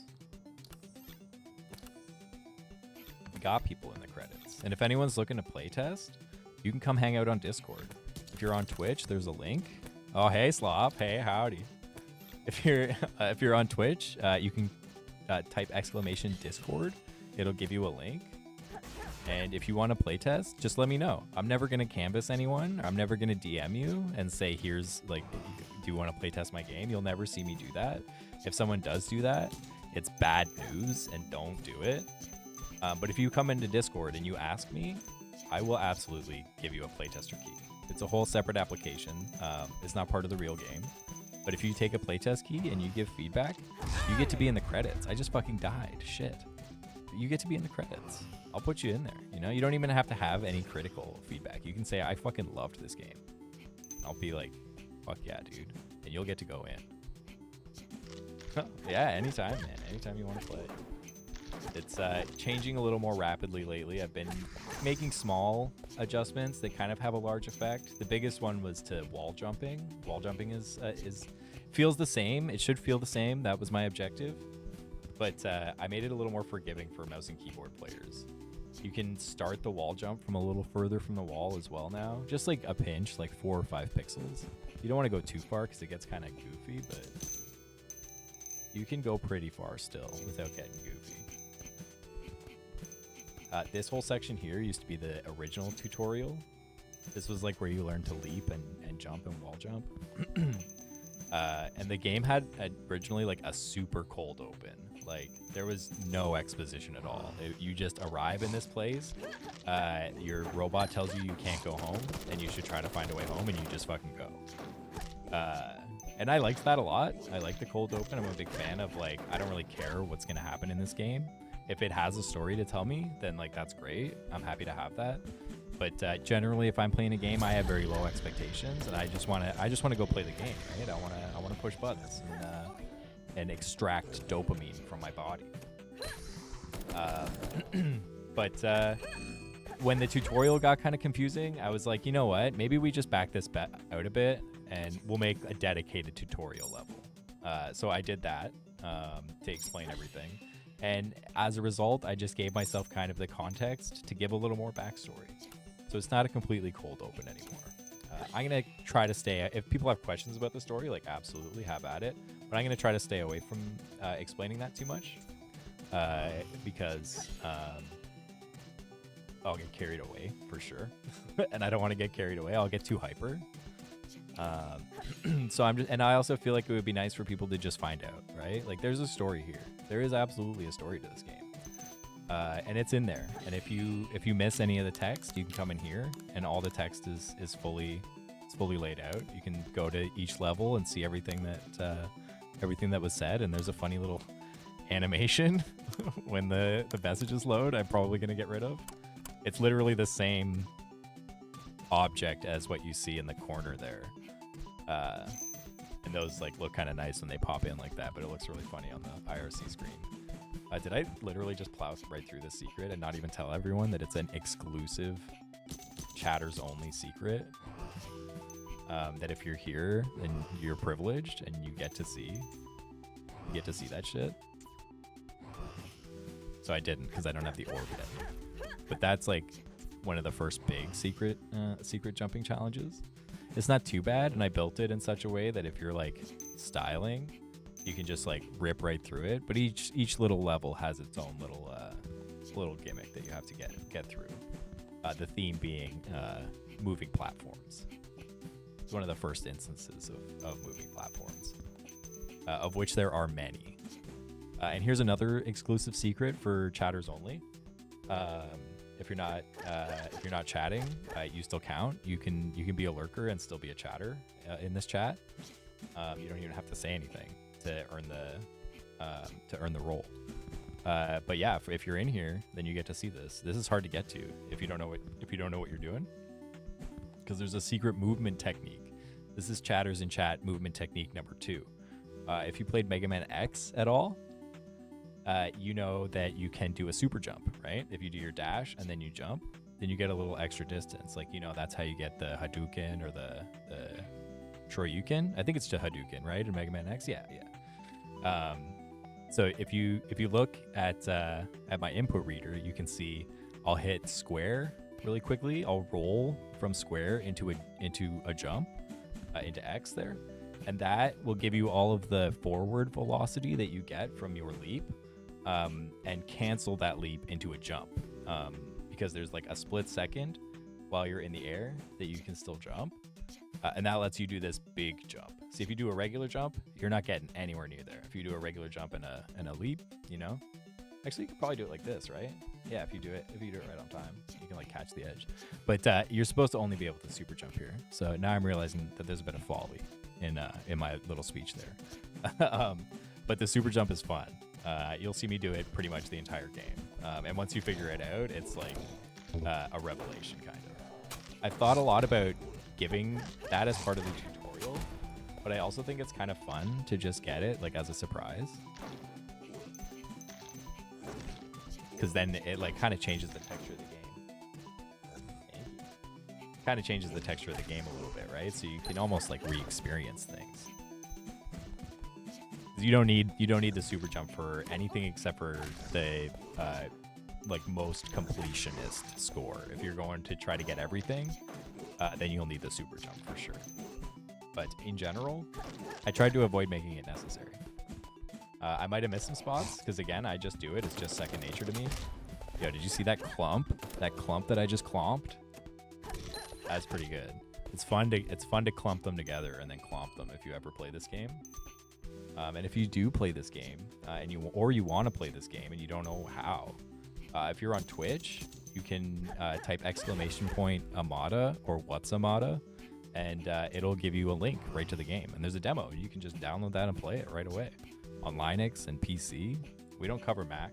We're thinking about covering Mac. I'm thinking about covering Mac. But there's a lot of overhead on Mac that has nothing to do with programming a game. It's like red tape to the max. So we're not doing Mac. If I get incentives, maybe we'll do that. It builds for Mac. I've played it on a Mac, so I know it works. But having actual like licensed Mac app is a whole thing. And I don't know if that's like worth the time, worth the stress, right? But yeah, if you do wind up on that demo and you liked it, you can wishlist the game, and you can follow, and it'll make a big difference.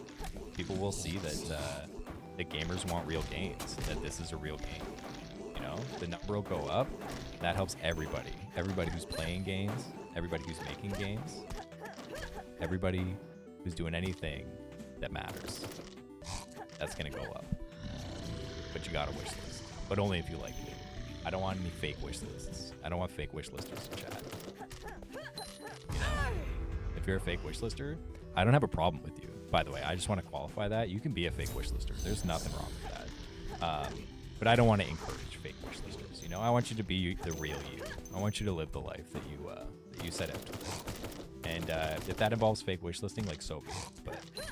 But you don't have to do that, is what I'm saying. But do that if you want to. And come hang out in Discord too. I got a Discord. Call it Tender Renders. You can see a little picture, a little GIF of the first character ever made for a game that I participated in making. Bumpy. He's our mascot. He was made by my friend Lorne. And he was the protagonist of the game that kind of started this whole thing. It's called Trusty Tracks. It was a Donkey Kong Country minecart clone where you ride on tracks and jump over gaps. And that game went really well. Like it took like no time to get everything. It doesn't like you can't play it or anything. I didn't like release it. But I was just able to make progress really fast, like faster than I expected. And there was a certain point in development when I was like generating content. I made a guy who would come up and smack you, and it would knock you back on the track, right? Like you'd be going along, and then this guy would jump up and he'd hit you with a bat, and you'd go flying backwards, and you'd just like lose some progress or whatever as a meme. And when I had to design that, I was basically making like the beginnings of the combat system that you're seeing here. Because I had to, like, it was all physicality, right? It was all physics. There was no health points or anything. But I was like, I'm 50% of the way there. Why don't I just make the game I've always wanted to make? I'll skip this trusty track shit. Also, my life got a lot easier around that point, too. So it was less important for me to make a game that was successful. So I decided to put the game in, and instead of making the game that like gets me into the industry, I decided to make the game that I just always wanted to play. And lots and lots and lots of compromises have been made since making that decision, and many features have been pared out. I would say that this is about halfway to the game that I want to make. It's the bare necessities of the game I want to make. I tried to focus entirely on just like the gameplay and the content. Like, what are you gonna do and where are you gonna do it? And I think that's like one big part of the puzzle of making a game that people want to play is making sure you know what you're gonna do and where you're gonna do it. So I took out a lot of like more hardcore RPG things. Like, there's no dialogue trees, there's no shops or anything. I took all that out. I had it all built, but I took it out because I just wanted people to engage with purely the gameplay.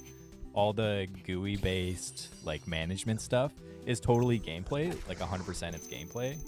But I wanted to be able to drive the player just on like what's next, like where else can I play this game? Is there somewhere new that I can go and I can do more shit in this game? Just to kind of test, you know, my mettle. When someone comes up at me and they have feedback for the game, they have feedback on what you do in the game. They have feedback on the order you push the buttons in and all that shit, and not on the plot. They don't want to say that, oh, you have an inconsistency here. I also don't have to write any of that plot now, which saves a lot of time. Yeah, so there was a time when this game was more robust. I ended up tearing it down as an excuse to also clean up some really bad code, just pay some tech debt, right? This is the first boss. This is Ragaki. I got some trivia on Ragaki coming up real soon. But yeah, then I decided to try to design it more like a Kaizo game for a while, and there's still like some of that left over. But eventually I made like a compromise between the adventure that you go on in an RPG and what is kind of more of like a traditional platforming sequence. We tried to make a balance there. And that's what we've got here. I'd say the code base for Trusty Tracks was like 5 years ago now, maybe. The iteration that you're seeing right now, I think the GitHub or the Git repo that I put up for this went up like maybe 2.5 years ago, with maybe another year before that doing all the more complicated stuff. And that's how we get to today. That's how we have the Armada of 2024. All the content is done also. It's not, I wouldn't say it's finished because there's still a lot of playtesting that I feel like needs to happen for balance, as well as it might suck. It might just suck. Like, it's hard to tell, you know, it's hard to know your own baby. So it's not locked, it's not set in stone, but all the content that I had planned for a $10 game, 10 American Looney game is in there. It's all set up. And I'm getting clobbered by my own boss. There were a couple of times on Monday where I beat it while telling stories, and don't clip that. I was pretty proud of that, so I was hoping I could keep that momentum up.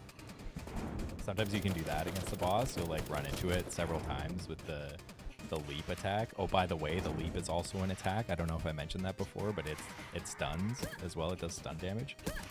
Yo, do these bounce off walls? They do bounce off walls. That was not intentional. I'm going to leave it in because that's totally fine from my perspective. But I didn't intend to make those bounce off walls. I think it's because I cloned the bouncing ball. There's like a bouncing ball drop that you can get. That's so funny. Okay, we're actually going to fight this boss this time. Okay, we're going to get real. We're going to level up. We're going to engage with the systems. I'm also going to see if I picked up any consumable items, because I did leave consumable drops in. You can get, there's 4 different consumables. Right now we only have Adamant Essence, which gives you 1 free hit from an enemy. You'll ignore damage for 1 hit. And the Trauma Shard, which is just like a single target. It's like a throwing knife, basically. It just has like lore attached to it. So we didn't get anything good to fight the boss with. The throwing knives are pretty good, but I only got 2 of them, so we're gonna go ahead and level up. Oh no, this happens sometimes. This is new. But sometimes when you go into the level up menu, it actually crashes now. That's something I'm actively working on. It's good that it happened 2 times today because I wasn't able to get it to happen at all when I was trying to fix it. So this is actually a good opportunity to check it out. And it happened in the same under the same conditions, which is really good. It doesn't happen every time you meet those conditions, which is really fucking bad. But it happens every time you do it, so I should be able to replicate it. Now that I know exactly what it is. And I've got 2 instances on film to go check it out. So happy accident. Oh yeah, we didn't even level up. Okay, I'm just gonna dump everything in finesse. I'm one of those pieces of shit who doesn't let you pause the game when you're interacting with things that will impact gameplay directly. There is a pause menu, so you can pause the game. You're not locked out of pausing. I'm not that big of a piece of shit. But if you want to go equip something, you better stay on your toes. You can still move around while you're in the menu, but that's basically it. You can move and block. Otherwise, you gotta focus on what you're trying to get done. There's actually like real gameplay reasons for that. Number 1, I don't want to have that Breath of the Wild effect where you're like jumping into the menu to scarf down 100 cheeseburgers to heal yourself. I don't think that's fun. And even if you want to do it, you'll be playing the game and you'll be like, man, I spent a lot of time scarfing cheeseburgers in that game. Is that gameplay? I don't think that's gameplay. Yeah, I got caught up talking about cheeseburgers. Now I'm fucking dead. That's the lesson you gotta learn about talking about cheeseburgers. We're gonna clump this time. I'm gonna go gamer mode. I'm not gonna lean forward because we're not that far gone yet. I'm gonna go gamer.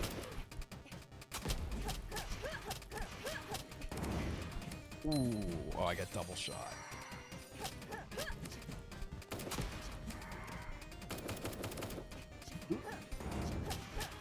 There, we got it. All right, we're out of here. All right, that's the first level. That's the whole first level. Let's walk and talk in the level for a little bit before we move on to the second level. For chatters, for anyone who's in chat, by the way, if you want to follow, I have brand new follow alerts, and they're pretty fucking sick. It's got music that I wrote myself that I think you'll love, and it's got some footage from the game too. But yeah, if chatters are in chat, we're gonna have an exclusive preview of paid content. So everything you're seeing here is in the demo. All the purple level and all of this level are all in the demo. Every other level is blocked off. That's including this. This is a side level. It's a little portal to a platforming challenge. And there's another one over here. We might have seen these earlier. I probably ran through them. I did because there's no you found it effect. But this is another side level. You'll see paywall here, which means you have to pay for the game to see what's going on there. But because you guys are in chat and your chatters, even the lurkers, we're gonna go check some of this out. Okay, we're gonna go take a look. And as soon as you find a portal, it ends up in your menu. You don't have to interact with it. It just goes in the realm memories. So you don't have to go if you don't want to go. But if you want to go, why not? Unless you didn't pay for the game. In which case, I wrote some code to stop you. But this is one of the oldest platforming challenges in the game. This is in a lot of the promo. And it's a bit different now that I've changed the jumping. I might have to actually change some stuff here, but I changed how wall jumps work, and I also gave you a little more air control. And that kind of amounts to maybe some awkwardness here. It's not too bad though. I just need one moment.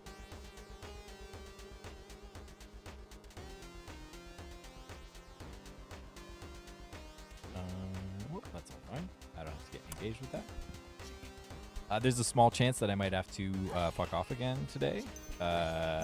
It's unlikely, but there's some emergent issues in my professional life that need some potentially urgent care.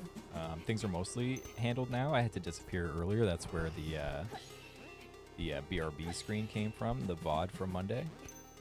But yeah, just a heads up. There might be some sudden loss of Zixer in your future, Zixier, if you will.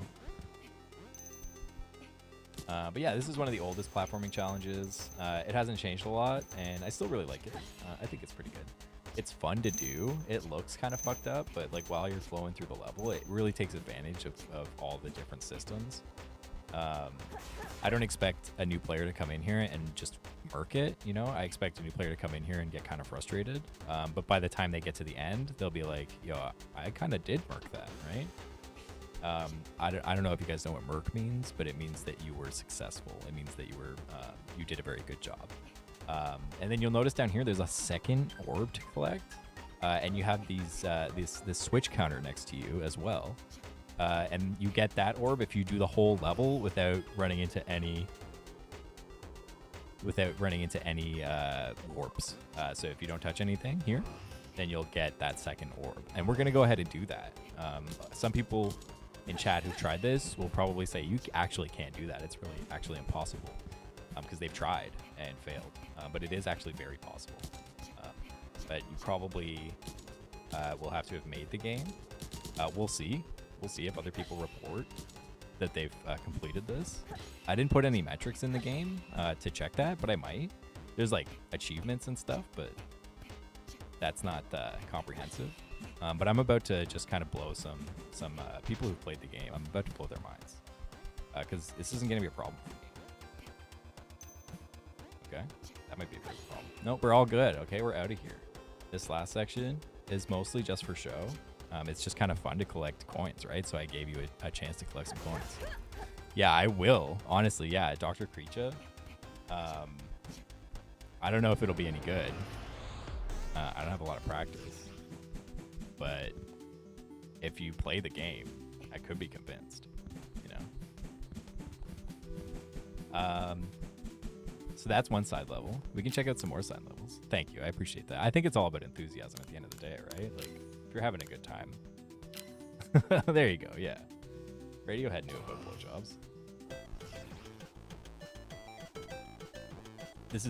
This level's kind of weird. It has some stuff that I'm not sure if I'm gonna keep. But I still like to play it, and no one's complained about it yet, so we'll see. I gave you a little section here to just kind of like look ahead to see what's going on, because this is kind of blind otherwise. I think it flows okay, nonetheless. But you got to get into the tower here, and you got to do it in kind of a spicy way. And this section requires counting, which I know gamers are really good at. So I don't think it'll be a problem for most gamers. But you need to make sure that you have 3 jumps still when you get to the top there. There's kind of a theme of 3s in this level. This one, you just need to catch these guys. These are the extra jumps that we saw in the first level. You just need to be able to catch those and make sure that you make the jump and catch the next one, right? There's a couple of clever ways to kind of do that. I'm not going to showcase them here because I got to leave something for the gamers to figure out and the chatters who may be in chat. I don't know if anyone saw this in chat, but I added the 7TV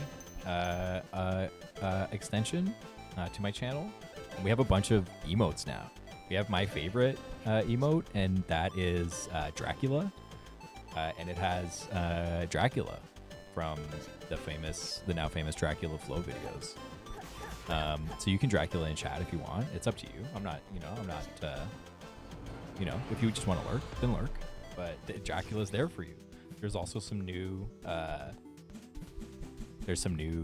commands. I got a good I got a good robot in chat now named Nightbot, and they will answer some of your questions. If you want to see the Discord, you can type !Discord. It'll take you right there. Yeah, there you go. Yeah, Dracula's in chat. Hell yeah. He knows. That's the emote that you need to use if your Jankum ran out of smell. If it don't stink no more, then you can put a Dracula in chat. And we got the good robot, and there's you can see the game. You get a link to the game if you type what's Amada or Amada. Then you can go check out the game. It'll give you the Steam link. Yeah, hell yeah, there it is right there. See? So yeah, if you want to go hang out in Discord, we can pal around. You can wishlist the game. You can check out the free demo. You can follow. All of that amounts to a bigger number for me. And what I like about the big number is that means that more game gets to happen, right? So So that's what I'm out here for, you know, is to make more game, not just this game. I want this game to be good. I want people to like this game, but I don't want this to be the last one. No, certainly not. And I don't think it ever will. I got game making in me now. It started, and I don't think it's gonna stop. It takes up hours in the day, you know, in a good way, in a way that adds value. At least it adds value to me. Maybe not to everybody, but I'm hoping that if it doesn't add up to value for you, I want to hear why. You know, I want to know if maybe I can change that. There's some inscrutable differences, you know, not inscrutable. There's some differences you can't do shit about, you know, and I can't change that. I'm not trying to change that, but maybe it could make a difference, you know? So if you got something to say, like, absolutely, like, have at it, you know? I don't want to hear nonsense. I don't want to hear vileness. Like, that's not welcome. I'm not asking for that. But criticism, like, are we making a game? Yeah, because if we're making a game, we got to hear about the game, right? That's what playtesting is all about. So yeah, let me know. If you got something to say, have at it.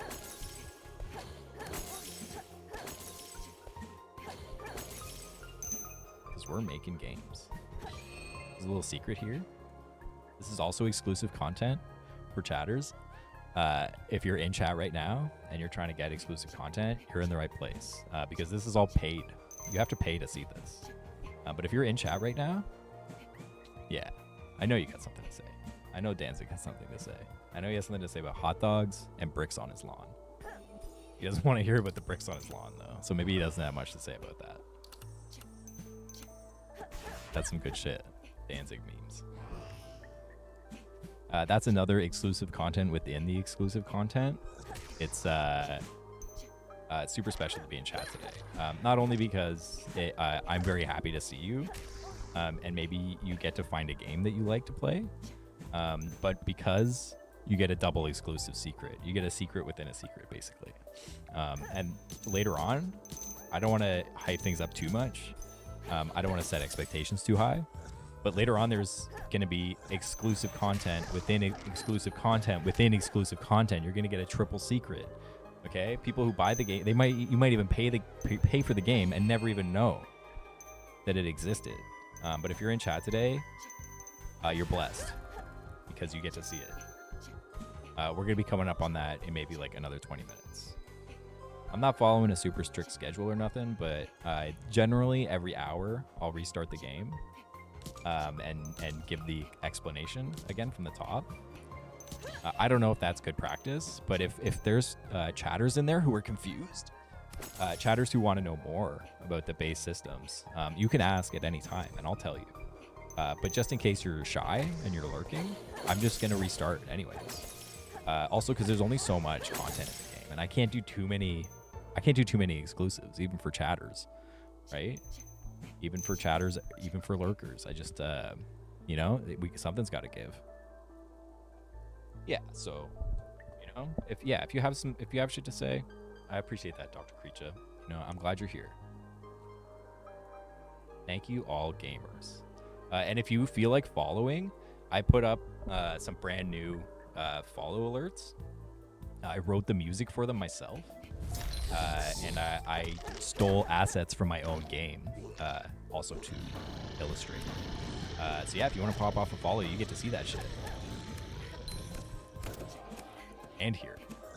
It was a bit loud before, so maybe brace yourself if you do want to follow for maybe a bit of noise. We're gonna hope that me turning down the volume has solved that. Yeah, thanks everyone so much for showing up. This level has been around for a long time now. I feel like I built the first 2 levels in like a month, and then I spent like 6 months working on the 3rd level. I also don't think the 3rd level is as good as these levels. Like, maybe it is, but I've become blind to my own creation now. I've been working on it for so long that I just, like, you know, can't make a proper assessment anymore. So if there's playtesters, if there's chatters who are also playtesters or lurkers who are also playtesters, you can be out here and you can ask to playtest, and I will give you a key. You come into Discord and you say, "Hey, can I have a playtester key?" Hell yeah, you can. And anyone who does take a playtester key and gives me any amount of feedback, even if it's not something actionable, you'll go in the credits. You'll go in as volunteer playtester with my tremendous gratitude and a free copy of the game, of course. You know, the playtester build itself. So if you're trying to scam, the playtester build itself will not be a thing when the game is released. It'll go away, at least for the people who have a playtest key right now. And we'll be regenerating a bunch of playtest keys because Steam lets you do that, and it's kind of sick. It really lets you keep a gate, you know, a gate up. It also gives a separate repo for me to actually playtest while we're live too. So it's really sick. I gotta say, Steam's taking a cut, you know, but they're earning a cut. They really give you a lot of shit that you can. It takes a long time. It would take a long time to set up a lot of shit like that, right? Like, so they're earning that 30% for sure. So yeah, if there's chatters or lurkers, anyone in chat who wants to playtest the game, just let me know, and I'd be happy to. We're coming up on one of my favorite platforming challenges in this game. It's really short. It's pretty simple. I don't know who's gonna get stuck on it. It's possible no one will, and it's just really easy, which I'm okay with. If it's really easy, that's actually kind of fine. I'm not out here to make a game that's super difficult. It's mostly it just needs to be fun, right? And it's fun to encounter resistance, but there's a level, right? There's a balance. You want to stay in the middle. You want it to be fun. You want to be challenging. You want people to remember. You want them to second guess themselves and think, maybe if I do it like this, it'll be better. But this is one of my favorite platforming challenges. I just like the buttons. I like bouncing between the walls and hitting the buttons. You do that a lot in the side levels, bounce on walls and hit buttons. Big fan of that. And that's just one in the main game that you can have. This room is kind of like annoying because this guy just like pelts you and stands up there, and he also like runs around. I guess I should say they also just run around. Indeterminate, right?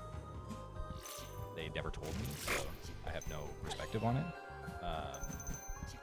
Sometimes I'll just default to the masculine, just because I guess maybe, you know, that's just muscle memory. But I don't mean anything by it. So if I call y'all guys, you know, it's not intentional, not intentionally generating anyone. Because we're inclusive here, you know. We're people who love, you know. You can't make games and try to make fun stuff for people to play without having love in your heart, right? If you got any love in your heart, then you got to know that it's for everybody.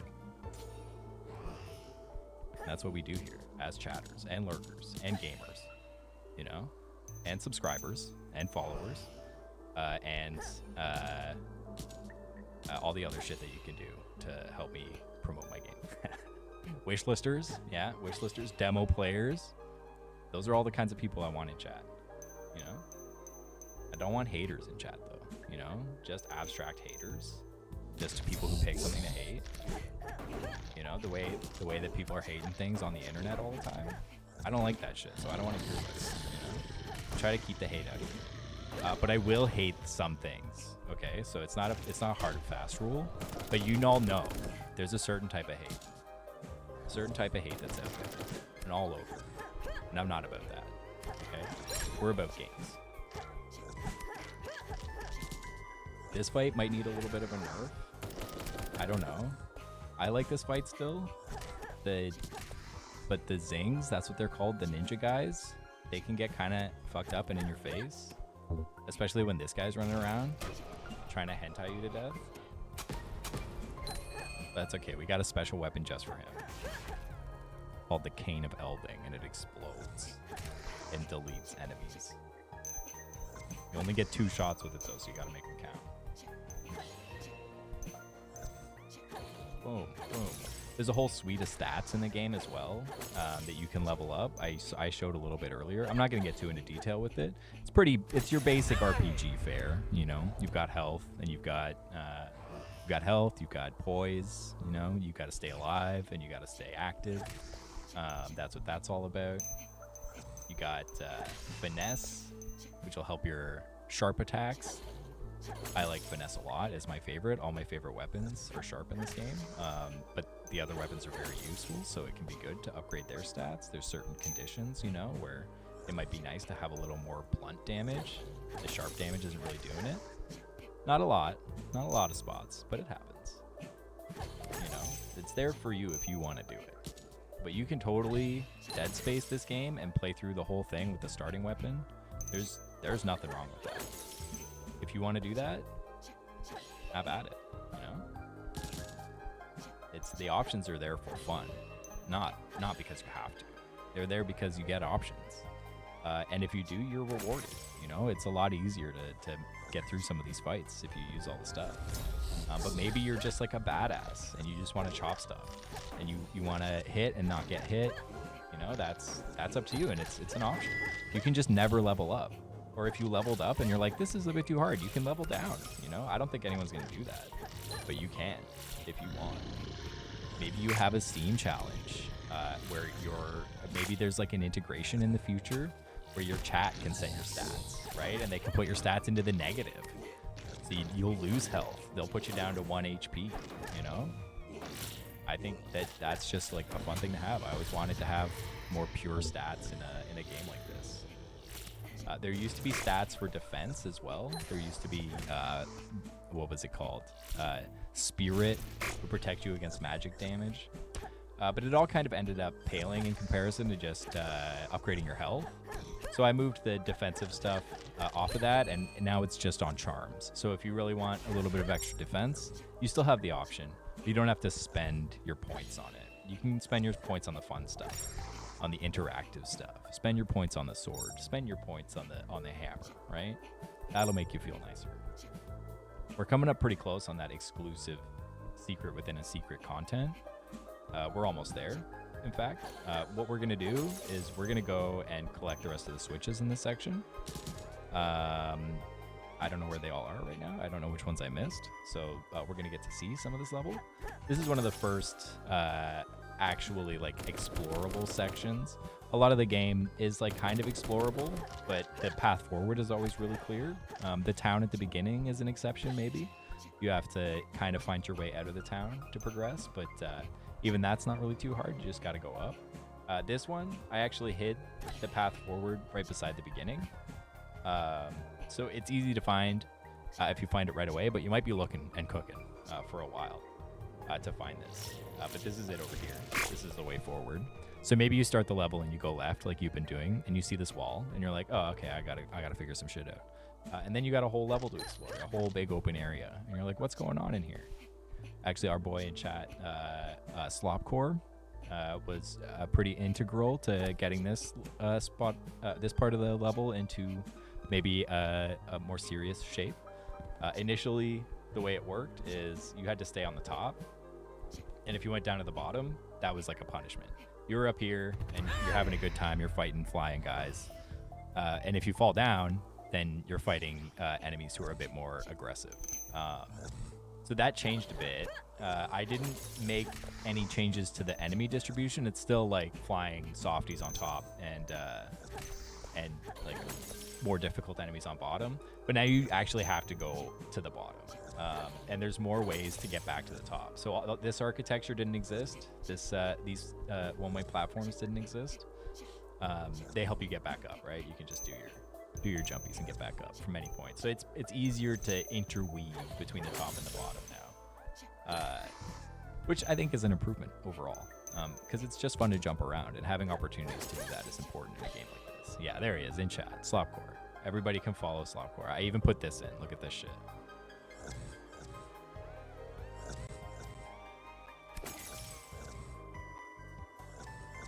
Is that gonna fucking work? Yeah, there we go. Yeah, see, I got a good robot in here. Earlier we had a bad robot. Have you guys seen bad robots on the internet? Have you all seen bad robots on the internet? They're out there and they're trying to advertise. That's what they do. Imagine if I put a bad robot out there to advertise this game. I bet the controversy would be very good. But that's not what we're out here to do. That's not gaming. You know, that's not the right kind of gaming. That's like, you know, shitty gaming. Anyways, we've arrived at the exclusive content within the exclusive content within the exclusive content. So we're riding this elevator. I don't know if anyone is ever going to do this, but I will do this in every game that lets me. I will just jump off the screen to see. I don't fear death. one of the reasons you're immortal in this game is I don't want you to fear death either. You always come back. There's no consequence. So we come over here because we're brave and we do an eagle jump. We soar across the sky and we across the cave sky, and we land on this pillar and we got a secret. Right? There's a secret level, Path of Shab. But if you keep going, if you're brave again, if you're brave enough to be brave twice, you can fucking keep going. And there's another one. Fly like an eagle across the sky and find secrets, right? This is a hint from me to chatters, to lurkers, to gamers, to subscribers and wishlisters, to followers, to all those people and more. And even if you don't fall in any of those categories, if you're a hater, that's different. Like, you know, I don't want to bring that hate into a realm. But, you know, if you're here, that's what this is all for. This is all for you, for being free and doing big jumps. Got some visitors over there. Okay, so let's get serious. There's a boss. There's a second boss in this level. The second boss in the game is in this level. So I'm gonna go fight it. We're gonna go fight the boss. This is Moika.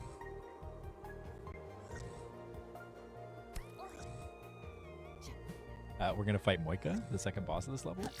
Hopefully we're not gonna die to these towers along the way, these turrets. One last little platforming challenge.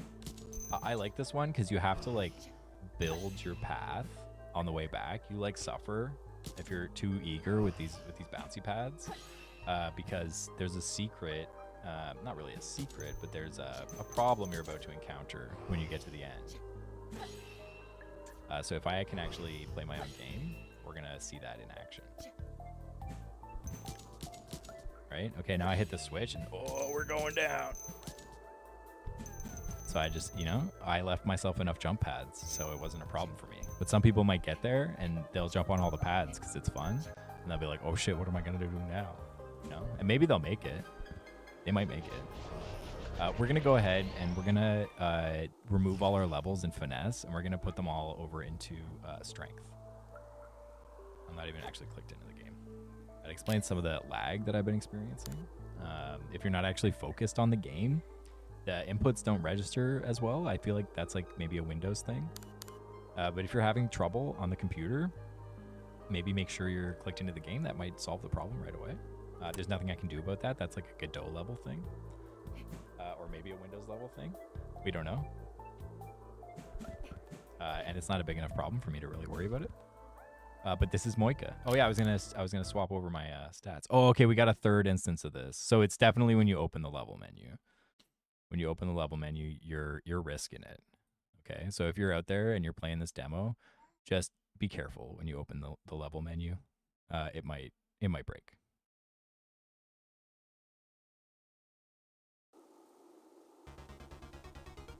Okay, we're back in. Unfortunately, the game is constantly saving.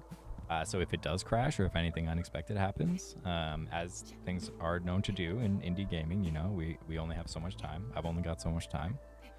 And so much perspective. So we're going to try to level up again. We're going to hope that I don't get destroyed while I'm doing this. I got a lot of experience now. Okay, this should pretty much trivialize this boss fight, I think. I haven't tried yet, but I recently found that the hammer is very effective against Moika, so we're going to do a little bit of live playtesting. Exclusive live playtesting in paid content for chatters. Boom. Oh. Nope. Oh, yeah, look at that. Basically one-shot or stamina bar. Yeah, that's going to need some balancing for sure. But not bad, you know. The nice thing is that you can't affect stamina after they've been stunned. So after they get stunned, there's like a period of time where you can't stun them again. So you can't just stun lock them into oblivion. And we still got a little bit of health to play with here, you know, so maybe it's not completely necessary. Oh man, I think I think strength might actually be super OP. I did not expect this. Chatters and gamers, lurkers, I did not expect strength to be so overpowered. Yeah, that just instantly nukes the stamina bar. I don't know. I'm kind of in between. I think there will definitely be some changes there. But it's not as bad as I thought. It's not as dire as I thought it was. And for some reason, we just got 3 level up notifications. So that's another thing we'll have to take care of. We're running into some real game dev moments here. Okay, let's tackle some side levels. In about 15 minutes, we're probably gonna restart the campaign. But until then, we're gonna go take care of every side level that I've found so far. As more exclusive content. This is all paid content, so I mean, you guys are really getting a deal here. We're gonna take a look at these 2 levels. I'm gonna make sure that I have all the side levels from each level. It looks like I'm missing one in Anahata. I think I know where it is. So we're gonna go get it. Okay, that's the first thing we're gonna do. This is the first bit of paid content that we're gonna take a look at since we started looking at paid content, which we've seen a lot of. And thanks again so much for coming to hang out. We gotta go here. This is where I think I missed the secret.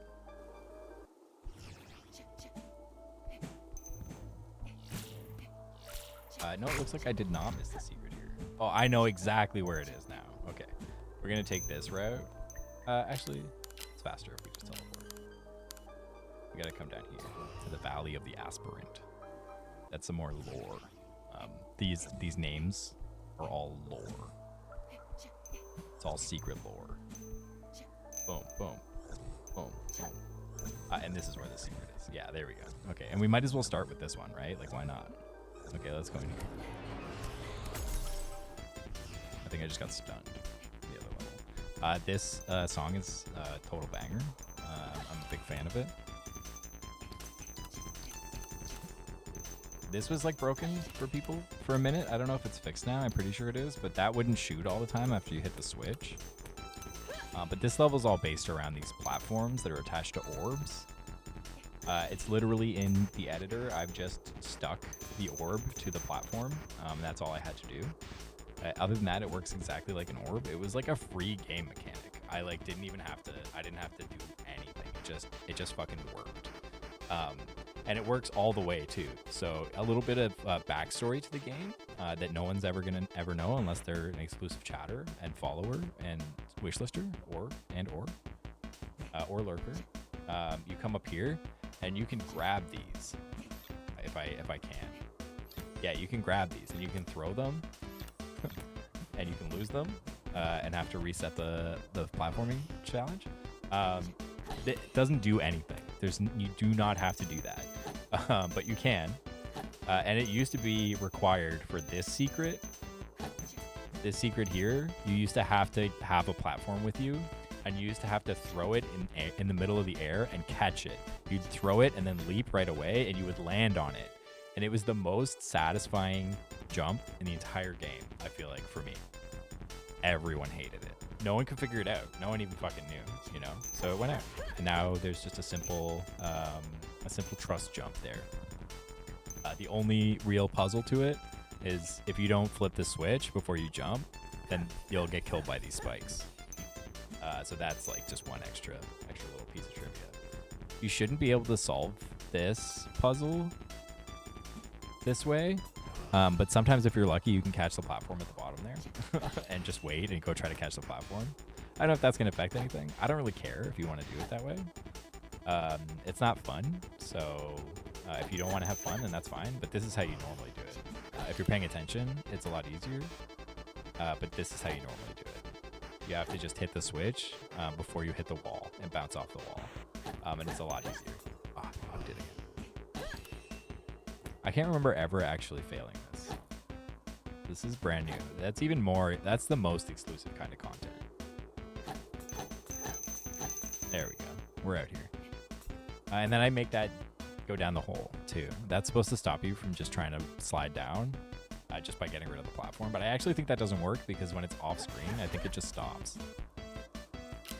So that's a great side level. Big fan of that side level. I'm going to try to get my pick your spot. I feel like I'm turning into a lot. It's fucking up my neck a little bit. There, how's that? That's pretty good, yeah. Let's go to... I like Path of Hum. That's one of my favorite side levels, but I think we're gonna wait on that a little bit. We're gonna try Path of Shaft first.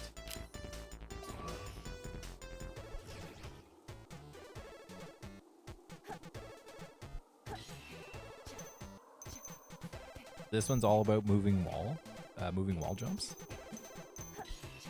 and kind of like some timing based stuff. So here you want to catch that switch, and they're at about the same height, because you're going to need to jump between them to get the rest of the way up. I think there might be some exploits here that I'm missing. This one, it's like an escort quest. It's the only escort quest in the game, and I fucked it up. But you just have to wait for that to climb up. And I might put a checkpoint up there. I feel like, because redoing all this stuff is kind of not fun. It's neat the first time you do it, but there's like a degrading effect to the fun. There's some degradation there. So there might be another checkpoint here in the future. We'll see. Not entirely decided on that yet. It might be fine. But yeah, you finish the escort quest and you grab off the. Okay, we're definitely putting a checkpoint here, because I actually felt a bit of anger. I felt a bit of rage boil up inside of me. And I don't want people to have that. Remember we had that big talk a minute ago about hate? That's exactly what I'm talking about. You know, that feeling. I don't want people to feel that. Unless it's like towards a villain, you know, maybe there's a villain who earns that. But I don't want to encourage that, right? So we're going to put a checkpoint there.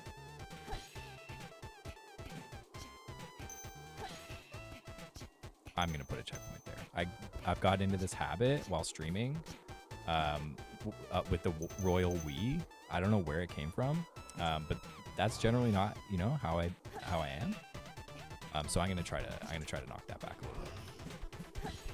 You know, there is kind of a we involved with this process, right? Like all of these assets were made by artists who have put their work on itch to be paid for.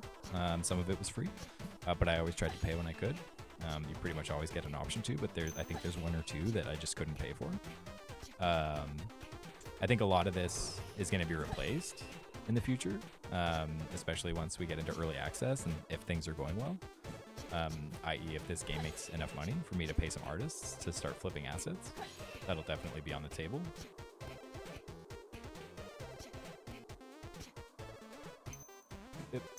Okay, we got it this time. I'm actually paying attention now.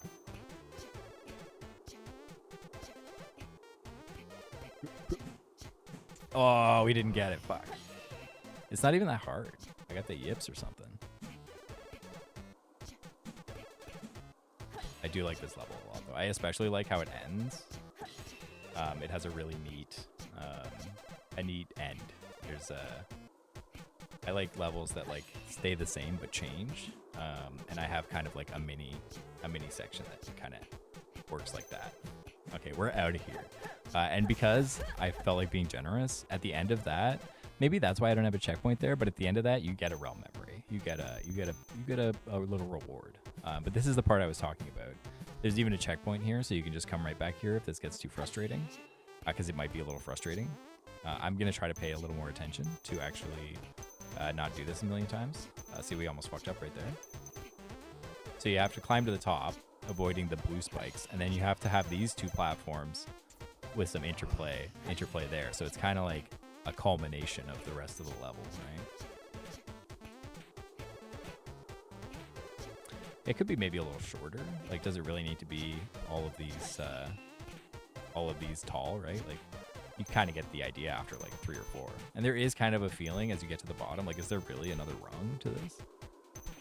But eventually you get to the bottom, and I give you a bunch more experience and another realm memory. And that's Path of Shaft. That's one of my favorites. That's one of my favorites in the game. We'll finish off with Path of Hum.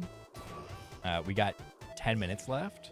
So if I get all this done in 10 minutes, we're gonna have more exclusive paid content showcases. We're gonna take a look at the 3rd level, Histhana, which not a lot of people have seen. Very few people have seen. You know, we've had playtesters go through there a couple times. I think it needs a lot of work still. There's some creators bias there, I'm sure, that I haven't identified. But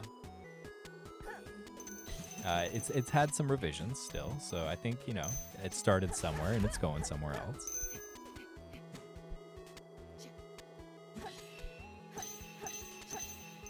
I like that part a lot too. It's really satisfying to get all 3 of those. I don't know if other people are gonna have trouble with it, but it's a possibility. This has changed a lot. I don't know if it's improved yet, but it used to be a lot worse. I'll say that much. Might not be finished yet, but it's definitely improved. I like the end of it a lot. I like bouncing off the guys into a little curve there. And we're gonna check out one of the contrivances. So there's also side levels that are like more puzzle focused. We're gonna do Vera because this one I feel like is the easiest to figure out, and I don't want to give too much away. We'll go take a look at one actually real quick. Where I'm not gonna solve it, just to show you what I mean. You're gonna get into this level and have to figure out what the fuck is going on. And that's like kind of the effect I want to have. It's a puzzle, right? You got to scratch your head when you come in here. You'll figure it out, I hope, when you get in here. And you might even get the second realm memory. But you might not get the second realm memory because you have to do things in a very specific way. Okay? And I'm not going to show you. If you want to check it out, there's links to the game all over the place. And it's going to be coming out maybe a month after Elden Ring into early access. All the content is done, but there's still fine-tuning. I would like to engage with the community to make sure that everything is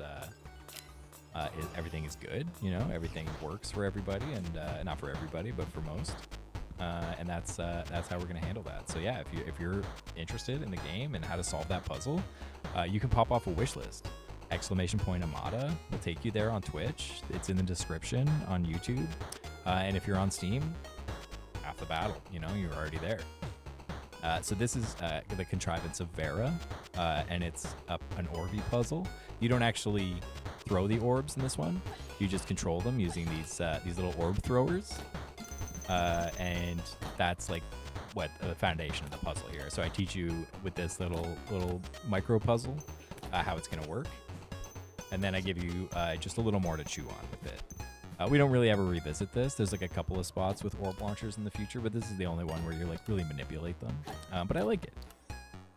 And I'm just going to demonstrate. You don't have to hear about it. You can just take a look.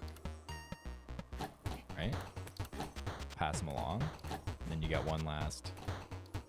Boop, boop, boop. Oh, I got to do it over. I put these spikes here so you could restart. But I mentioned earlier that people just didn't understand the spikes and that they were like not always bad. So I put a little portal at the beginning of the level too. I might put another one over there so you don't have to walk back. Am I gonna make it? Yeah. I don't know if that's gonna bounce off the wall. No, we're good. There we go. And then we're out of there. See, that was not hard to figure out, but you got to get it right? So I still think it falls. It's not a platforming challenge. I think it still falls pretty squarely under the contrivance blanket, and we're not committed to labels here at all. We give names so that people have a general idea of what to expect, but we don't ascribe to labels. It's just to help out, not to lock you down, right?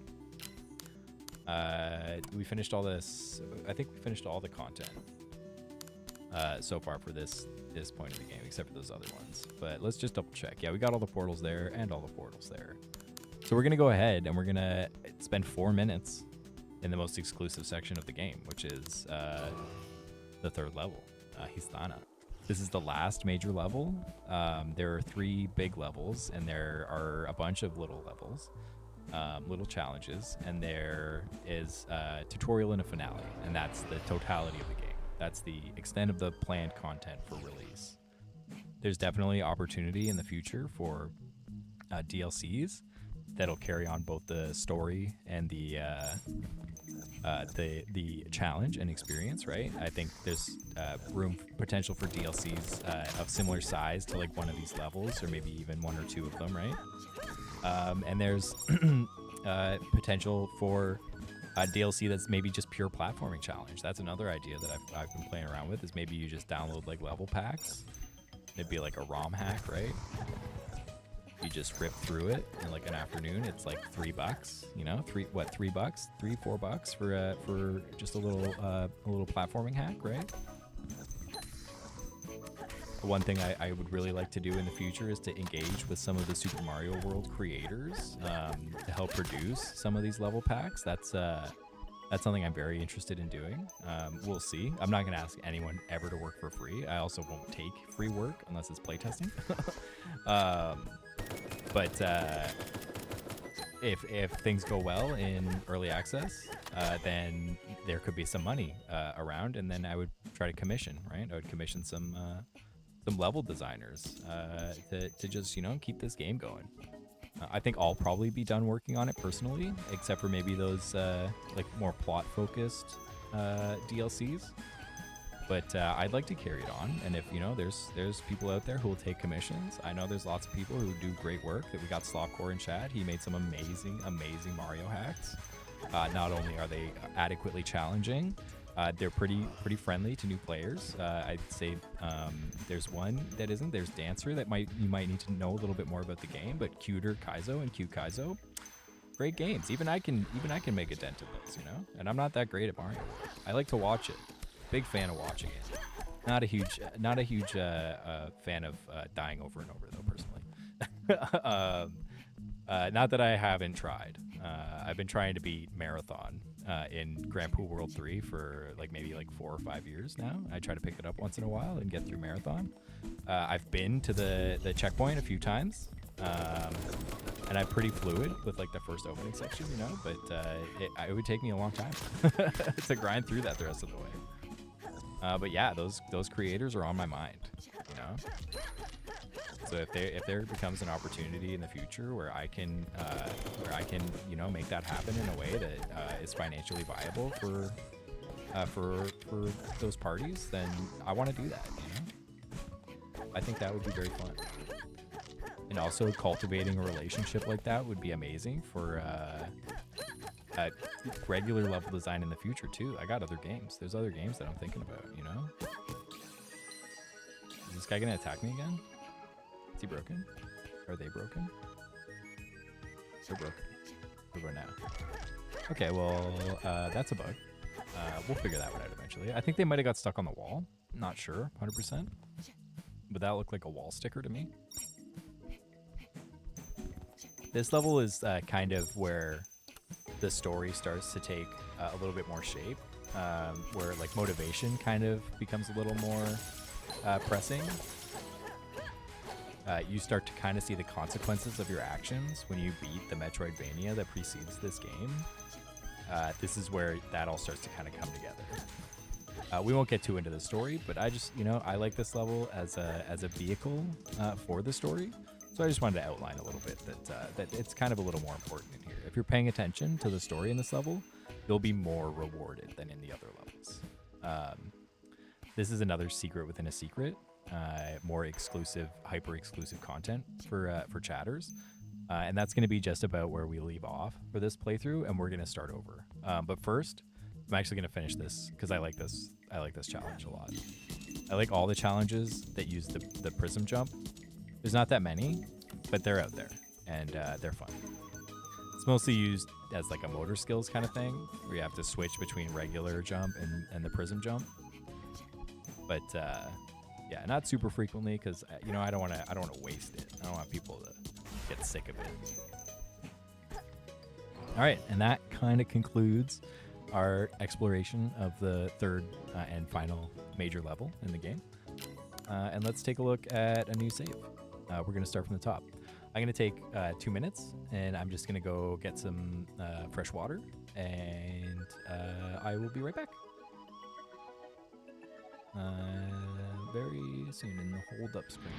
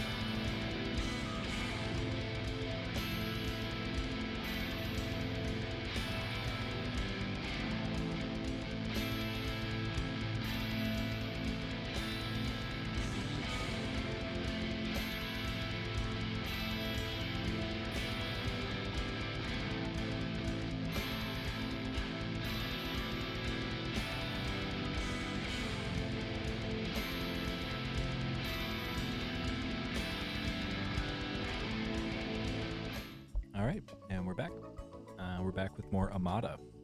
Welcome into chat if you're here. If you've been here, thanks for sticking around. We're gonna get back to it. We're gonna start from the top again. We're gonna go right into the tutorial level. This starts off with like a bit of exposition. It kind of tells you where you are and why you're here. A little bit. It's vague. It's not direct, but it's supposed to kind of set the stage. Oh, excuse me. And the first thing you learn is how to go left and right. So you use the D-pad. You can use the thumbstick as well. It's totally an option. I don't outline it because I think the D-pad is a little better. It's a little better for playing, but that's personal preference. You know, I'm not stopping anyone. If you go to the left, there's an option to skip the tutorial. That'll give you everything right away, and you'll just get to start going, put you right in the game. But you have to jump to get up there. So if you don't know how to jump yet, and all you know how to do is move left and right, then you can go over here and jump in the portal. That's what we're going to do. Here you learn to jump and collect experience. These coins serve as just fun to pick them up. They're also kind of like Donkey Kong bananas, you know. They teach you they show you where to go and kind of like hint at things around the game. Oh my goodness.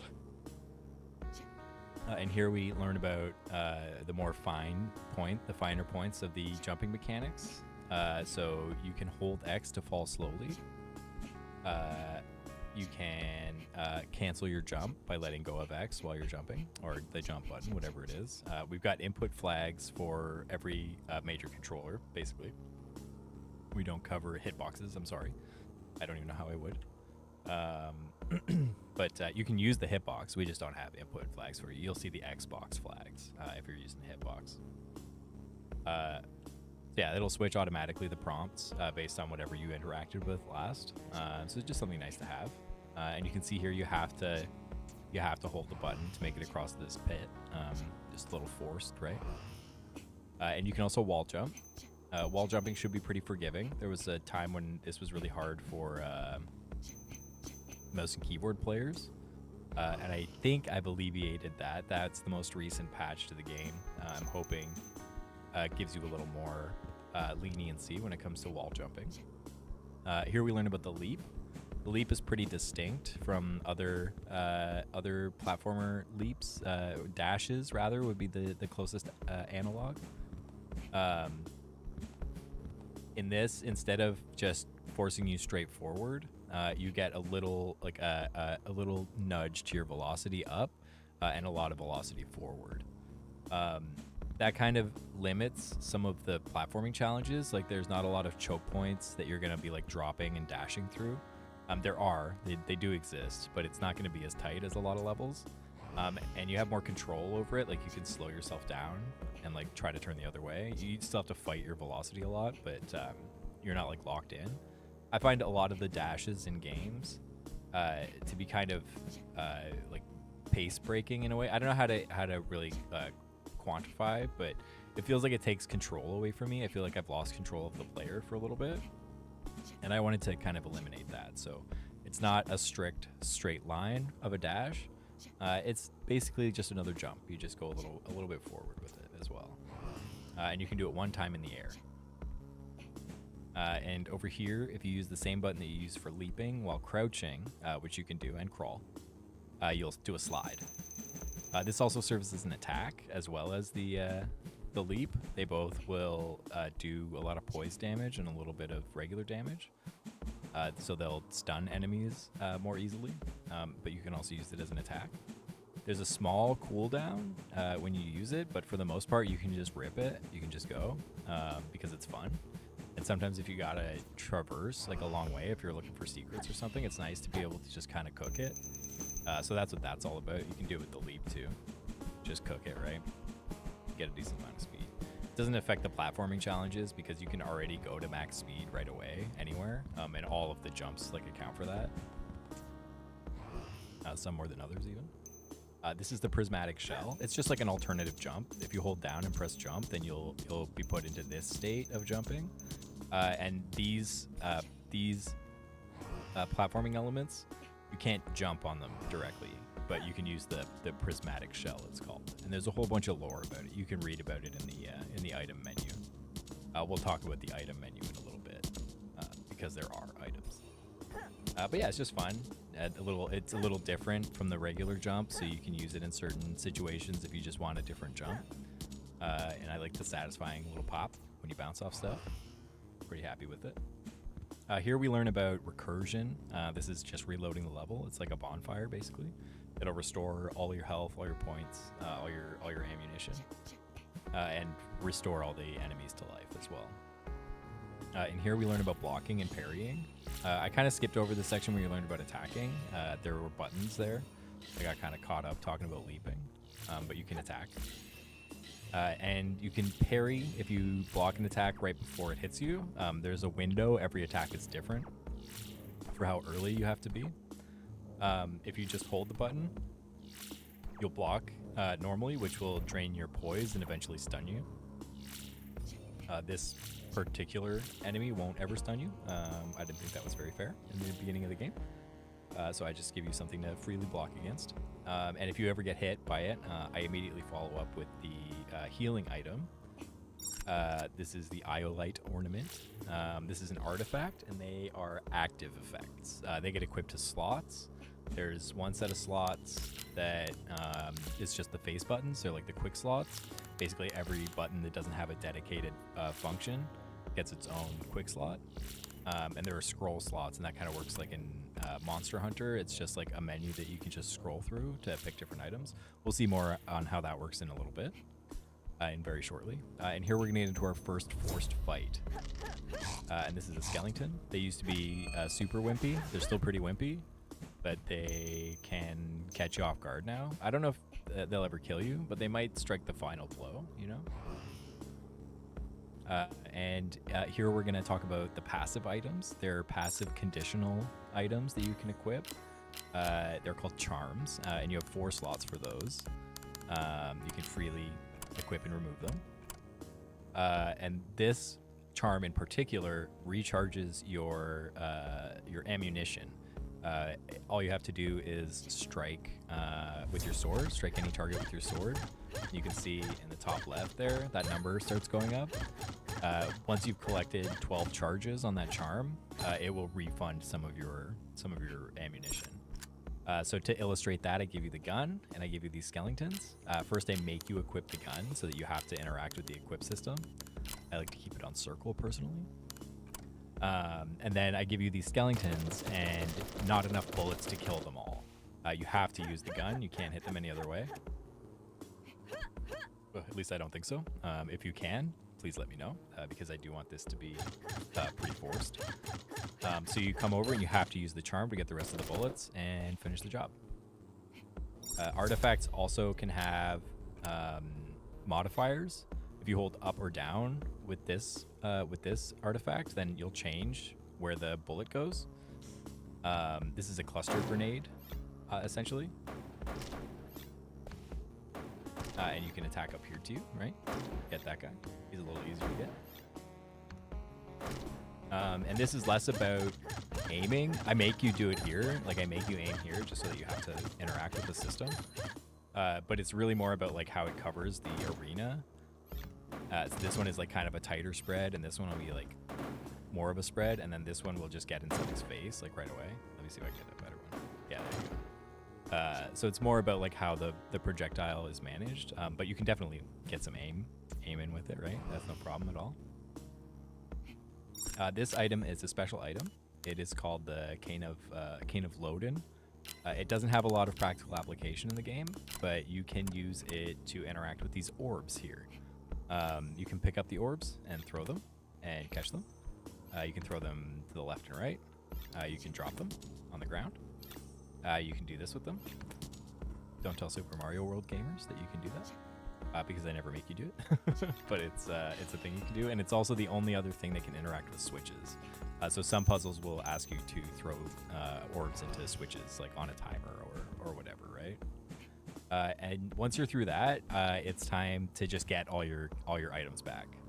So you have a lot of items that you get, and this might be kind of overwhelming for people at first, but the philosophy is that this is Metroidvania game that starts after the Metroidvania part is all done. So you've collected all your items and you're as strong, at least you're as well equipped as you ever will be in the game. And you just get a whole game to play with your full kit. So I find in a lot of Metroidvania games, you get insanely strong at the end, and then you get maybe like an hour's worth of content to flex against, right?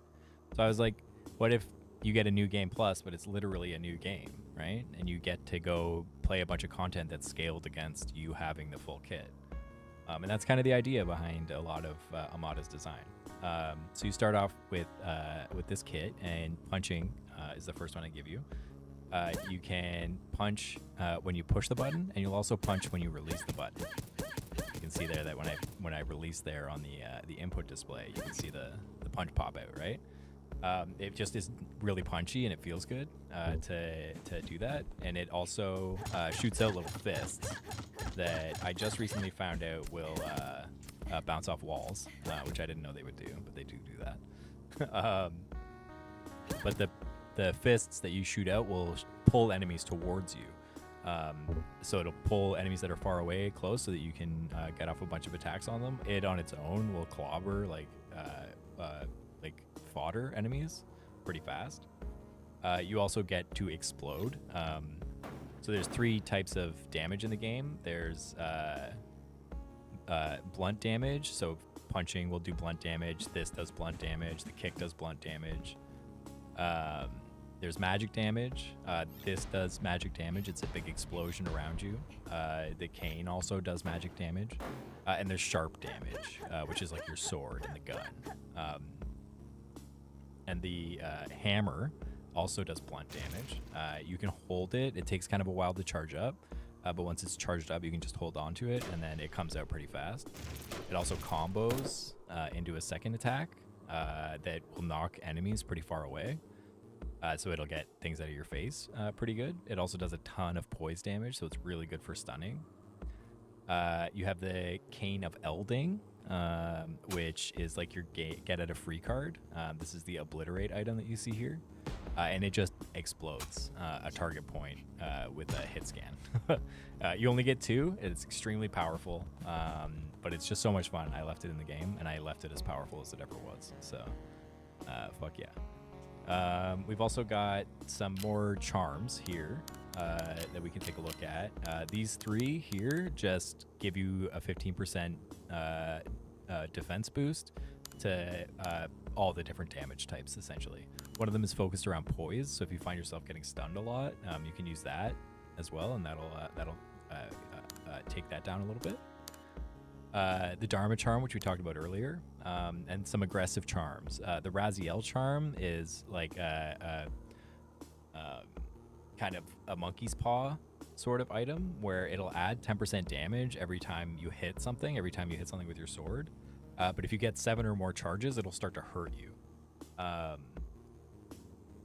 And you lose charges as time passes. So every 1.2 seconds, you'll lose a charge. So that is kind of like makes some interplay between getting in close and getting those charges and getting maximum damage and just not getting hit, basically. So I built that with no hit runs in mind. And I think it's pretty fun. I'm actually going to unequip it because I'm not doing a no hit run. If I ever do a no hit run, I'll wear that for sure. And then you also have the Agni charm.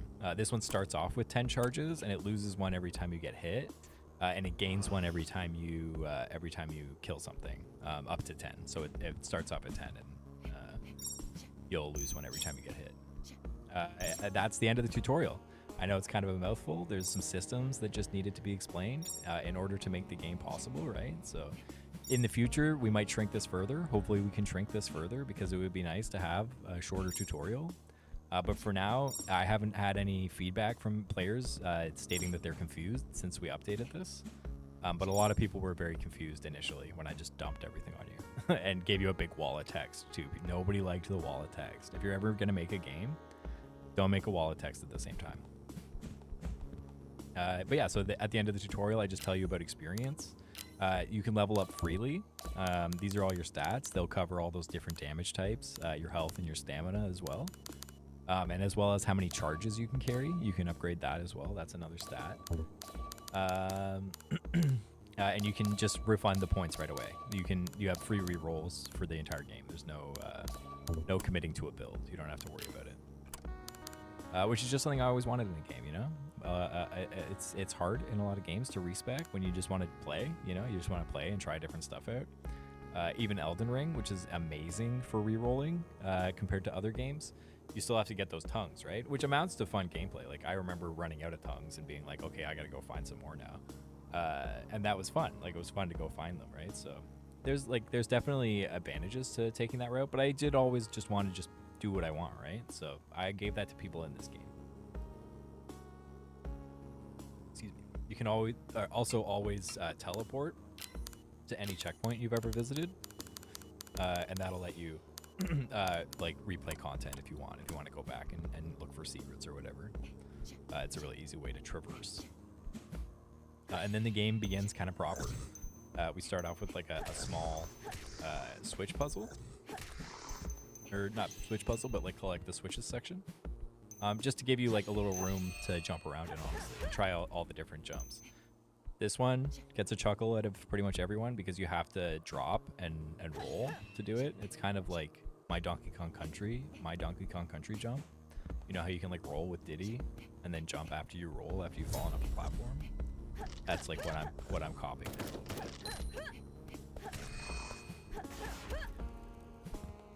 Your first real fight, which should be a cakewalk for anybody. The fights don't really get hard until a bit into the first major level.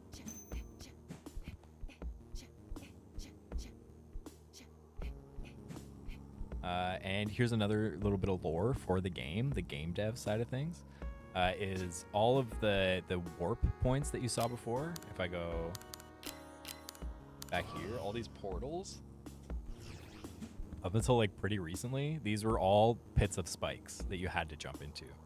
I ended up adding these portals because people wouldn't jump into the spikes and they'd be like, I don't know where to go. I have no idea what we're supposed to do. And I didn't say like, I think at one point I even did say like, just jump into the spikes. Like the first thing you had to do in the game to progress at all was to jump in the spikes. You were just stuck on a platform, like a floating platform. And the only thing you could do was move left and right or jump off the platform, right? And that was supposed to like show players that you need to do that sometimes. Nobody liked it. Super confusing. Tons of feedback that I got from it was like I don't like this at all. And people just don't like to do it. They just like physically recoil when they have to jump into the spikes, right? Which I think is so funny because you know, that's not, I don't think about that at all when I'm playing any game anymore. I'm like, I'll jump into the spikes just to see if they're like fake, you know? Like, are these spikes real? But yeah, not everyone's like that, and they don't have to be like that, you know? We're inclusive out here. We're here for gamers. We're trying to make sure that everyone gets to play the game they want. So if I'm doing something that's like maybe just like a bit dumb, like, you know, I'm okay. I'm happy to change. We take feedback here, and we translate that feedback into gameplay, into improvements. Okay, so that's just a little bit of backstory. And one thing that I left in that's kind of like a little shout out to that era of the game is this secret up here. Exclusive content for chatters, for streamers, for gamers, for followers and wishlisters. You jump into these spikes and it'll teleport you to another secret, right? Maybe you'll do it. Maybe you'll fall in there by accident and be like, what the fuck happened? But either way, you'll be rewarded for it. And then I put another portal just to bring you right back where you started, right? And with that, let's take a look at the first major level. Okay, this is Muldahara. This is the first point of your adventure through the multiverse. After having beaten the Metroidvania that preceded this game, there's another little exclusive secret for everybody in chat right now that you might not find if you play the real game. I don't know about you guys, but if I start a game and I see that I can go the other way, I will try to go the other way. And people who do that will be rewarded. So, yeah, check it out, chat.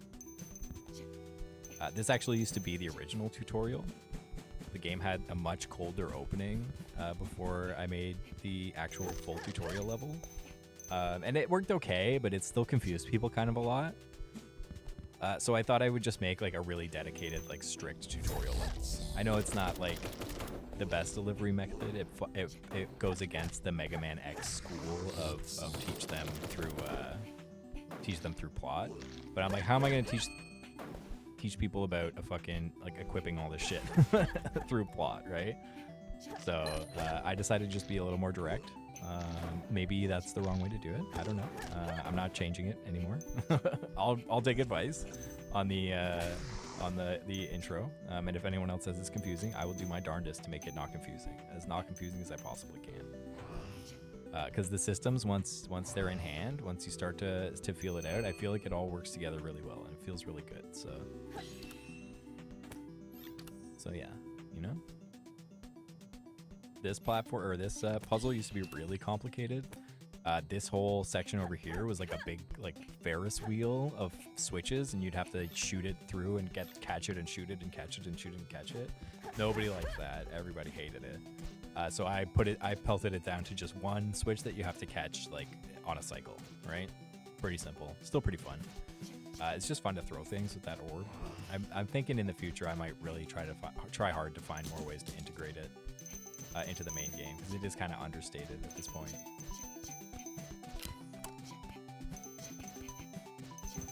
This was where you used to learn how to do all the wall jumps and stuff. Now it's just content. That's a little secret bit of movement tech that people might not know. If you do a leap into a slide or a slide at all, anytime you hit the leap button, you'll store that upward velocity for like a couple of seconds. And in any point that it matters, I stop that from happening. There's tons of code in there that like prevents that in certain situations. But I really liked it for like these little gaps. You can just hop right over them if you do that. So I left that in. You don't ever need to do it. It's not a required move or anything. But if you're styling, which I hope you will, because I built this game to be styling, then it can be a fun thing to do to just kind of keep the flow moving.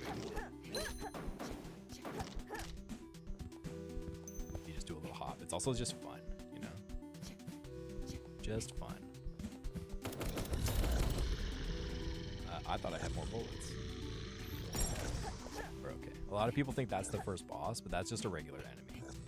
We're not trying to correct anyone either. Like, if you want that to be the first boss for you, then absolutely have at it. I didn't give it a health bar, and I won't be giving it a health bar because it's a trash mob. We get a little more exposition in this section here. We learn a little bit about where we are. The nice thing about having a robot with you is that when you collect realm memories, it can process the memories in there and summarize them for you.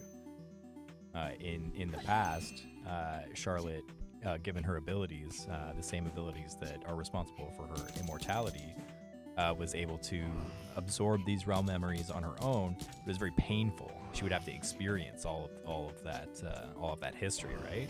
And it was not a fun experience. She did not like to do it. But now she can feed the memories to the robot, and the robot will say, "Hey, this is what happens. You know, this is all the relevant information that you need." But when she consumes the realm memories, she sees like every shit someone's taken, and you know, every cold or flu that they had, and she experiences all that, and she's like, you know, affected by it. She's like, maybe I don't want to do this anymore. So she gets the robot to do it now too, you know. And that's kind of how the story is told for a lot of this. Is they'll find memories that are coherent. They'll say most of the realm memories will just be a pickup that you get, and the lore explanation for why you don't care about what happens in those memories is that they just aren't coherent. But sometimes you'll run into a fight, and your robot will be like, "Hey, these memories are coherent. Like they tell a story, and it'll tell you what happened." And it just like delivers a little bit of flavor about the areas that you're exploring. It gives a little character to the locations. And maybe to the enemies too, you know, they're all driven mad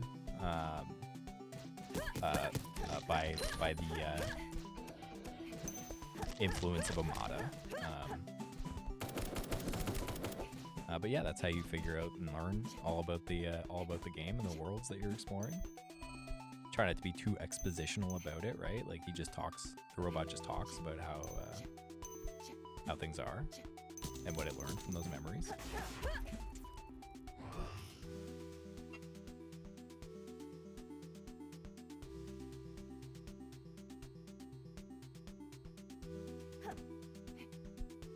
chatters in private chat. They got funny things to say.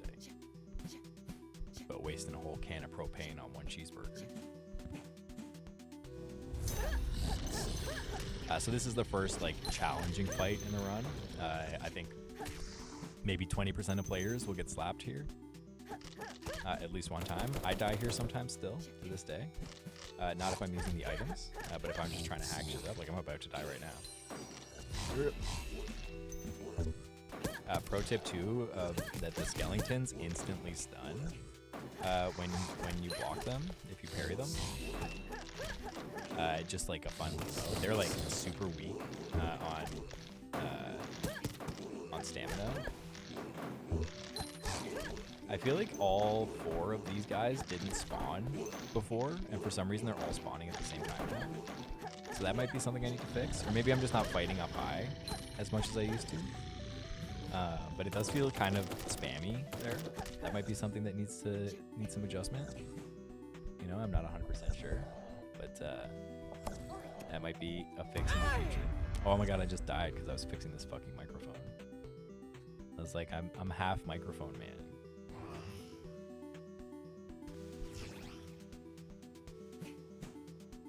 Oh, but that's okay. What's a little more game to play,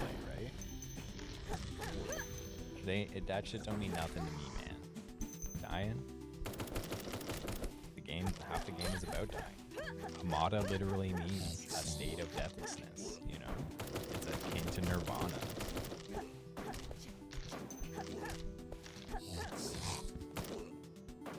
I just added that little smoke cloud that gets released from the skeletons when they attack you. That was one of the ways I sought to make them a little more impactful, instead of just something to smack until it dies.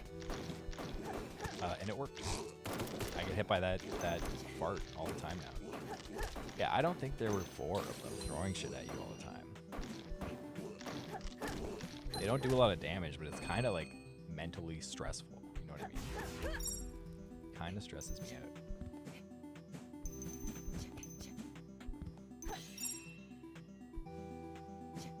Here's some more exclusive content for chatters if they want to check out some secrets for followers, for wishlisters, for everyone who's just hanging out. You know, thanks so much for coming to pal around. If you're on Twitch, we got new follower alerts that you can check out.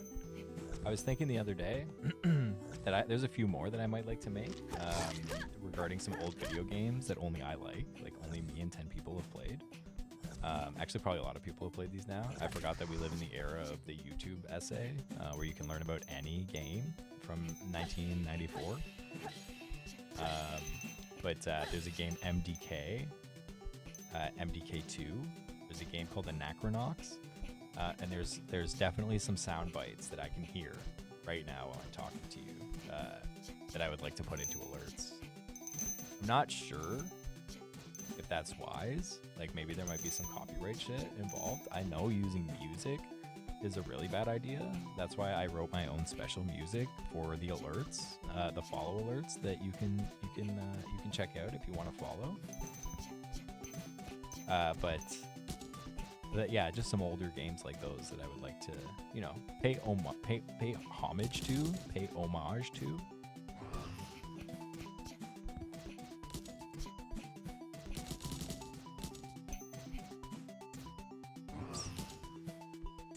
Oops.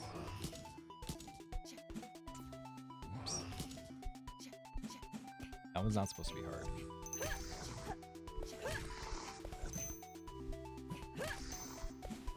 This puzzle you can totally bypass if you know the super jump. Actually, maybe even if you don't know the super jump. Let's see.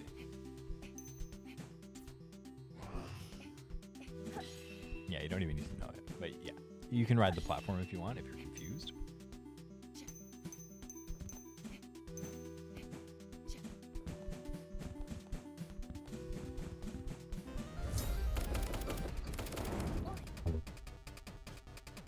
This is the first boss. This is Ragkeep. There's a little bit of lore behind the name, some developer lore, some IRL stuff. Sometimes I watch a streamer named Orator. They kind of stream a bit too late for me to really catch them too often these days, but they use a lot of text to speech in their stream. It's a very primary feature there, and the way the text to speech pronounces rage quit is Ragaki. And I thought that just sounded like a good boss name. I was like, that's a villainous name. That's got villainous flow. That kind of name could take the stink right out of Jenkem. So I put it in as the boss Ragaki that you see before you. It's been a long time that I've been waiting to name a boss Ragaki, so I'm proud to present. So thank you, Orator and chat and the Alabama Beach Mouse. And thank you all for your contribution to Amada.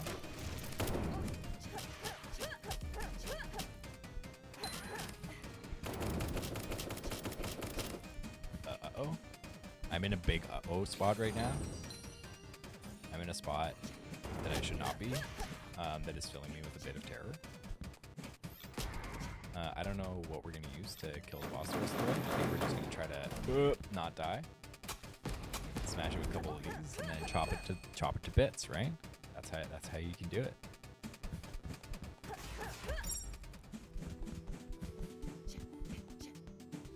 And that's the whole first level. There's some side content. We might explore the side content. I'm going to take just 1 minute, and I will be right back.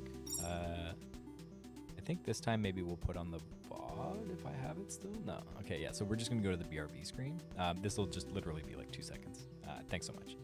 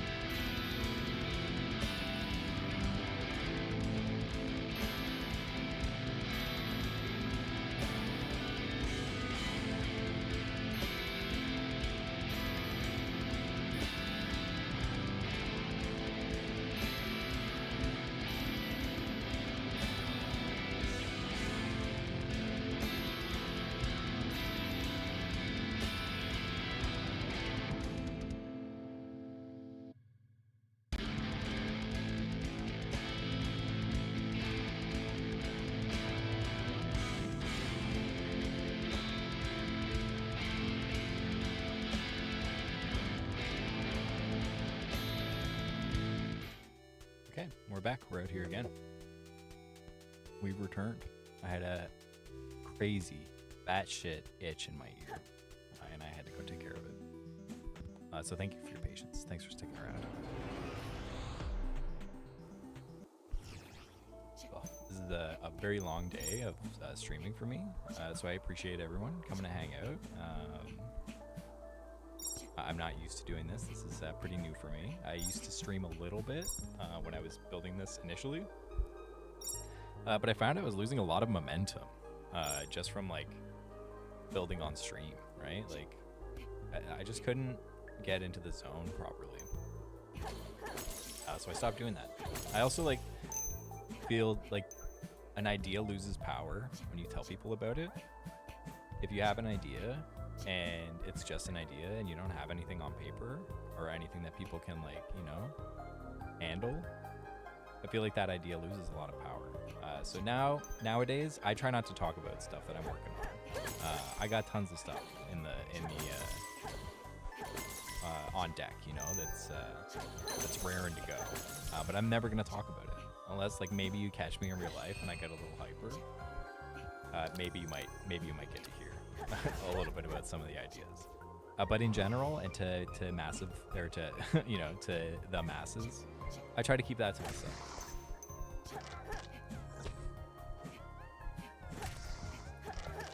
It was fun and kind of cozy to build stuff though, you know, late night streams. I personally love watching like development streams. I watch a lot of streamers doing just like game dev.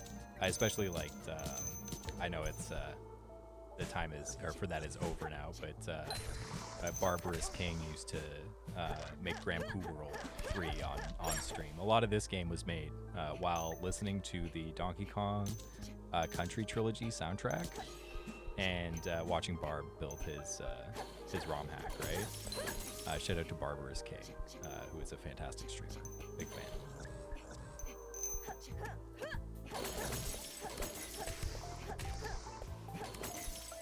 So I'm not like against it, you know, I just feel like it didn't really work for me.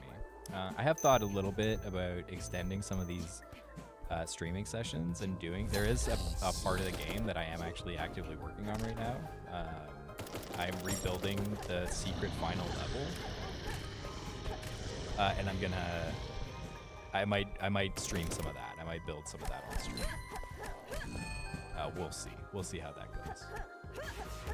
The level was like, it was fine at first, but it really had it wasn't very cohesive. It just like was a bunch of stitched together platforming challenges that were like extra hard.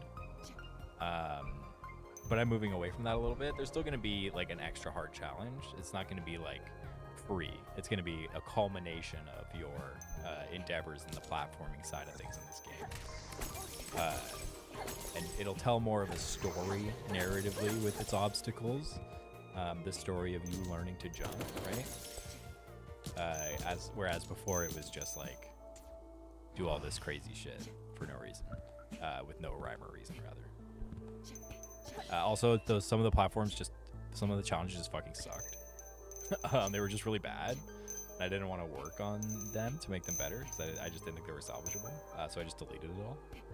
It's still in many revisions of Amada. You know, everything is preserved. I think there's like 40 or 50 builds on GitHub of this fucking game. You can go pretty far back and see some crazy old content and feel some lapses in the movement system. Pretty far back. One thing I did really early was get set up with my like pipeline really well. So when I'm pushing to Steam and itch and all that shit, it's really easy for me. I don't have to actually do anything. I just push to the right branch on Git, and it'll take care of everything else for me. I wrote a bunch of actions, and I took advantage of some actions that already existed. There's like a whole Steam-focused Git action that'll do all of your handle all of your Steam complications. I probably won't get too into how that works because it is pretty complicated. Not great streaming material. Fucking dying to skeleton dogs. Very embarrassing. If you do die to the skeleton dogs in the game, you probably shouldn't tell me about it because I'll probably embarrass you a little bit. But I did just die. I died at once, so we'll be embarrassed together. As a team.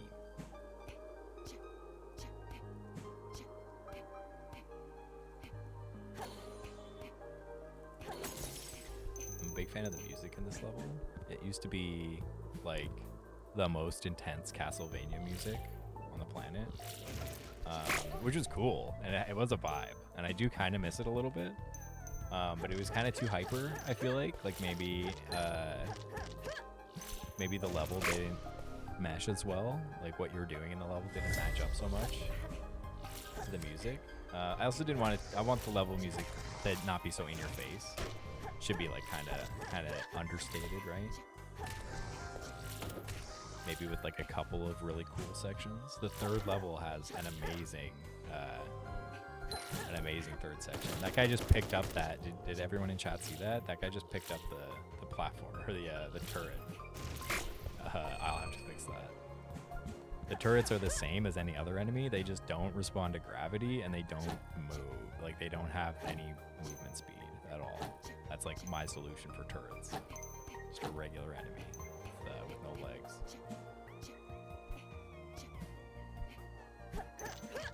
But they can still be moved, apparently, if they get attached to something with legs.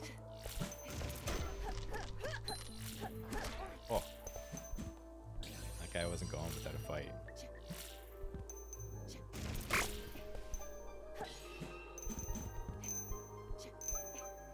We might switch over to, maybe spend the last 2 hours, and we'll switch over to software and game dev, maybe. We'll jump out of the category for Amada on Twitch, and we'll stream some game dev, and maybe I will work on that level a little bit for all y'all.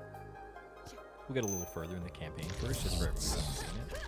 But I think we've reached a saturation of people who've probably seen this more than once now. So it might be good to just go somewhere new, right? And see how the beans are baked, right? See how the beans are baked.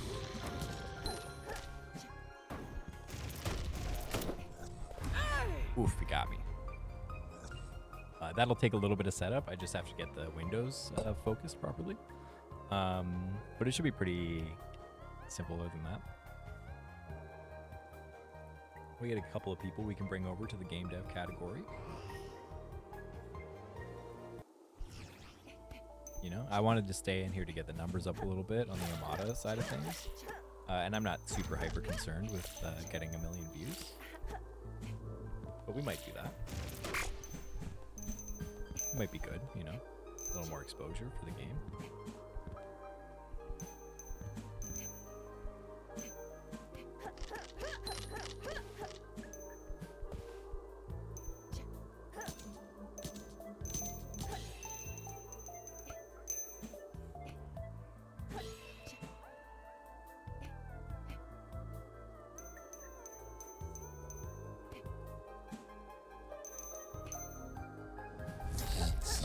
Glad I got the Steam stream working today.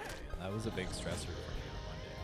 I thought it was a little more automatic, but it is just like an entire separate platform that you have to stream to.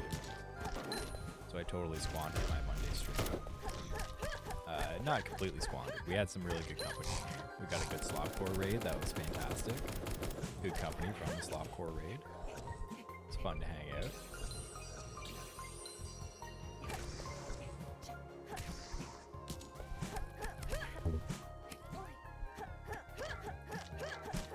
I'm hoping this thing in my professional career kind of works itself out in my absence and that I can just deal with it when I get back this upcoming Monday. We'll see. We'll see how that goes, but it would be nice. If nothing else comes up today, I'll probably return later tonight to do a little more of the same, you know? Come hang out and talk about games. Been playing a lot of games lately. Ever since I finished the content for this, I've had a lot more time to actually just play games again. For a long time, I didn't even want to play games. I just wanted to make game, you know? But then when game was all said and done, it turns out I didn't want to play games any less. So I've been doing a lot of that. Playing a lot of Balatro. I haven't played any Balatro today, and I'm kind of itching for it. Maybe we do a Balatro stream instead of playing that. They're doing the game dev. But that's probably about it. But I do love that game. I love getting Red Seal Steel Kings. I like doing that a lot. I'm a big fan. I'm trying out some other builds, you know, just for fun. I just unlock everything from the start. I don't care about achievements. I know people love achievements, but I just never cared about them. In fact, when achievements started to become a thing in games, they kind of upset me a little bit in certain situations. There's nothing against them, you know. I think it's great to have. There's achievements in this game too. You know, I got them all, but you can get them still if you want to play this game and get achievements. Like, have at it. But when achievements started coming out, I wasn't crazy about it because sometimes, like, I spend a lot of times in games trying to break the game. Usually, like the physics engine of the game, I'll try to jump somewhere you can't go or sequence break and shit like that. I'm a big fan of that.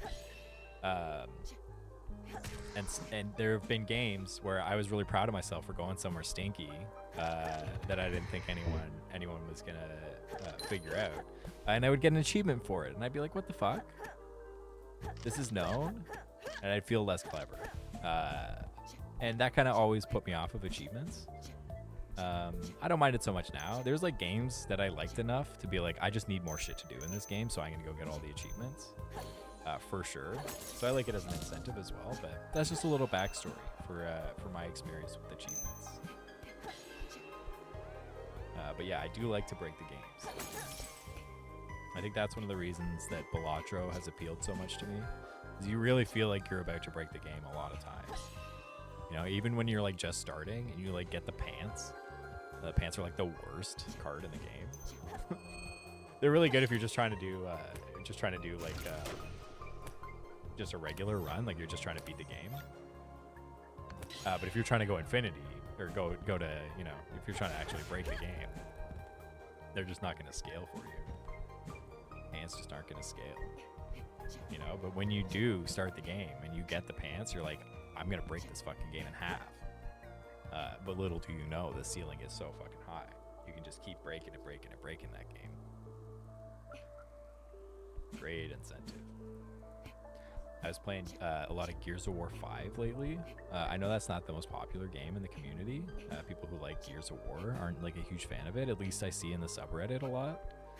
People talking shit about Gears of War 5. But as a game, and I mean, I wasn't crazy about the story, but those games have always been kind of like a WWE set, right? Like they're just like hunks getting angry and angry and sad, right?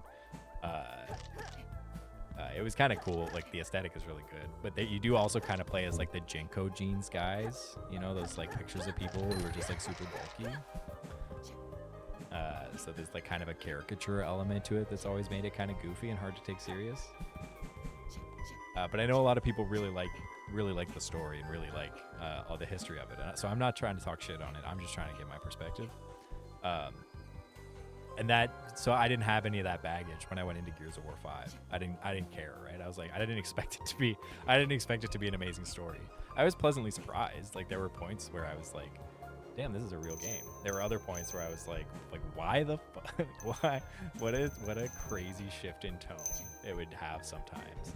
Like 1 minute you're shooting butt naked locusts in the head, and their butt naked bodies are falling to the ground all around you, and then like the next moment it's like the most serious interaction between two characters, like talking about loss and grief. So it has kind of like emotional whiplash.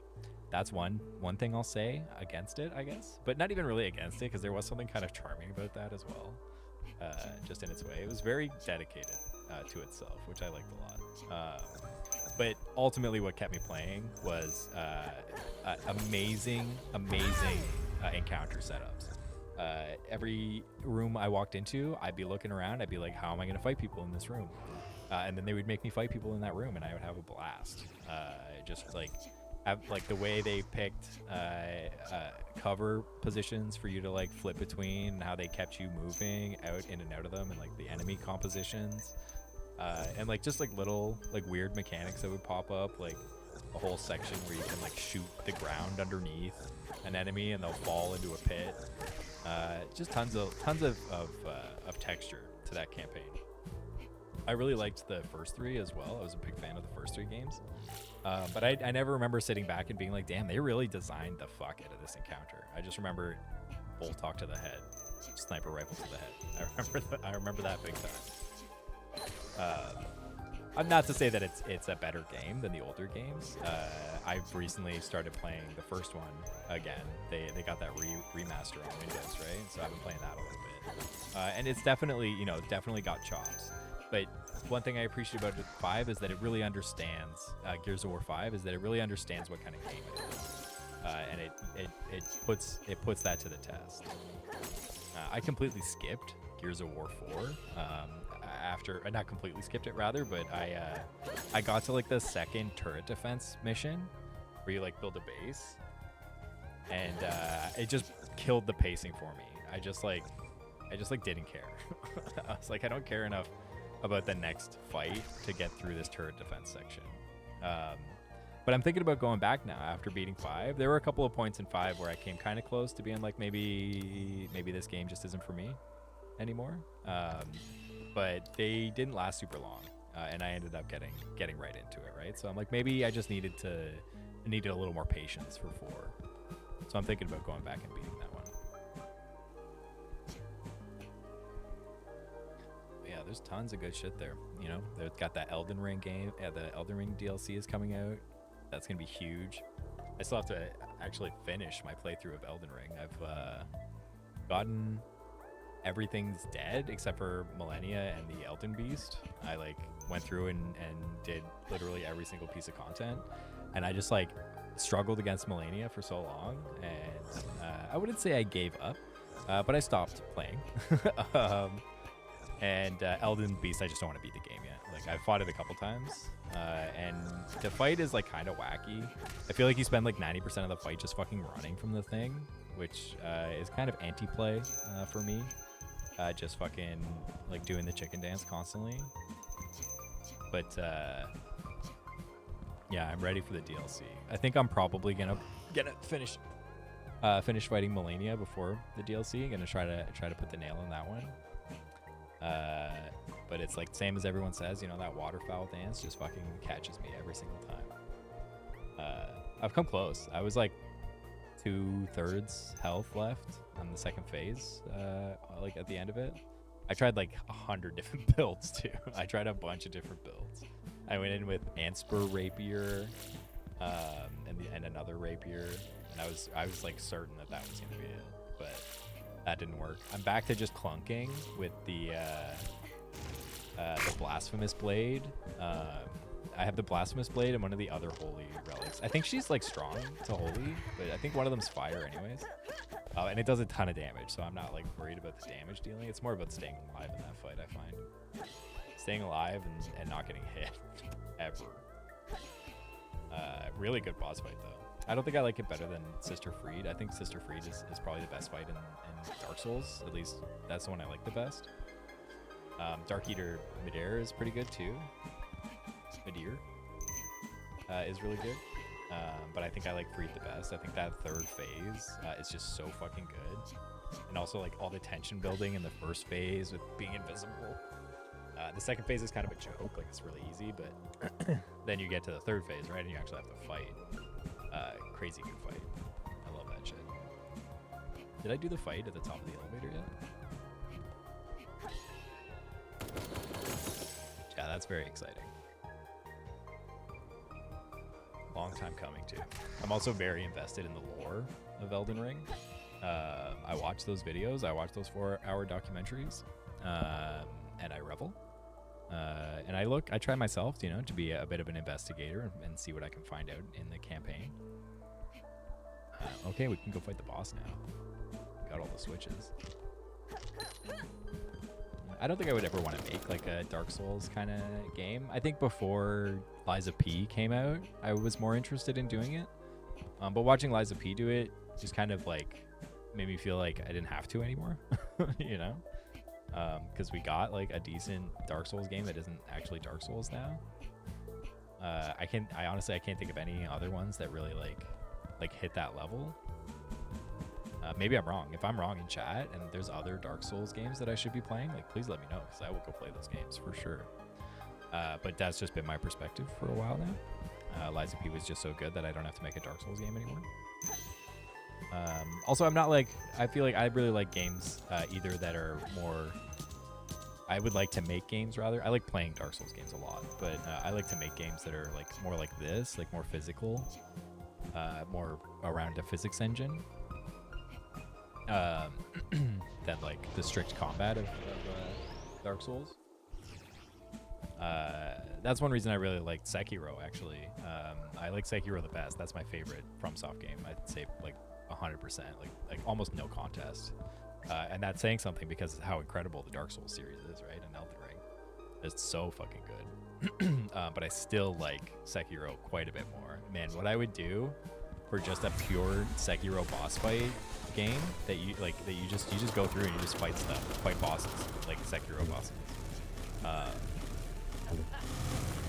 In an ideal world, we would get like a full sequel, right? But if there was just like a really cool boss rush mode with new bosses, that would be spectacular. I would be so happy with that. But the game has good movement options too. Like when you're running around, you're cooking it, right? And when you're like jumping up on, like it's like kind of scripted, right? The grappling, but it's also kind of not. It still has like, you know, its own rules. It's not just like a cutscene. Excuse me, or like a QTE, right? Like it's something you got to think about, especially considering the stealth elements early on in the game, right? Yeah, that shit rocks. What else have I been playing? Baldur's Gate 3. Everyone's got to be playing Baldur's Gate 3. Big fan of that. That game was so fun. I'm not very far in it. I got stuck for a really long time in the depths against the dwarves. They were fucking me up big time. But I'm kind of stubborn when it comes to games like this, so I was like, I'm not like, this is the game for me now, is I gotta beat these dwarves. Eventually I did figure it out. I had to get really clever with some scrolls I had that let me stun one of the dwarves. He would like summon like 50 skeletons, and that's what was killing me every time, is that I just couldn't, like, I couldn't get past the skeletons, and they were all level 7 and I was only level 4. But I finally did that like 2 weeks ago, so I'm actually past that and actually playing the game again, and it's been a blast. It's such a good game. Kind of sucks because it's like you really need a big chunk of time to play Baldur's Gate 3, right? And I don't have those stretches of time anymore. It's just not in the cards. So when I do play, I do feel kind of robbed because I'm like, man, I could do this all day. I could just click. I could click eternally in Baldur's Gate. Also, the characters, they're just so good. They did so good with the characters. I really like how they like introduce you to everybody, but it kind of fucked me up a little bit. I missed, I think it's Gale, the wizard, because when you see him the first time, he's like stuck in a wall and he's screaming and shouting at you, right? It's like really hard to miss. And I saw that and I was like, I just didn't want to deal with it right then. I was like, okay, I just don't want to deal with this. I'm gonna go do some other shit. And then I forgot and I never went back. He was just gone. So I don't know if I've missed that character entirely, but they're not in my party. I'm getting kind of far into Act 1. So I'm starting to suspect that just might be a character I missed. I almost killed the Asterion because he was trying to fuck with me. He was trying to trick me and shit, right? Like, he sneaks up on you. He's such a piece of shit. And I was almost like, that's not cool. But I was like, you know what? Like, obviously this is a player, like a character that we're going to have to use. Let's see where this goes. And then, of course, if you've played the game, you can see where it goes. And he's almost died a few times. He's almost died a few times since that first time. But he's also just like the most amazing rogue. And I have him in my party at all times, and I use him constantly, and he does a ton of damage, and it has a ton of utility. So I'm glad, at the end of the day, that I didn't follow my instincts. But just, if you're listening, Gale, if you're out there, Asterion, sorry. You only got so much rope, dude. Okay, so don't try to suck me again. Okay, you know, not without my permission, not without consent, right? Because he's about that shit. But yeah, he's just like the best rogue. So it's gonna take a lot now for him to get on my truly get on my bad side. I also missed Karlach. I don't even know where you were supposed to find her, but I just missed her entirely. I straight up killed the Drow, just because I didn't know.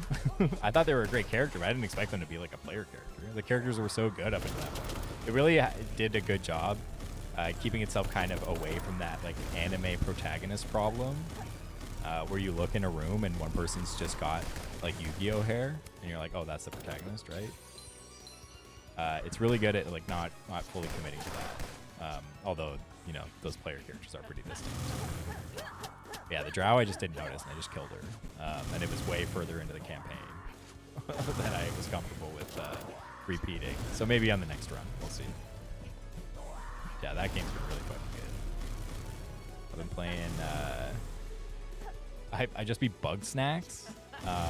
That was a game that I was like, I didn't expect that to be good at all when I found out it was on. Like it was one of the PlayStation exclusives, right? So I was like, well, whatever. This is just like bait for kids, right? But later on, like this year, I found out that it was by the guy who did Octodad. And Octodad is like one of my favorite games. Like I loved Octodad. So I decided to take a chance on it. It was like on a pretty good sale. And I was rewarded. It was a great game. It's a very game, you know? It's a game that you play. It sets itself up with really simple rules. You catch the bugs, right? And it really takes it to town. And you get a lot out of it. I'm literally doing all the side quests right now, just because I'm like down to catch more bugs. You know, I'm not done yet. I hope there's more Bug Snacks in the future. I'm not holding out more Bug Snacks in the future, but if there were, I'm here for it. I will buy that game for like $40. I would pay $40 for another Bug Snacks game. That's where I'm at with it right now. Just like one of those games where you have an idea and you can just go with it and it'll probably work. Really good for that. Yeah, Bug Snacks, Gears 5. I bought Dave the Diver recently. I haven't played it yet, but it was on a really good sale and I've been waiting a while to buy it. It's the kind of game that I know I'm going to like, but for some reason I just never want to play it, you know? So I've had it in my library for like a couple weeks now. And I keep looking at it. It's installed. Like, is today the day that I start diving with Dave? And I don't know if that day's come yet. I think one problem with making a side-scrolling game is it kind of fucks up side-scrolling games for you because you just done it so much that it's like you crave other kinds of games, right? Like if there's Super Mario World streamers in chat still, they know the feeling of playing a platformer too much. So maybe that's like part of it, but also like the whole what is it? The running of the restaurant. There's like a word for it in Japanese. The running of the restaurant part of it is like what appeals to me the most at this point. Is like I want to make the sushi. I think that's gonna be awesome. So every time I look at it, that's what I think of. I'm like, man, is the day we're gonna make sushi? I don't want today to be the day that I explore a 2D environment inside Swirl. You know? It's not the day for me. I have to save all that juice for making this stupid fucking game, right?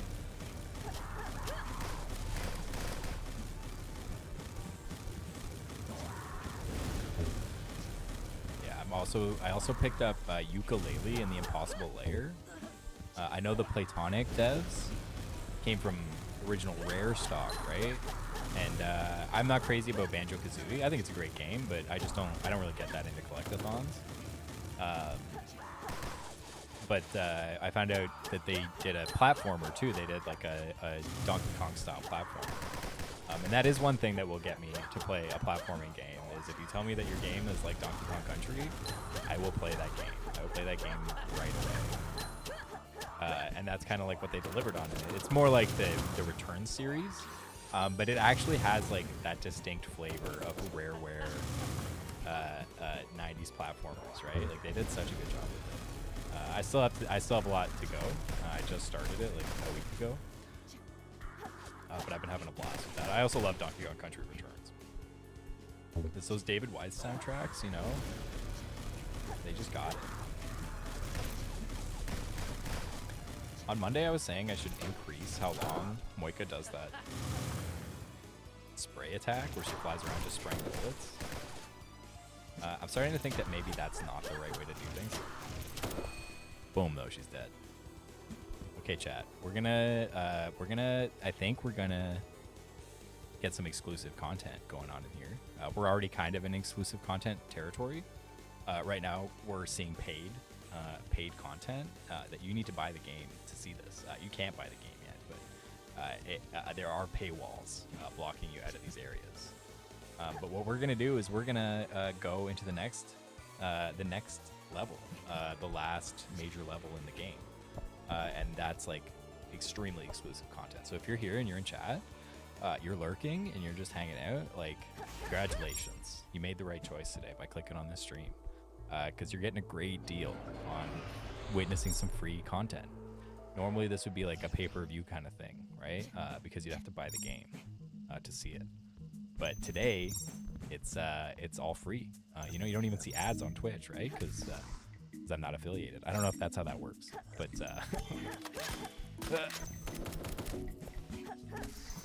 yeah, this is the secret, the very not secret third level, Histana.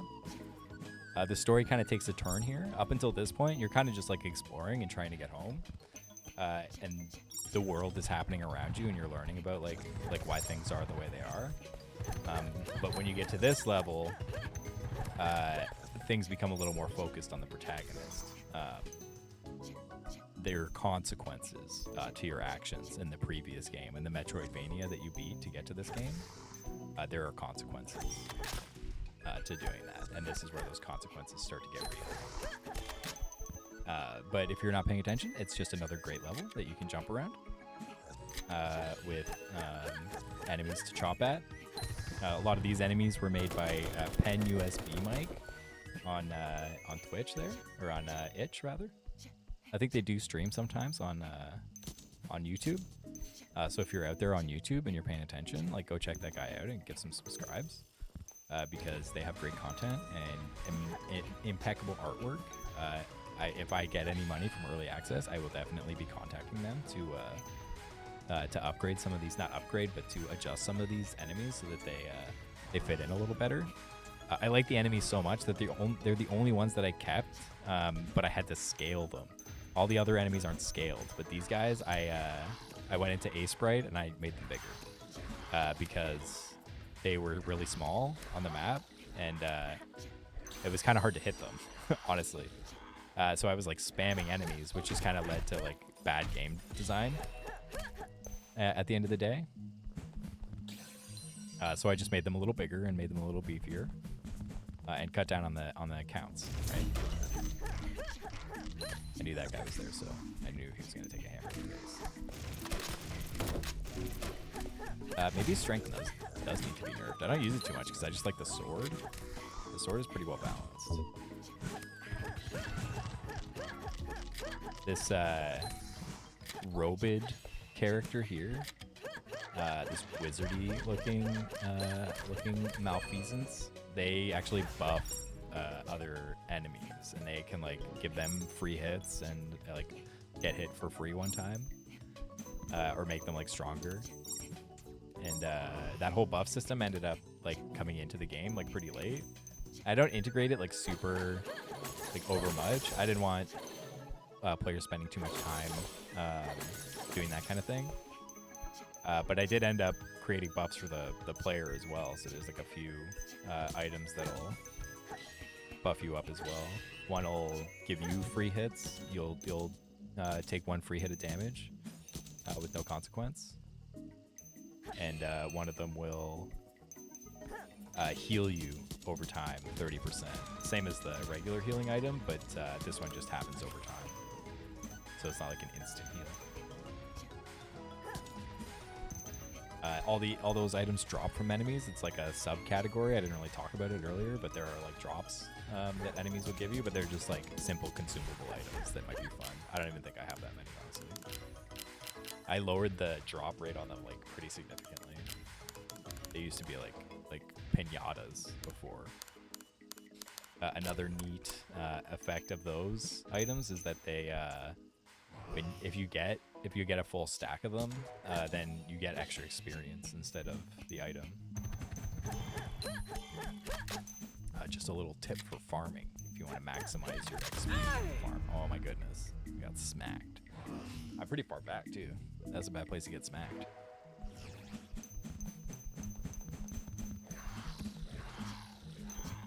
Pretty bad place to get smacked.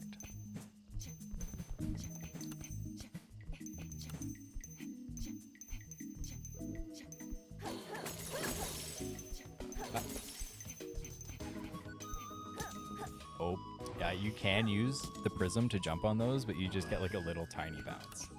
I used to have some platforming challenges that like revolved around that, where you'd have to use the prismatic shell to like progress. I took some of them out, but I think they might end up in the final challenge. Don't do that.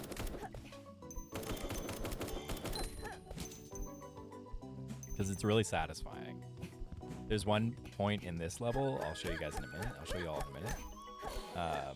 Where you can do that in like kind of a sideways way. But you don't have to. You can do it the other way. It's coming up right after this this section to the left here.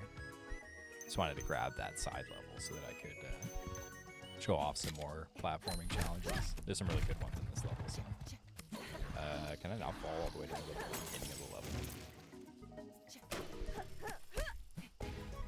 Where's the teleporting guy? I didn't kill him. I know he's alive. There he is. And he warps away from you. He's a trickster. That was one of the most fun enemies to build. One fun thing about the smaller purple guys here is they get more powerful the more of them there are on screen. This is inspired by what do you call it? Underrail. The like first enemies you meet, if you get mobbed by like a whole screen of them, they get buffed. They get buffed with this like pack buff. So I included something similar in Amada, just because I liked that. I like the flavor of it.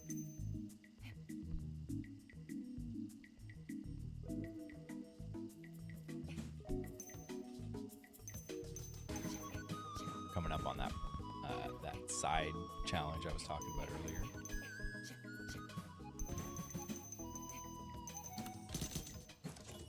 I really like that little section. It's really easy, but it flows really well. So this one, if we remember earlier that you can do this and you only get a small jump, you can blast right through that platform. The way I built it, I envisioned it, was that you'd be doing this, right? Waiting for it to come back, then popping off on it, like trying to get it in as many as you could. But I found out you could use the prism jump on it. It's like, I'm just gonna leave that in. I kind of like that. Like if you don't want to wait and like do this that way, that's fine with me. You know? Play your way, right?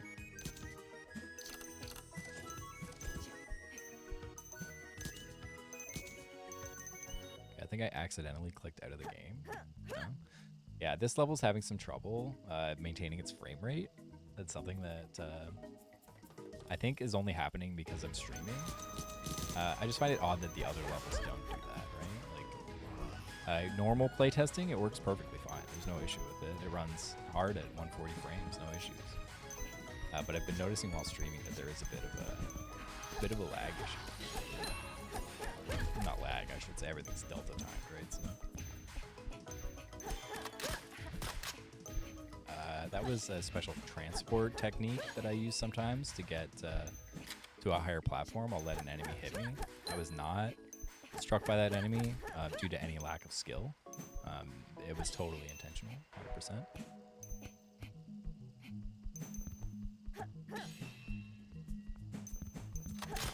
Oh my goodness. And that guy, that's a dangerous one. Watch out for that one.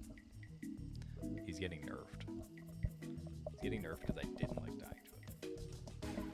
Oh, we're just kind of losing the thing. Just gonna fix that real quick.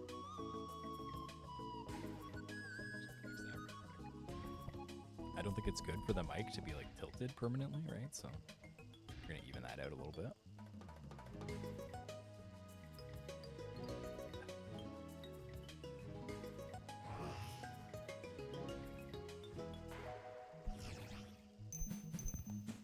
All right, let's make it count this time.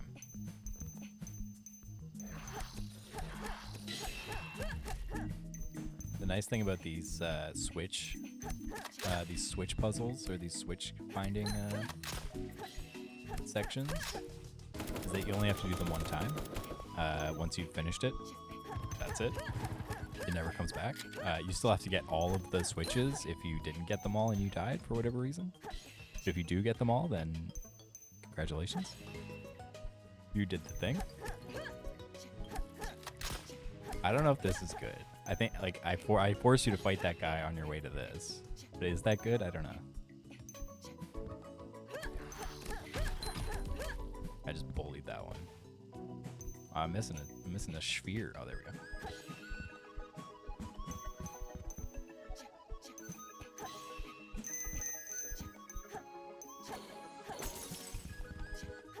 Just a little secret there for you.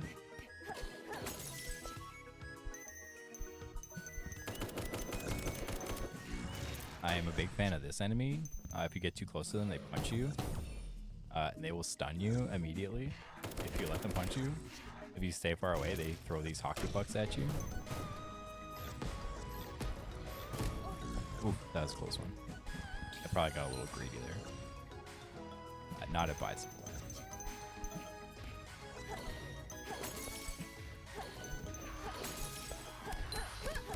These guys were shooting backwards yesterday. I don't know why that was, but they haven't been shooting backwards today at all, so... you know, if there's a bug in a game, you know it's going to happen again, so... We're going to keep our eyes open for that. I'm also going to be grateful that it's not happening. Oh, goodness. I wonder if we're going to crash the game by leveling up. No? Wow, I've done this whole game without leveling at all. That's pretty dope. But we're going to level up right now. We're going to level up stamina. Not stamina. We're going to level up vitality, and we're going to level up finesse.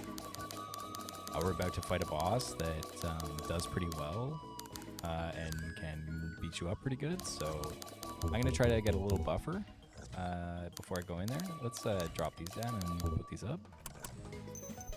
I'm going to try to have a little more HP going in there. A little more HP.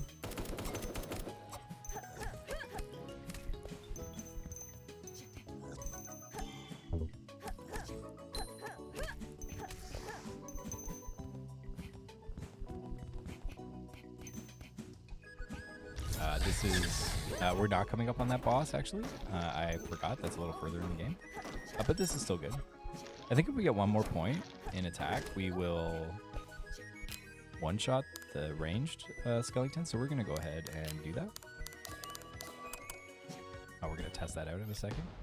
They look the same as the melee skeletons, but they're not the same, so can't test it out on those. But yeah, there we go.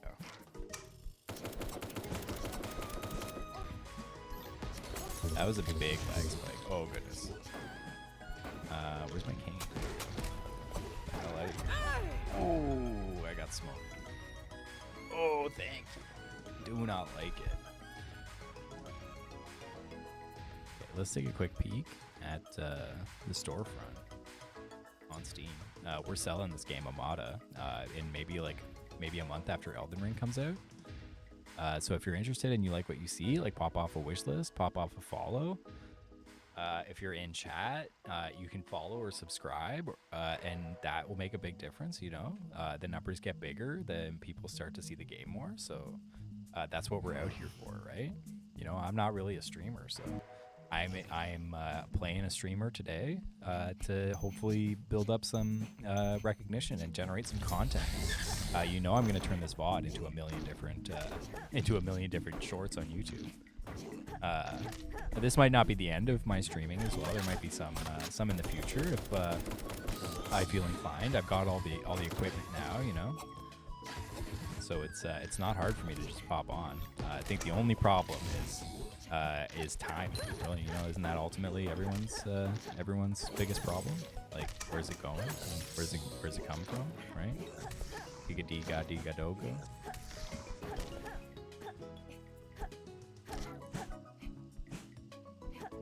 Can I hit this guy? What the heck was that? So after these guys die, we're going to see a couple of big chunkers pop up. Yeah, they're going to punch me real good. That's okay. We got a big health bar now, though, so it's going to be hard to take us down. A little harder to take us down now. There we go. And how does that do? That doesn't do great. Let's use these. Oh, I love that attack. I just love the way it looks. I did the animations. I changed the animations on the model to make that attack a reality. And that was one of the points where I was like starting to feel like I was actually getting kind of good at modifying these. After that, I ended up going back and redoing the punches, and now the punches kind of look a little more punchy. Before, it was literally this was the punching animation. The running animation is how the punches look. So I just like lined them up a little better.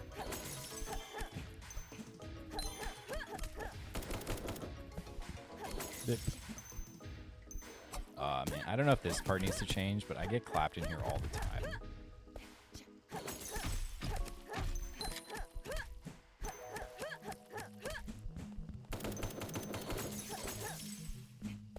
Whoop. Yeah, this is one of the longer levels.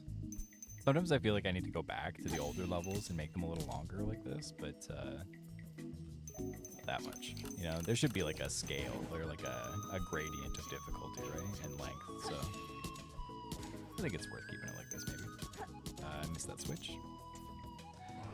I've never been fully sure about that exact platforming section, that like C path that the platform follows.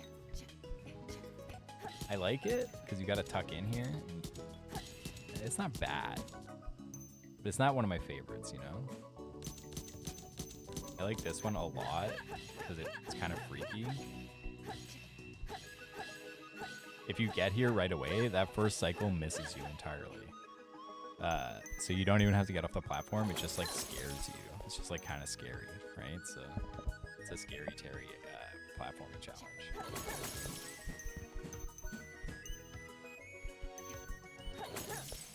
To get down this section, you have to like wiggle the control stick. You can see I'm wiggling the control stick a little bit on there, controlling the wiggles. That's just a design choice. Forcing the player to wiggle, I think, makes them feel a little silly, which lowers their guard. So when they get over here and they get chopped up by that guy, they'll feel it a little more, right? That's my take on silliness in gaming. It's for disarming people. I'm just kidding about that, though. I don't know why I made it like that. I don't think I'm going to change it. Got nothing against wiggling.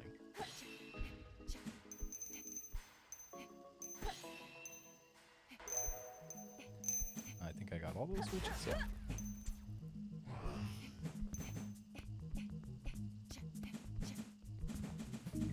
Okay, now we are at the last section before the boss. And the theme of this section is raining fire. So you're supposed to stay on the top. This was a theme I tried to go with in the second level, where the top is good and the bottom is bad. I ended up changing that in the second level. I don't think I'll change it here. I think the way I've done it here is fine. But if you do get caught on the bottom, fire will rain on you. The guy did throw the knife backwards there, if you saw. So we do have a bug. I also added in a cheeky little secret down here. And this one, you have to time it. You can just throw it down. That's all you have to do. This one's like the easiest one. So I feel like maybe I need to like switch them around, like put that platforming challenge in the other levels. But for now, it's okay. It's more just supposed to force you to use the orb at least a few times in the main game, so that when you get to the secret last level, you like have an understanding of what it is. Because you'll have to complete those challenges to unlock the last challenge. You have to get every realm memory to get the secret last level.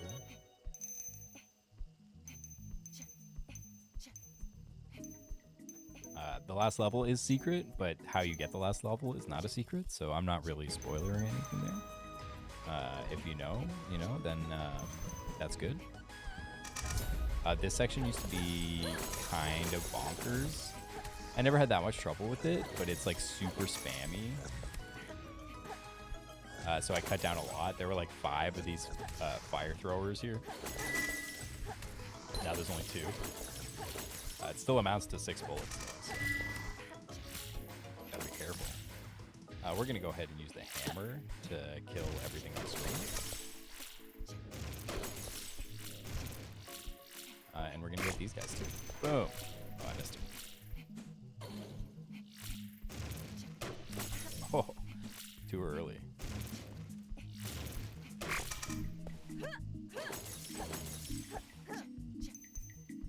That's it. All right, now we're going over to the boss, and I think we're gonna spend the rest of our experience too.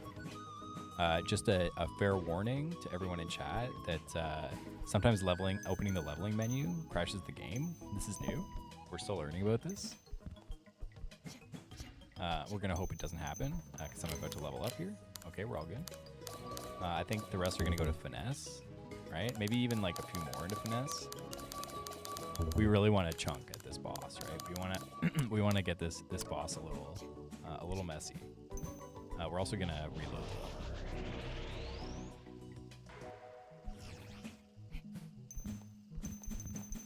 Okay, this is Zizix.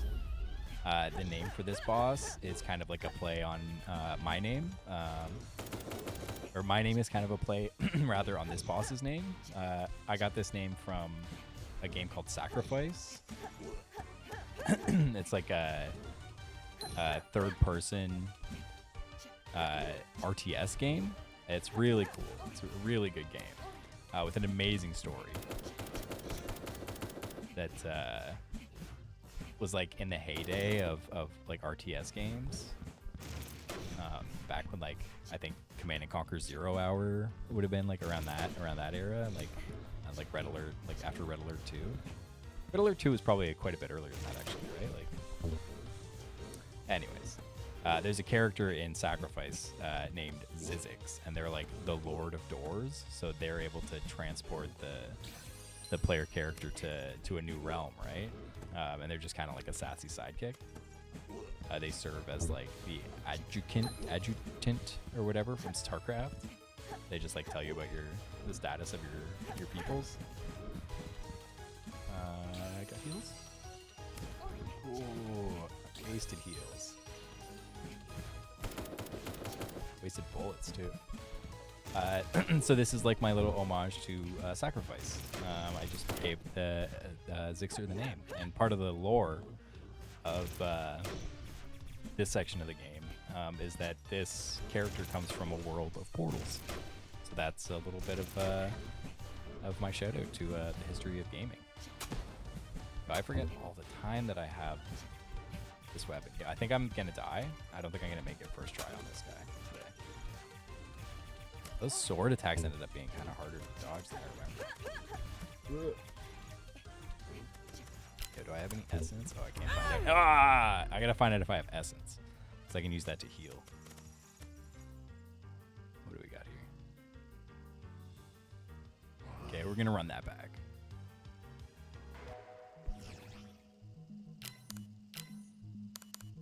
And we're gonna put a little more into vitality. And we're going to, yeah, here we go. So this will heal you over time. We're gonna have this equipped instead of these, and we're gonna have this instead of. I think the punches aren't very good here. They're really good against Moika, but I don't think they're so good here. And we're gonna go ahead and lock that in. We're gonna use the hammer maybe.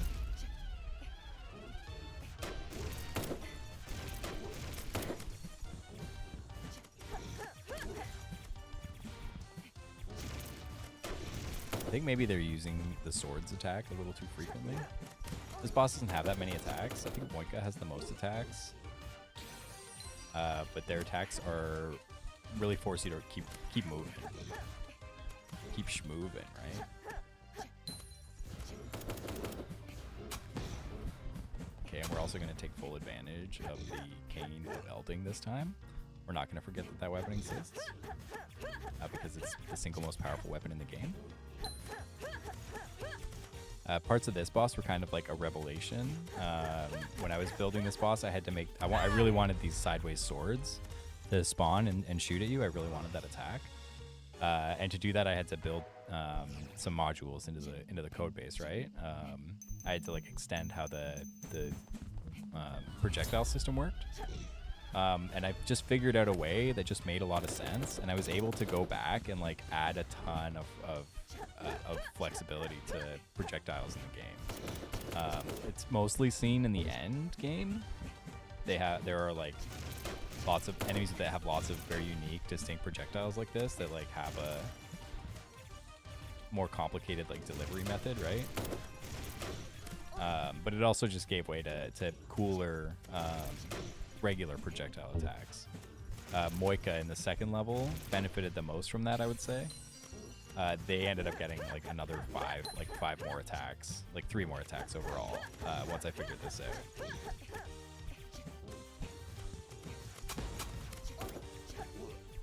Nope. Nope. Yep. This boss takes extra damage when they're stunned, so it's very beneficial to stun them. Oh, they're taking a lot of magic damage too. No. Heal. We're gonna play it safe. We're gonna pop them up. Oh my goodness, not the 5 attack. Okay, we're gonna heal one more time. We're gonna shoot for the win. Shoot for the win. We win. We win the game.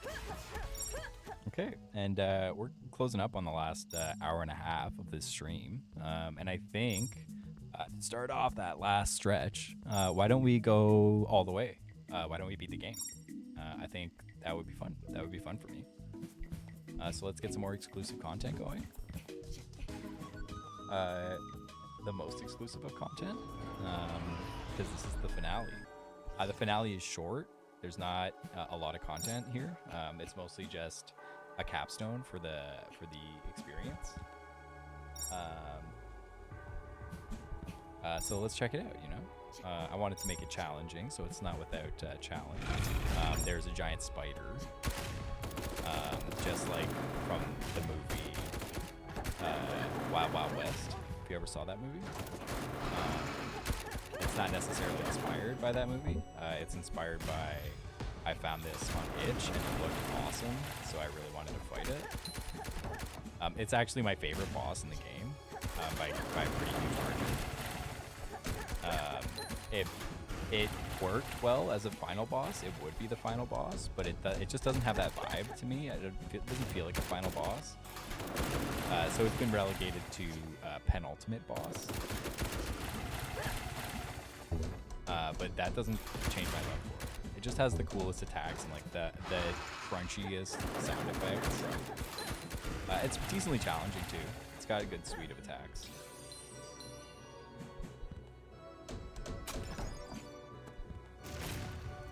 I don't think the hammer's very good. It has like pretty decent defense stats against everything, so nothing really like works much better than other methods. It's just a really fair, good fight.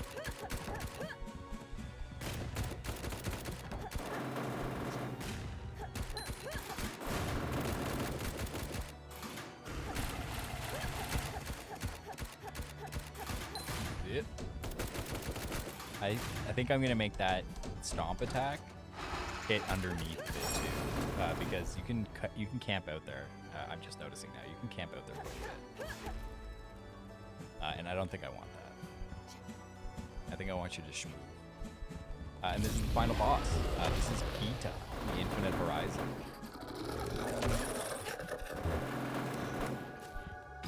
All the all the bosses have a title as well. They're not just named, they have a history.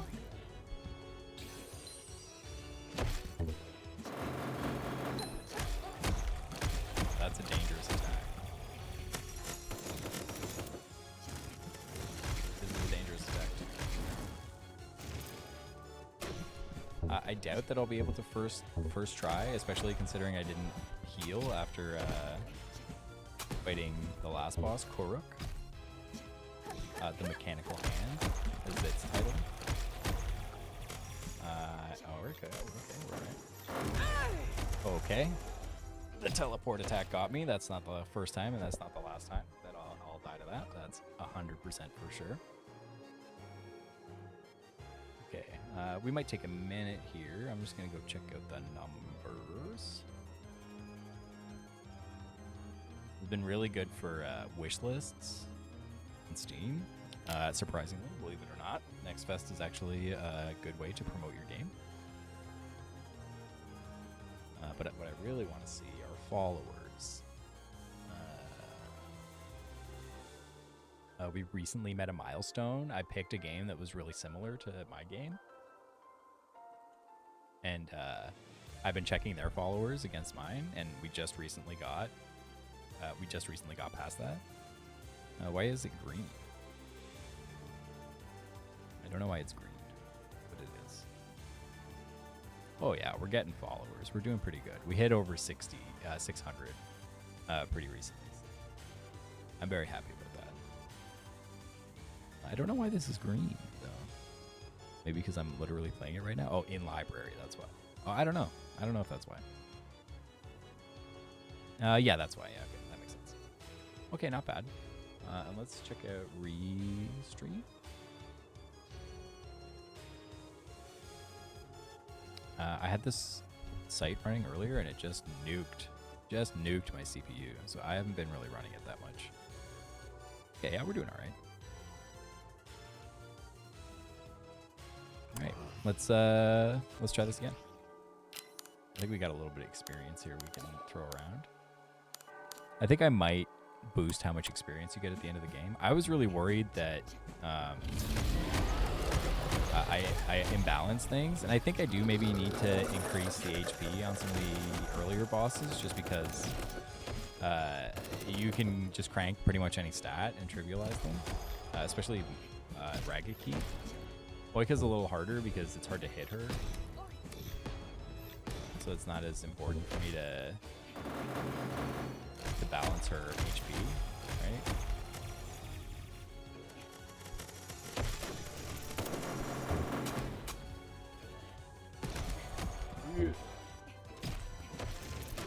That combo comes out of nowhere sometimes. I don't know if I need to telegraph it a little better, but if they teleport away from you, one of two things is going to happen. They're either going to do this, or they're going to sneak up on you. This is generally pretty fine. You just got to not get hit, right? But the other one, if it teleports behind you, you're probably going to have a bad time. Okay, we're going to heal. We're not going to squander our lead here. We're going to squander every single grenade that I have, though. We're going to do this and this. And I'm like all out of everything, so we gotta fight. We gotta fight now.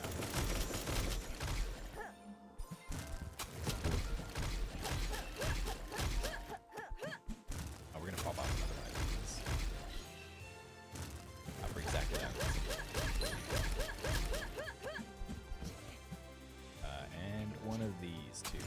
We're actually gonna pop off two. I have one heal left, but I want to save that.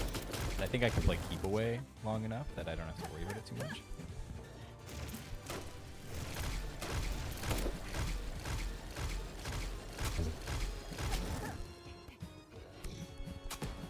I think we got it. I think this is it. Oh, he healed himself. He does that sometimes. I don't know if it'll stay that way, but I forgot that that was the thing. Bip, and bap, bap, bap. Oh, no! Literally the last hit. Oh, did I use that heal? I can't even remember. That's okay. We got him this time. Bip, bip.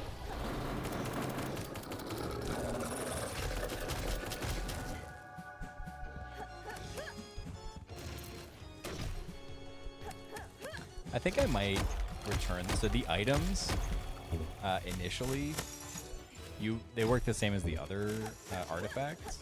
except they just didn't get recharged by the Dharma Charm. I might go back and you might get some of those for free at the start of the level again. Because it would be nice to have them against this boss, right? And other bosses. So it's something I'm probably going to change, I think. Rip.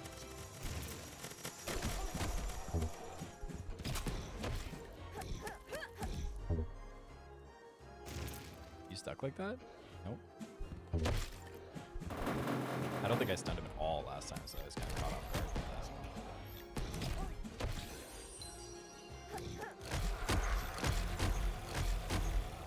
You can't go too fast when those swords come up because they just spawn above you and you can trap yourself in the corner. Fun fact, when he goes into the crystal form, he has different defensive stats. Being a crystal and all, I didn't think it made a lot of sense for it to be weak to be cut. So some of that damage gets nerfed a little bit. Alright, see now here he's just buffed himself with a little extra attack power.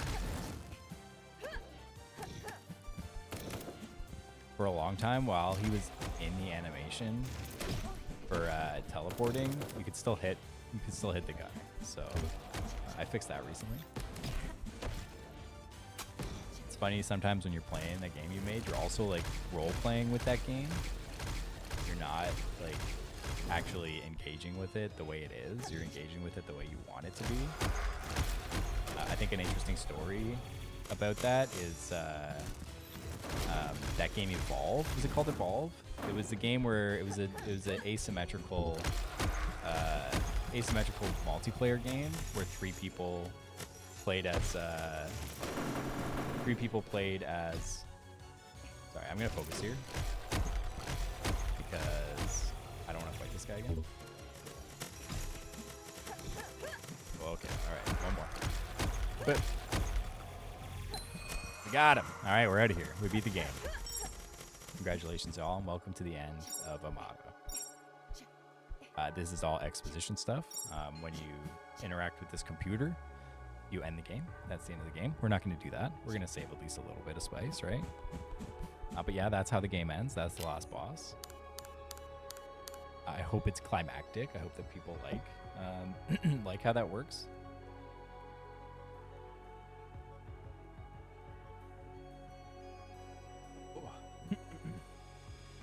Yeah. So I think we maybe got some new people here, so we'll probably just run it back. I think we'll go back to the beginning. I was going to work on that side content. I don't know if I'm going to do that anymore. Mostly I just don't want to set up the stream for it because I'm not really set up to have those windows be viewed. And that might take a while and be kind of like, bad content. So we're going to skip that. And we're just going to start the game over. Are we going to start the game over? You know what? Let's wait 10 minutes and let's do some more side content. We're going to go teleport to some of the side levels. First, we're going to see if I got them all. We're missing one from Altahara, but we went over those earlier. We got all the Anahata ones. Oh, did I even hide the... I'm not going to show everyone where this final secret level is, but I hid it from this level. Whack. We're missing one in Histana. I know which one it is too. So we're gonna go get this last secret level here in the third level. We're gonna see what it is, what it do.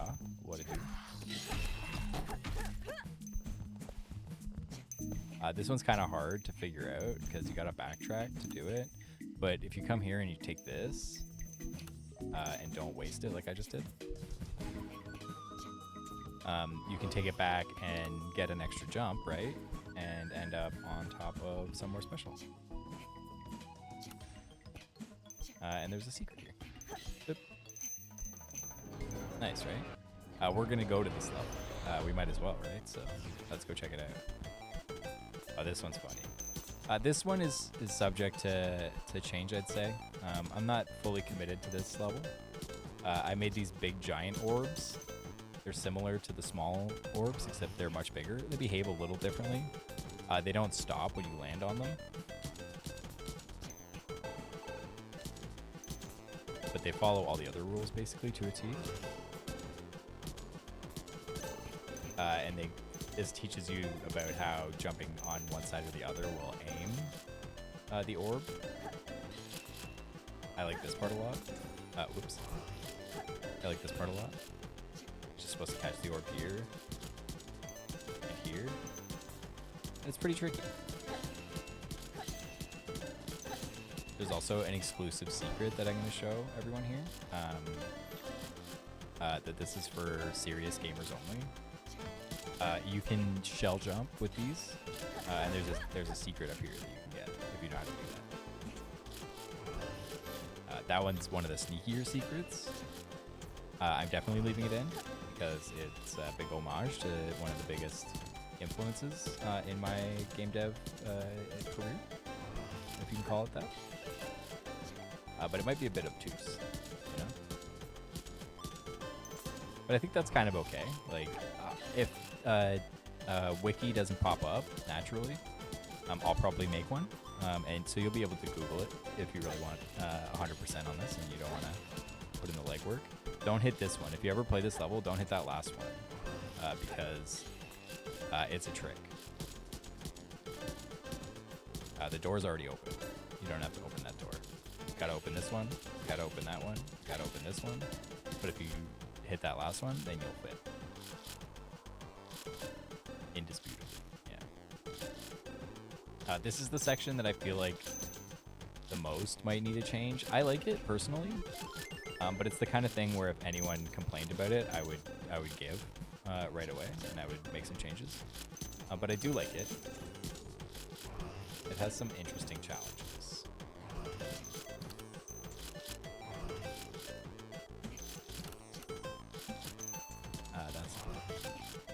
I'm just gonna do this the way I designed it. I was trying to be clever.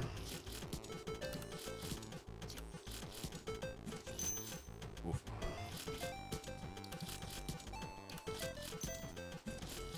Ah, my aim on that last one's bad.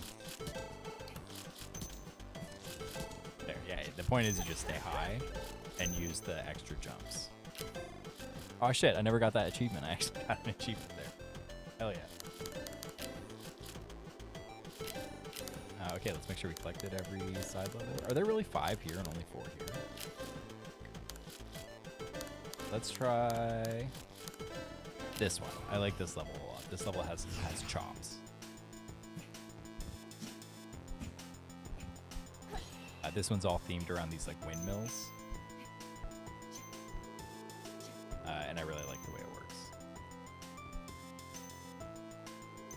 There's a couple of spots where you just have to be in the right place, but there is like a big element of actual like platforming as well. But a lot of times if you know where to stand, you'll be okay. Even if it looks like you won't. I just love that first section so much. I'm very happy with it. The rest of it I like too, but I'm not as pleased as I am with that opening section. It just has such great flow.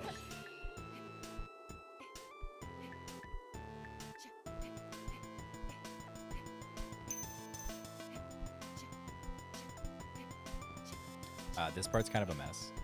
I like it still. I think it's good, but it's kind of monk austere. It's really, you gotta get a feel for it.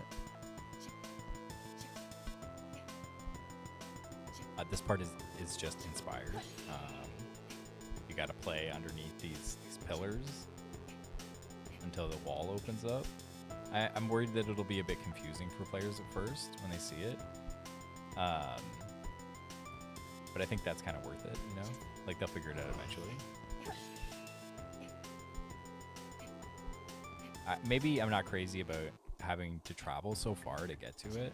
Like, you have to wait for this windmill for a while. So if anything's going to change, it'll be that.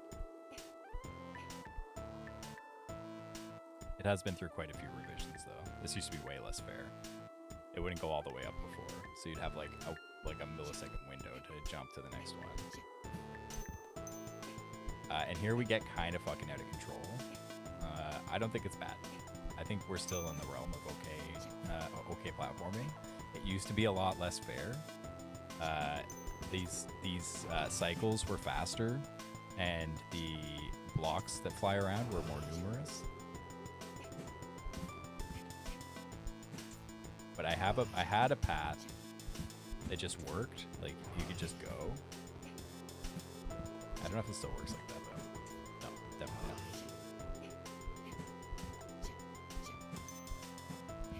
not. Ah. Yeah, this part's kind of unfair. Still, even with all this nerf, it's pretty tough. I'm also just not being patient. Like, I'm just trying to rip it, you know? Trying to rip and tear.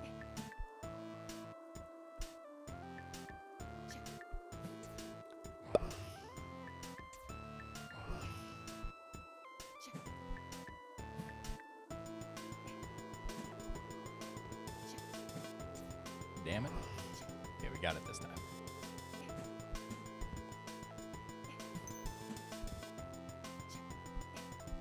Yep. Oh. We almost had it that time. This is a bit bad. My little background design is not working out there entirely. Okay, we're just gonna take it easy. We're gonna go smooth, you know?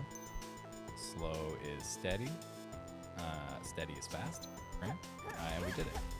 Look at that. All I had to do was play the game. Let's check out Path of Visions next. This is one of my favorite ones as well. It's kind of a heart attack. I think maybe these platforms need to be behind the spikes, actually. But the theme of this level is elevators, if you didn't notice. And they take you pretty fast on quite the adventure. Let me see if I can make that without supercharger. Okay, we're good. And this used to be like extremely unforgiving. You basically had to like perfectly wiggle through all those. But I added a lot of space between them. I added a lot of space between them, so that it would be a little easier. The platform also goes quite a bit slower than it did before. It's really tough, like, figuring out how hard a section should be. It takes a lot of, like, perspective that, you know, you don't build while you're building the game, because all you build when you're building the game is skill. Pure skill. So what's like really easy for you is impossible for some people, right? We're just gonna rip right through that section. Okay, hell yeah. We're gonna rip right through this section. I don't think we will. We did. All right, hell yeah. Okay, that's like one of the harder sections in the game. And I think we've done all the other ones, right? We got some contrivances we could check out, but I don't think we'll do that. Well, we'll let those be secrets. We'll keep secrets, right? And we're coming up on 3 o'clock EST right now. I think I'm going to take just 2 minutes. I'm just going to go take a walk and stretch my legs. But I'll be right back. You can enjoy this starting soon screen. And thanks, y'all, for hanging out. Follow, like, subscribe, wishlist, and all that shit. And I'll see you soon.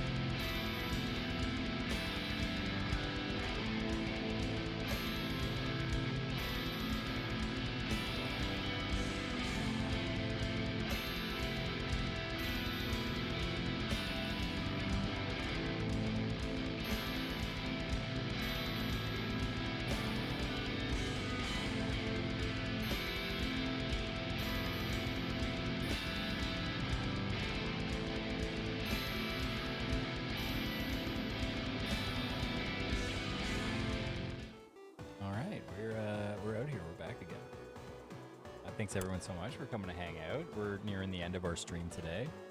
We're probably going to try to end around 4. If something comes up and, you know, there might be a raid or something, who knows? We'll stay on for longer, but this is the extent of the planned content for today.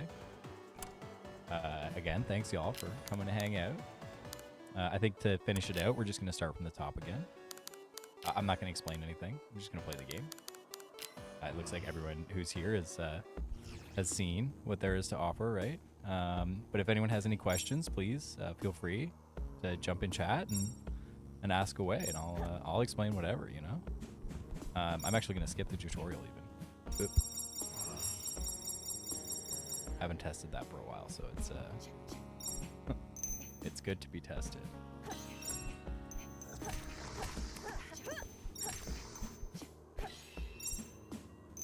Yeah, we'll have a nice chill end of the stream. I'm actually going to take a quick look at something. Real quick. Library. Okay, there we go, yeah. You know what else I played recently that I really liked was the Persona 3 remake. At first I was like, I felt kind of robbed, I'm not going to lie, because there's only 3 social stats. And you basically start with your whole team already. Like, you start with half your team, like, right away. And it really just, like, puts you right in the game, compared to Persona 5 especially. And some of that stuff kind of made me feel like maybe I was getting robbed. But when I started actually, like, playing the game, I was like, you know what, this kind of slaps. Like, it's like a more refined version. Almost, because you only have those 3 stats to worry about. There's kind of less overhead as far as like how to spend your day.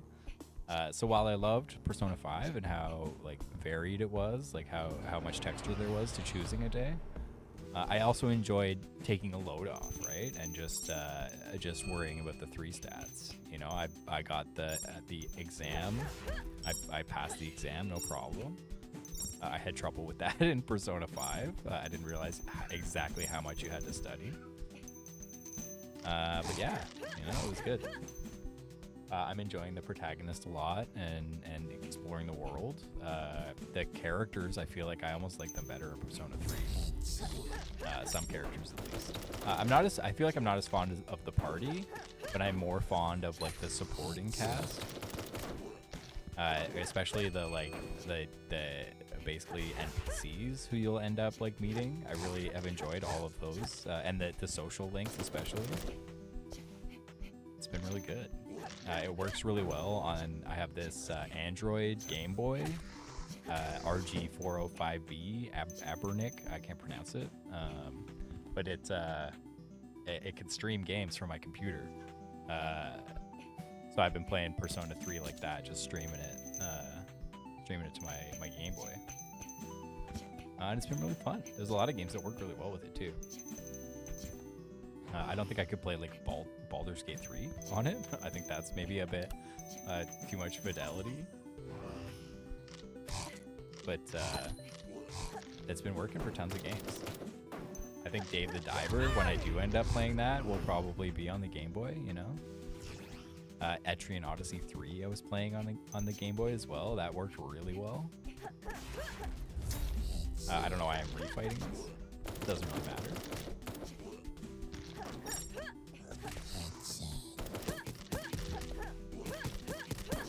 Just punch him up, right?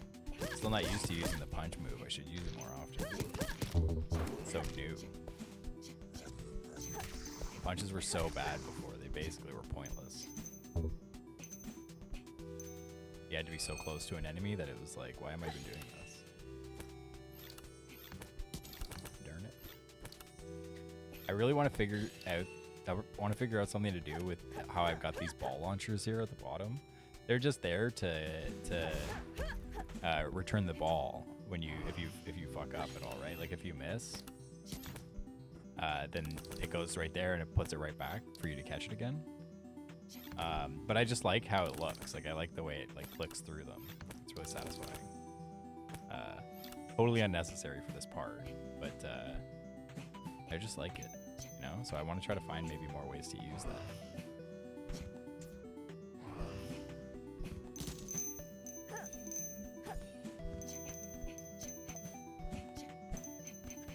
think once I'm done all this, I'm gonna take today's stream and I'm gonna figure out how to just cycle it, just run it on my my Steam page as like a rerun.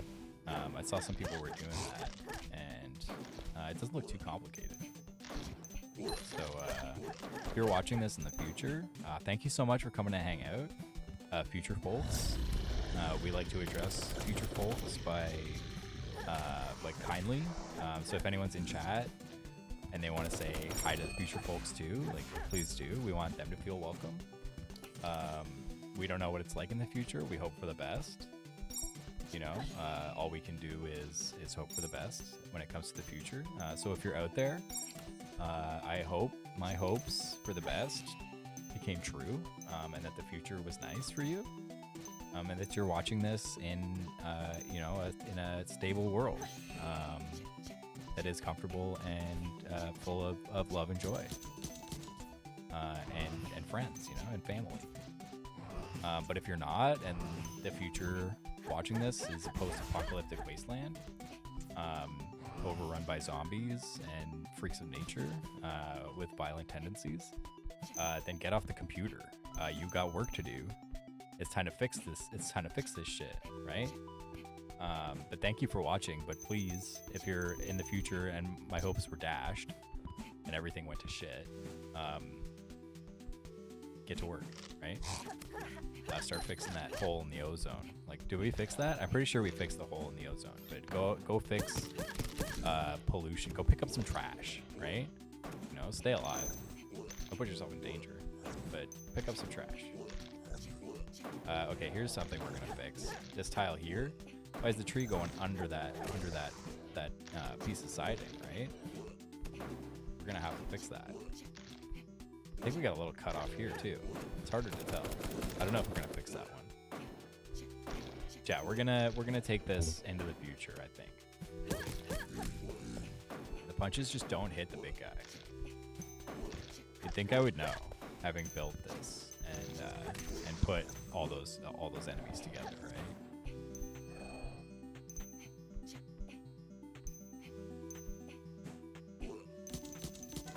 Yeah, I think we're gonna do that. I think we're gonna pop off an infinity stream. We're gonna have to rely on the VOD.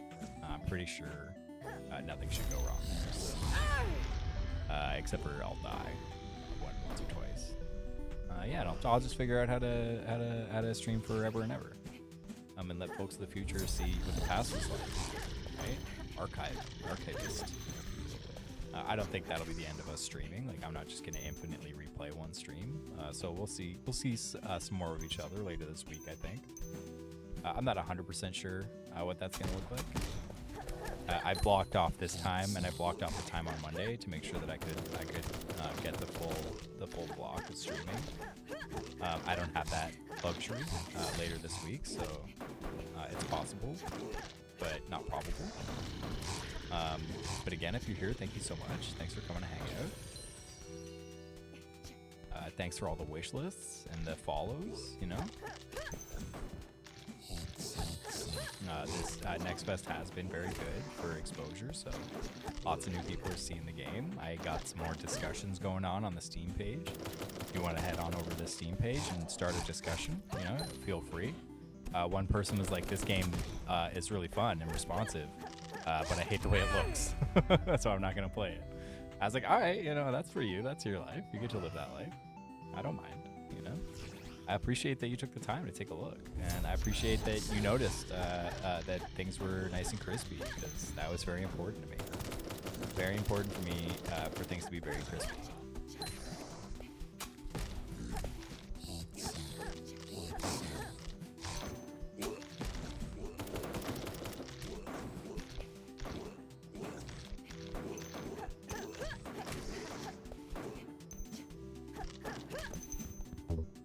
I'm at a bullet. What the hell? Yeah, I don't think I'm super happy about 4 of these guys being active at the same time. I might include some logic to make sure that like only 1 or 2 of them can be on screen at a time. Mostly because it's just a lot of noise, you know? It's a lot of noise.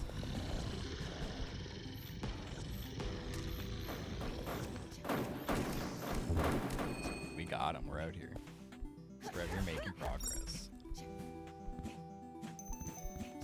And I've been listening to this song for ages. Ages and ages. Agers and agers. I'm still really not sick of it, you know? As someone who's just kind of constantly looking for new music, I found a couple of songs in the game that I just like to listen to all the time. You know? And we're really living in like the best era for music. It's so easy for people to make music. I think we're not living in the best era for a musician, maybe. Maybe a musician who just wants to make music, we're living in the best era. But I think that if you're trying to make it, like in the music industry, it's like, it's rough and tumble, right? It's not easy. People are trying to figure it out still. But this streaming business, I think there's just like vultures out there, right? Who are taking all the meat. And it's not going to the streamers. It's not going to the people who make the music. But on the other hand, you can just make an album in your car with a cell phone, right? Like, since when have you been able to do that? Now everyone can be a musician in 2 minutes. You know, I've got some equipment. I don't have a lot of equipment. I probably have less than $200 worth of equipment, and you know, I could write a whole album if I was so inclined. I'm not.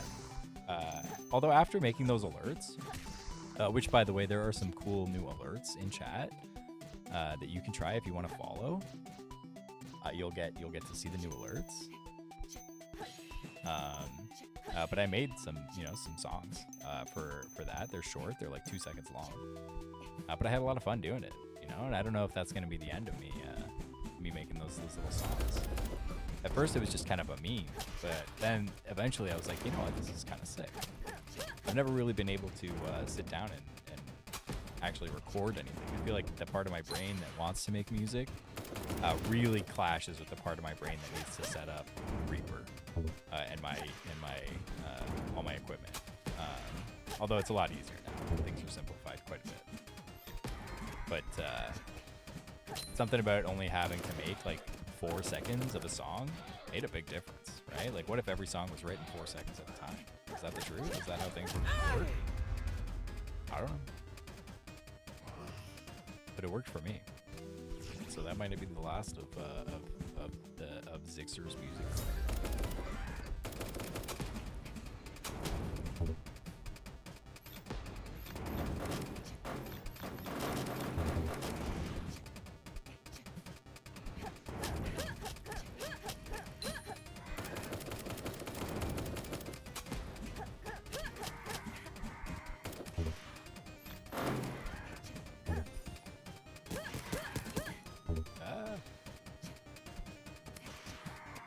I think we're probably gonna have to heal here. I think it would be unwise to not heal. Cool.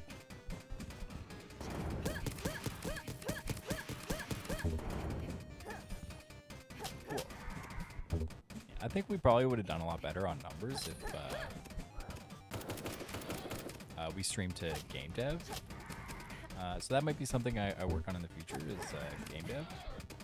Streaming to that instead of the Amada section. I think we just get more foot traffic there, right? More people coming by. I was happy to stream in the Amada category, mostly just because it is there and it has all my information about the game, right? So that was just really cool to see. But as far as exposure, probably not the best, right?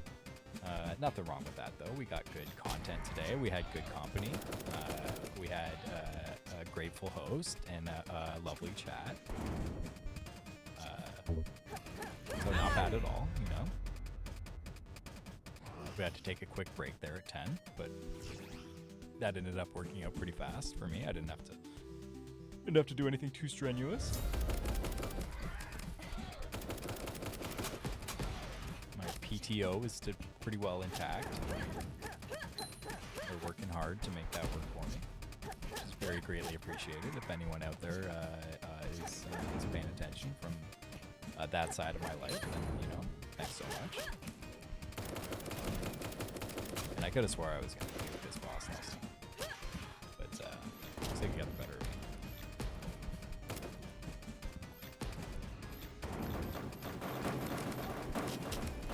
Oh, yeah, that's how you get it. That's Ah! I looked away for 2 seconds. Shouldn't have done it. Shouldn't have looked away. Gotta keep your eye on the prize, right?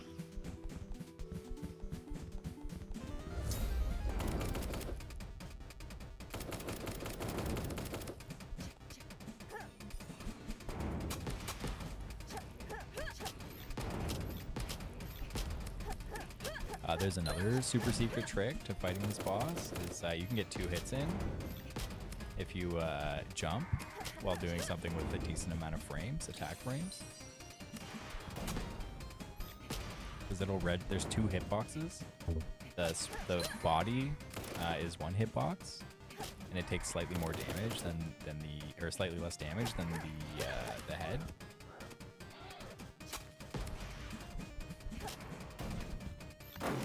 So gamers in chat who love those kind of details, I put those in for you.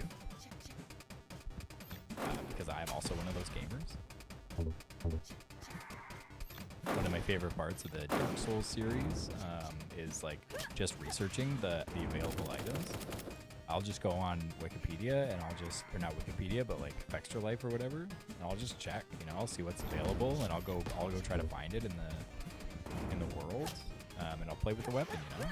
I'm a big fan of doing that. I'll check a stat list, a stat sheet, and I'll build my character after it. I don't mind doing that.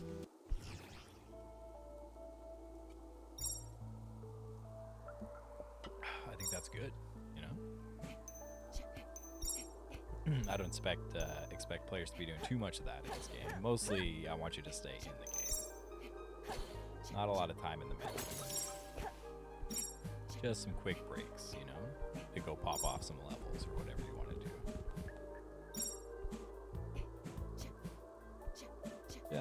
Just some levels to pop off.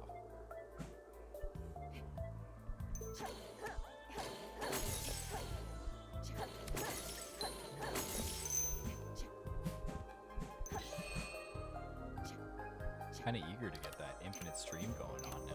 I'm actually just curious how it works. I'm really upset that I wasn't able to restream from my local computer. I had everything working, but I think my computer just sucks. Like, my computer's just not good enough to run all that shit at the same time as OBS, because OBS on its own takes like a ton of processing power on my computer. OBS, if you will.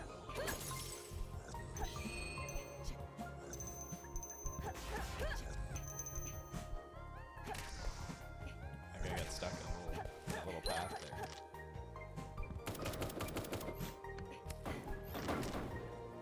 I kind of designed those guys around the gun. I feel like I was abusing the gun a lot, so I needed something that kind of strong against the gun. So those guys just jump a lot, which makes it hard to focus them down.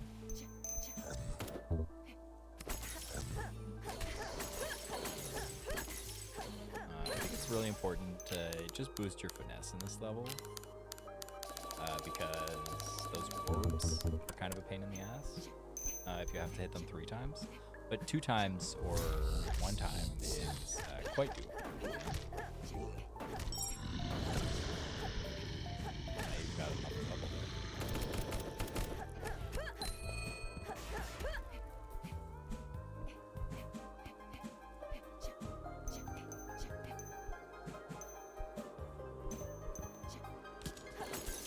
Yeah, there we go. Got one shot in the orbs. Big difference.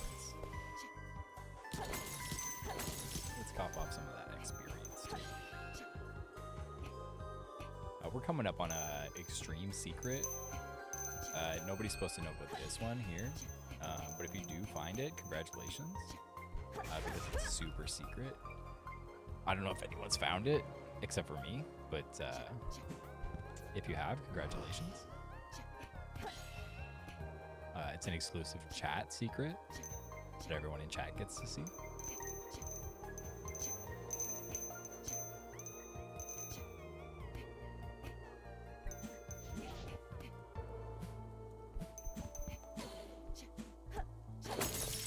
Yeah, if I do return later tonight to stream again, we'll be streaming in the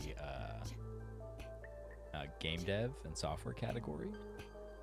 And maybe we'll actually take a look at some real shit. take a look at the Godot editor. Maybe I'll explain how some of these systems work under the hood, you know? I'm not super worried about things being proprietary. I don't want anyone to steal my game, obviously, but it would take a lot of work to steal a game like this just by seeing a few screenshots of code. If you can, like, hell yeah, you know, you do that. You steal the whole game by seeing a few screens of code and show me the game. I want to see it. I want to see that game. Because if you could do that, you'd be pretty good at making games and probably end up being an asset to the community anyways. Even if you had a lecherous evil start of thievery, maybe you could grow into someone who made something real. So I'm not going to say don't try to steal my game by looking at the code, right? I'm not going to say that. Where's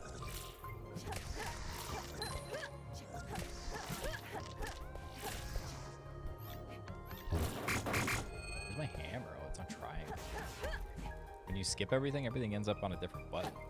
I know you can pick whatever button you want, but maybe I should set it up so it's my favorite loadout.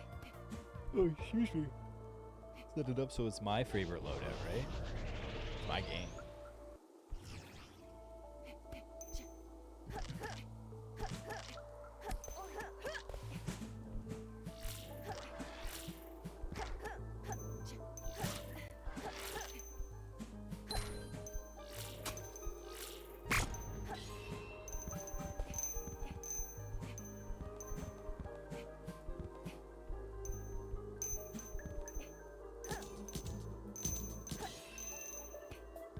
Oh, that was a close one. That was a bit too spicy, maybe.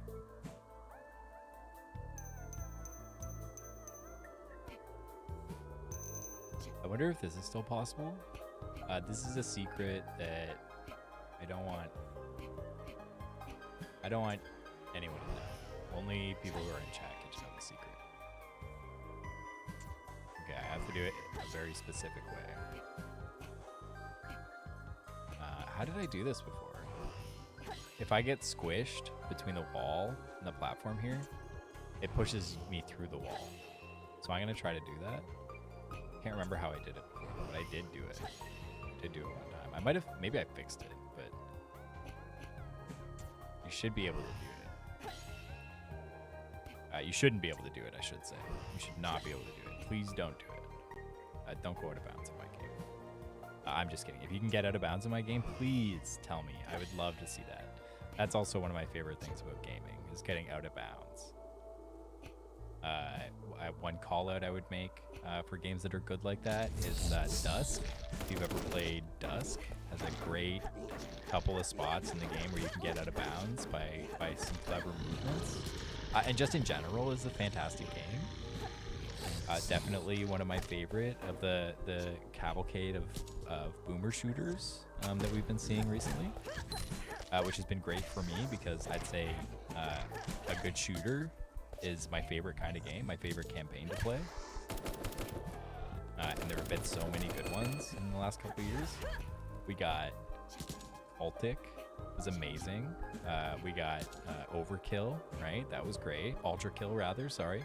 I was gonna follow up by talking about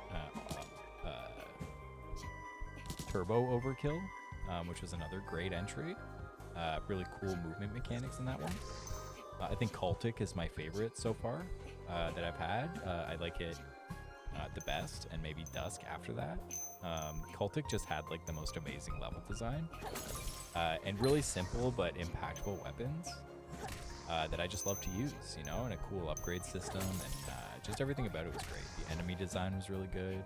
Enemy design was maybe a little light, like maybe there weren't a lot of things that you fought, but they all created compositions in a level that made sense and were fun to engage with. Big recommend if you're ever gonna play Cultic, and there's more coming too. They only finished the first chapter so far, and it's a fucking slap factory. But yeah, Cultic was really good. You know, what also was really good, and this is kind of like a blast from my past, but that there was a Postal boomer shooter that they recently released. What was it called? Hold on, let me find it. It's like Postal the Insane guy? Boomer shooter? What's it called? Brain damaged. Postal brain damaged. I can't advocate the original Postal series anymore. Postal 2 in particular. I played a lot as a kid. I can't really advocate for that game anymore. Mostly because I just disagree with it, like on a fundamental level. As far as the game is concerned, like from a gameplay perspective, it's like one of the most fantastic sandboxes to just go fuck around with. In like the old mentality of like Grand Theft Auto, to just go like interact with the world, right? It's a great experience. But just like some racism, right? Like some real racism that is kind of inexcusable. So I can't really get down with that anymore. So I can't advocate for it. But Postal Brain Damage doesn't really have that problem. The enemies are like, they're not tasteful by any means. They're all very offensive. But not in a way that is like actually like gonna impact culture, right? Like it's more funny than it is actually like targeting groups of people. Just like, you know, caricatures of not necessarily like, you know, real humans, right? Just like aspects of humanity. And I like that a lot about it. But outside of all that, it's just a fucking amazing boomer shooter. Like, it has movement down, it has fun movement mechanics. You slide and jump, and you go far. You get a super jump. It has amazing weapons. It has a bow and arrow that shoots dildos and blows up people's heads. Big fan of that. It gives you the BFG from Doom as like a regular weapon, which is amazing. Incredibly fun to just clear a room with that. And it's challenging too. Even though you have the BFG at all times and you have a lot of ammo for it, you still have to think about a room. You still have to think about how you're going to clear it and where you're going to be and where you got to go, you know? So they did a great job. I was genuinely surprised. It's been overwhelmingly positive for ages. And I just never took the dip because of what I was talking about earlier with not being able to advocate for Postal anymore. But yeah, they earned that. They earned that positive. They earned that positive role. Highly recommend that. I'm looking at Celico right now. I saw Slopcore was playing a bunch of that, and I'm a big fan of original Doom and Doom Eternal, of course, the recent Dooms, 2016 as well. But I grew up playing the original Doom, so to find such an advanced version of the game, very, very relevant to my interests. I know they like branched off and it became like its own thing. It's not necessarily like a Doom WAD anymore, Mega WAD anymore. But I mean, maybe it is. I haven't looked that far into it, but yeah, it looks really good. It looks like they did a really good job designing levels. And I would say above all else, like I'll play a game that has almost even just like bad design or like bad mechanics. Just if the levels are really well designed and really fun to explore and like just like thoughtful, right? Like I'll almost prefer that over good core mechanics. Because good core mechanics in a game that doesn't let you flex, right, is not a game with good mechanics in my opinion. It's a game with wasted potential. So I'll be looking for level design. Okay, this is like my favorite puzzle in the game. We're just gonna leave. We're gonna leave and pretend we didn't see this. Okay, but maybe one day you'll come back here and you'll scratch your head about that puzzle. I hope you do, because it's a good one. I'm happy with it.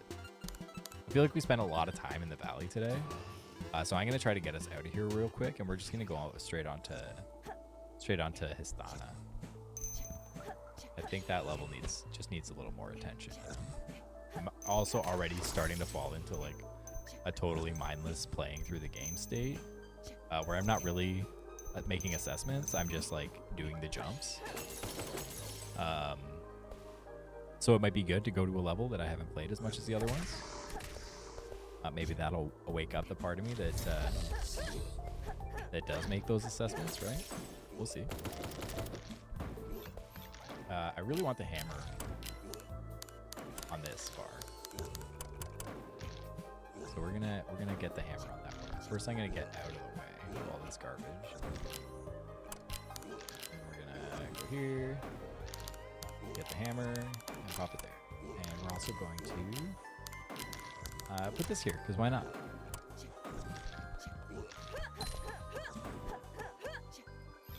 But the hammer is just so good against these massive enemies, mostly because it stuns them.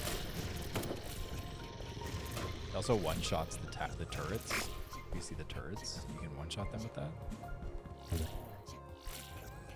Yeah, another game, another boomer shooter that I really enjoyed was Bolt Gun. Was super good. I had some problems with the level design in that, not to the extent where it ruined my experience, but some of the layouts caused like a bit of confusion, and not in a way that felt like I was exploring, more in a way that felt like I was looking in all the wrong places, you know? Because you're just looking for keys in that game, right? But sometimes the layouts are just so like contrived. It's just impossible to find your way. But nothing could prevent you from just going ballistic in that game, right? And that was cathartic. There's a lot of catharsis in the Bolt Gun experience. What they did do extremely well was literally everything else is so good. The enemy design is sublime.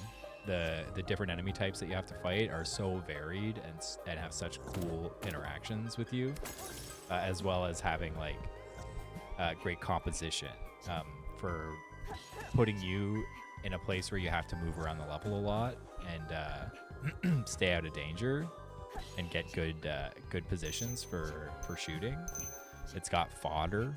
I felt like when I started playing the game, I was like, maybe it's trying to cop on Doom a bit too much, but it really isn't. Like, the more I played, it's really nothing like Doom. You just like are a tank. You're just like a human tank, and that's the only superhuman tank, and that's really the only comparison that you can make there. The weapons work completely differently. They're very unique. Even the shotgun, you know, you think every game is just gonna have a double barrel shotgun, but they gave you like, you know, something else. There's a cool armor rating system in it that I really like. Like, every gun has a level of armor penetration that you have to pay attention to, so you got to keep switching your guns up on different enemies. I didn't even notice that though until like I was like halfway through the game. Basically, I was like really upset because I had so much trouble killing the frogs, the big frogs who come and hop around and fuck with you. They were killing me. They were killing me all the time. But I was like, I'm literally doing no damage to them because I'm just using the bolt thrower on them. Yeah, that game fucking rocks. It had some pretty cool bosses too. A lot of times I thought it was going to be a boss and it was just like introducing another mob. And I really like that in a game. And it's absolutely beautiful. I'd say of all the boomer shooters I played, it's probably the best looking one by like a pretty crazy margin. Although Postal Brain Damage did do a good job with that as well. Like, the level design in that was phenomenal. So aesthetically as well, it was very good looking. It starts you off in the first level in Postal Brain Damage, and it's like that. If you ever played Psychonauts, there's that like neighborhood level. It starts you off in a level like that, and it's just like such a joy to explore. The rest of the levels are more linear. Like, that's like the first or the only one that's really like feels like kind of open for you to explore, which was kind of disappointing. But the rest of the levels were extremely well designed too, and each one was very distinct from the other. Like, none of them played the same way. None of them were just a hallway that you navigated, or a maze that you tried to find the end of. They were all like, you know, an experience, and I like that a lot. Another game that did that really well was Evil Within 2. I don't know how popular that game is, but I loved that game. And what I loved about it was like the level design as well. Like, I think people took issue with it being kind of slightly open world, which I think is like super heavy-handed for what it actually was. You explore like a neighborhood. You're just like free to go where you want. But every like nook and cranny of that neighborhood is like a whole experience where like crazy shit happens. And I just love that. It also was just a great survival horror. I like only just started getting into the Resident Evil games like in the last couple years too. I liked Resident Evil 7. It was like a big standout for me. I liked the first half of it a lot. I wasn't crazy about the second half. But the first half was like a revelation. I was like, oh man, maybe I should be playing Resident Evil games. So I ended up getting into Resident Evil 4, and they did all those remakes, which was super sick. But I actually loved 8. I think 8 is my favorite Resident Evil. And maybe that's controversial. Maybe that's a hot take. But 8 was so good. 8 had just every part of... I think what really killed it for me was the pacing was so good. I find Resident Evil 4's pacing to be kind of bad, maybe sometimes. I don't think it's a bad game, but I remember a lot of times distinctly feeling like I really don't want to stand in this room and shoot people in the head right now.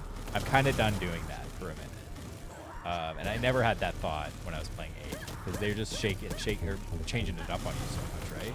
I also think it being first person went a long way for me, because I generally will prefer that.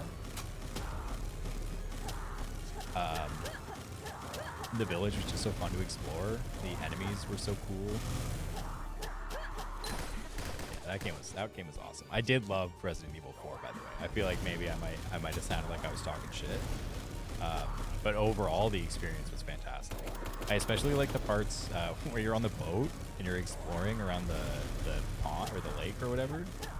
I really like that. I like when there's little vignettes. That's actually something I liked about Gears 5 as well.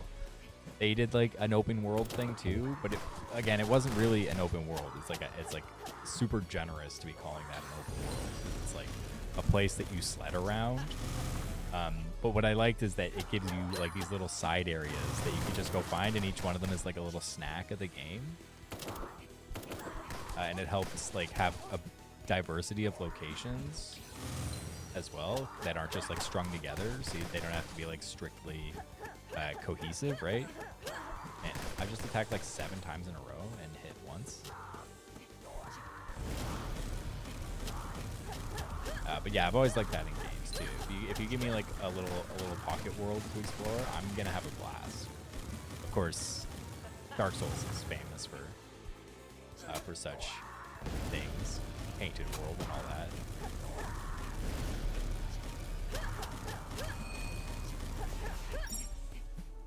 All right, we're out of here. We're going to Histana. We got 15 minutes left on stream. Again, thank you everyone so much for showing up, for coming to hang out. I've had a blast. It's been a great day. We got some good content, I think. Some good content for some more shorts coming up. You know, we'll make some ads for Amada. We'll put them up on YouTube. We've had good success. I've had good success on YouTube so far. Nothing crazy, but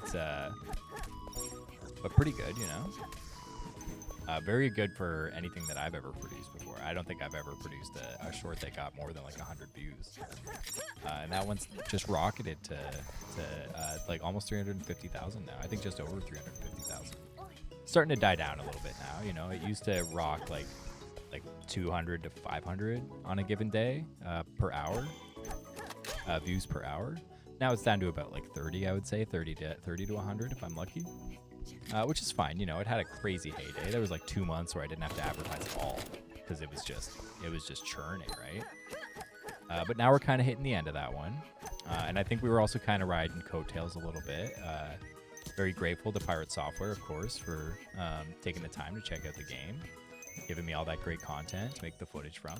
But maybe it's time for me to move on, you know, be my own game dev. A big shout out to Thor from Pirate Software. Very awesome to watch the explosion of success this year, or last year, I guess. I was there, believe it or not, before the explosion, and I used to pop in on Thor chat all the time, check out the ferrets and go hang out, listen to some game dev stories, you know, and then just before my eyes, just from like you know, all the way to the top, all the way to the awards. So, you know, congratulations over there. That was fantastic. I was able to capitalize on his success, of course, to make that video. And it ended up being very successful, I think mostly because his face was on it, and people will definitely watch Thor video, as we've seen.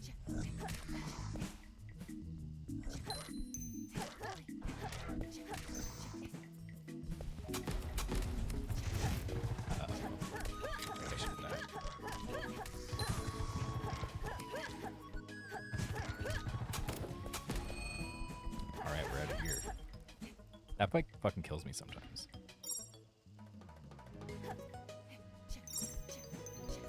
It's been a while since I died there, though.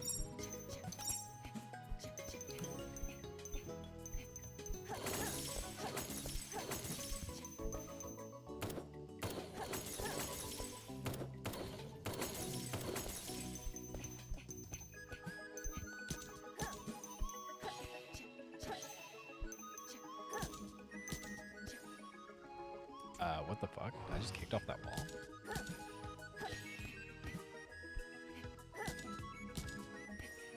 I can kick off that wall. I think what's happening there is that the jump forgiveness, the wall jump forgiveness, is longer than the spikes are, which is no bueno.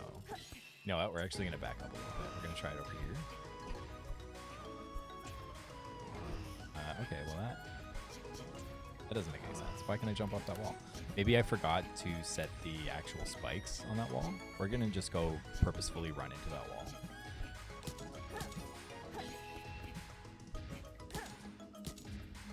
Nope. That's really weird. I was able to do it 2 times in a row, so it's a real problem.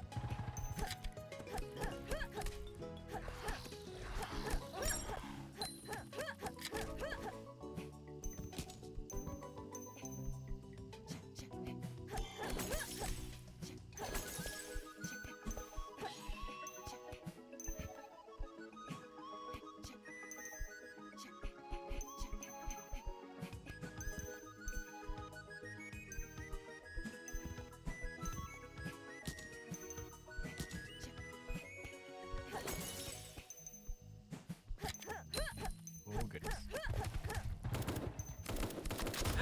I like this room a lot, but I feel like it's kind of confusing maybe to get to here. Because you have to hit that switch. That's the whole thing. And those guys are just there to kind of dissuade you a little bit from hitting the switch. But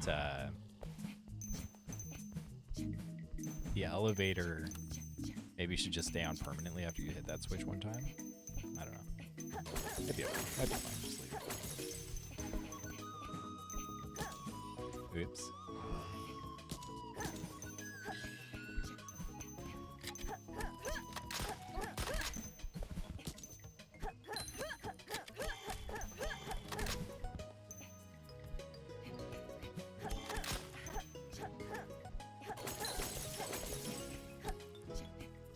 Yeah, I think if I do come online later, either I'll be on a software and game dev, or maybe we'll just play some other games, right? Like I can still advertise Amada while I'm playing other games, and I've been having a bit of fun. I'm not gonna lie, doing this whole streaming thing. You know, I never saw myself as much of a streamer, but now that I'm out there, I could do this. I think 8 hours was maybe a bit ambitious. I know we lost an hour to some emergent professional stuff that I had to deal with. But I would have taken that out as break anyways, right? Over time. I end up compensating with fewer breaks, so. Well, we made it. You know, we're out here. We got 10 minutes left. So, we know we can do it. I know I can do it. I, of course, don't have the time to do it fully, but for like a little hobby, right? You know, just pop in once in a while when I feel like it. I got tons of games that I'm always playing, you know.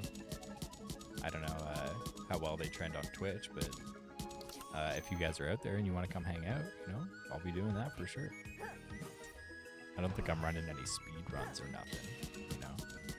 Probably just some casual playthroughs, commentary. there's a couple of games I want to finish that might be a good candidate. One thing I really want to do is play old games that I love. I mentioned Sacrifice earlier. There's a game called Anachronox that I love, that I would love to share with people, you know? And even getting the footage in there for the for YouTube would be good. I don't think there's a lot of content on Anachronox. I know Sacrifice got Mandalore. Mandalore Gaming ended up covering Sacrifice, which was awesome.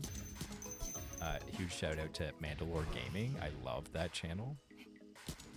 I love the Mystery of the Druids video that they have. I watch that all the time. And The Ring, they have a video on, or just Ring actually, I think it's called.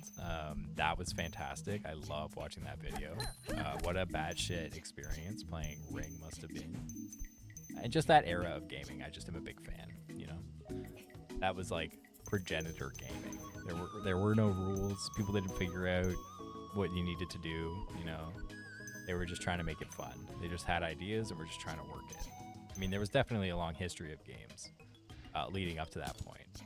But with the advent of 3D, you know, things were getting really interesting, really spicy. You know, like games that came out recently, like Kenshi, I think kind of pull that vibe outward as well. Just like old adventure games, right? With like crazy systems that you wouldn't expect. Games like Black and White 2. Those are some of my favorite games. I know people don't like Black and White 2 as much as 1, which I can get. It kind of downplays like the whole god element of it. It makes it more of a city sim. But it's such a good city sim that I don't even care, you know? The city building stuff in the first one was pretty light overall. Like it felt kind of clunky. Like how you had to build your buildings was kind of weird. But they really nailed it in Black and White 2. You know what? I'm actually gonna load that up. If I'm gonna play a game later today, it's gonna be Black and White 2. I don't know if we're gonna actually do that though. So no promises. No promises. That guy just pinned me. But I will tell you one thing. I'm definitely sick of playing Amato now after playing it for all week, basically. But it's such a good game. You know, I worked really hard on this. So I hope everyone can find some joy when they play it. I hope that they don't have to play it until they get sick of it, and that they can just have a nice snack of a game. That's really all I was aiming for, you know. Maybe 4 or 5 hours total for playtime. For $10, I think that's a pretty fair deal. So if you like that and you're here, you can subscribe, you can wishlist, you can follow, you can do all those things to kind of help out. You can keep your eye out for the release, pick it up if you like it. We had a couple people come by and say that they were very pleased with what they saw, and they were definitely going to check it out. People who liked the demo as well. Someone even on YouTube came in and they are interested in playtesting, so we're going to give them a playtest key. We're going to see what they have to say. So yeah, overall, this has been a fantastic experience. So again, thanks everyone for coming to for showing up and coming to hang out. Very grateful.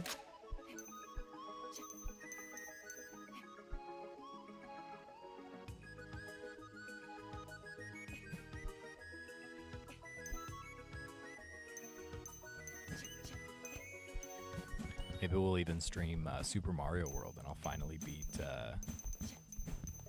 beat Marathon. I'm just kidding. I'm not gonna do that. My thumbs have been getting a workout on this PS5 controller today. Amada is a pretty input dense game overall. So you'll be pressing a lot of buttons. I think that's one of the reasons that mouse and keyboard. I get some complaints about mouse and keyboard is that. You just have a lot of buttons you have to press at the same time. But I like that in a game. You know, I want to be engaged. I want to be making lots of decisions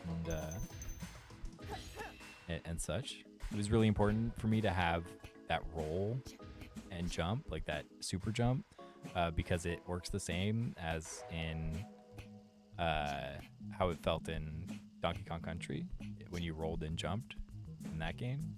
Kind of has a similar feel. you know.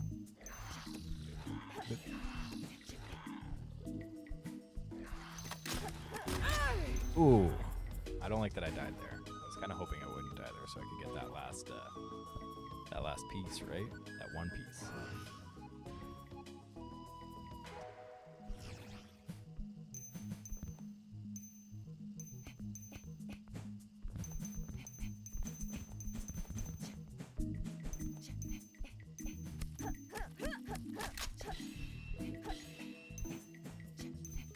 We're just gonna rip through this. We're gonna see if we can try to get to the boss before time runs out. This is a long level, so it's possible we won't see that. Don't get your hopes up. We're gonna try. We're gonna try for the fans, for the chatters, for the gamers, for the wishlisters, for the followers, subscribers, all y'all. And to get to the boss, we're not gonna do any secrets like I was just about to do. We're just gonna try to sneak right past this guy. Right over his head. Hell yeah.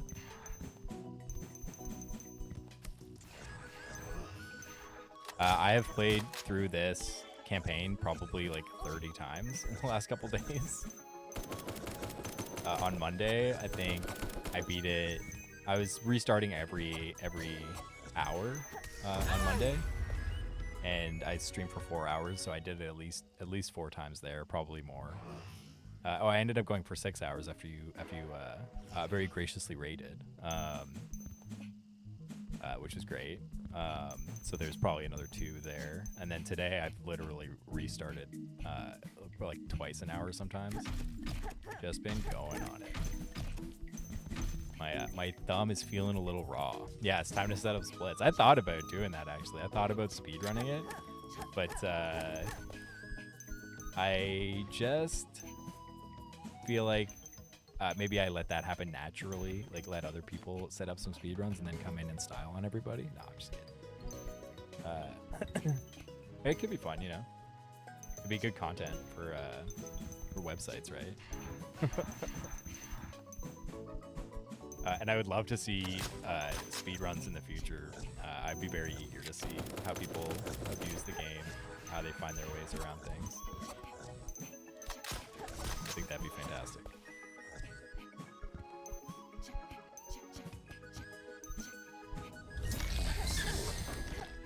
Okay. I don't know if we're gonna make it to the boss. We're gonna try. Yeah, I hope it is. I built it with speedrunning in mind. That like the way the levels are set up, you're not forced to fight anything usually. Like if you're actually running solo. So you can just rock it. Like you have to do these forced fights, right?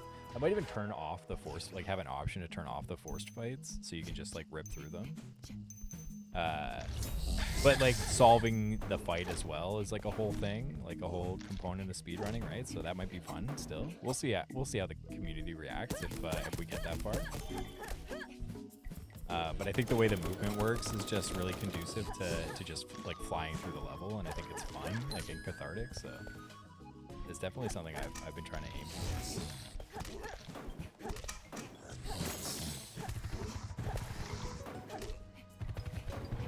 Had some plans way back to have like kind of a choose your own pathing system in it, whereby you could set up like an order of levels that you could go through. So you could just like go through all the side levels and pick the order you wanted to do and see like how you could get the fastest, or if you could get like a faster speed going one way or whatever. I've since dropped that idea because it's complicated and I don't want to do it. But it's something, you know, it's something I thought about for sure. There's a ton of opportunities like that. I think the timer from the way back when I had that movement demo that you were fucking around with too. I think I still have the timer in the game code somewhere. It might even still be like attached to the UI and just like be invisible. But I don't think I'm gonna build splits into the game.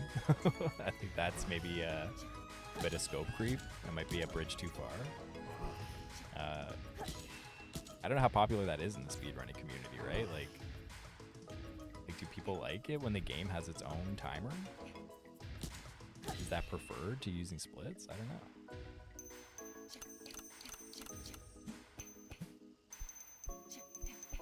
All right, I'm gonna get to the boss.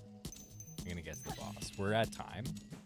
We've streamed the day, and we're gonna get to the boss. We're gonna finish this out with. We're not gonna beat the boss. We're just gonna get there, but we're gonna finish this out. And we're gonna be brave there and just stand and let the wheel of death just move around us, as we do in real life as well. All you can do when faced with the wheel of death is hope it goes around you. So I just kind of wanted to capture that feeling in this game with the wheel of death. Also, I just picked wheels as the theme for this level. This isn't the boss. This isn't anywhere near the boss. We're almost there though now. We got this last stretch. We're just gonna rip right through this. Fuck. Shit. Damn it. Okay, we're gonna try again. We're gonna do the same strategy. We're just gonna rip right through.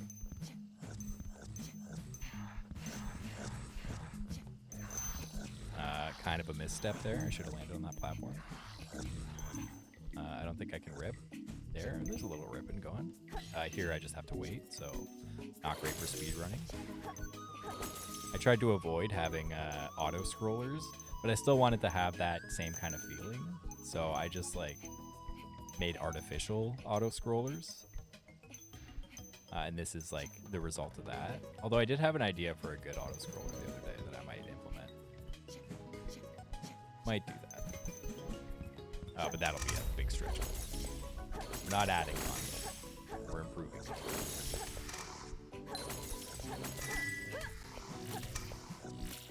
Let's get the hammer out. I'm gonna take care of this guy right away. Another one's gonna pop up over there. We're gonna pop him off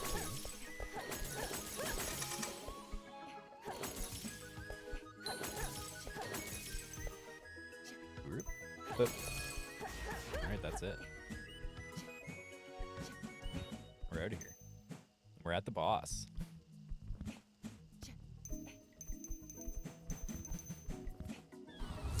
Alright, hey, what up, Zizix? Alright. Okay, well, again, thanks everyone so much for coming to hang out. I hope you enjoyed what you saw. We're going to try to work on getting a video out that we can just loop indefinitely on Steam. And if you're watching that right now, thanks for sticking around to the end. That's awesome. Or if you're just tuning in and this happens to be the end, thanks still for coming to check out the game. So yeah, super grateful. I hope everyone enjoys what they saw. And you can follow and wishlist and subscribe and like and do all that fun stuff to stay up to date. If you want to join the Discord, it's tagged all over the place. There's a command for it as well. And yeah, thanks again, everybody. We're not gonna rate anyone. We're just gonna sign off. And thanks, yeah.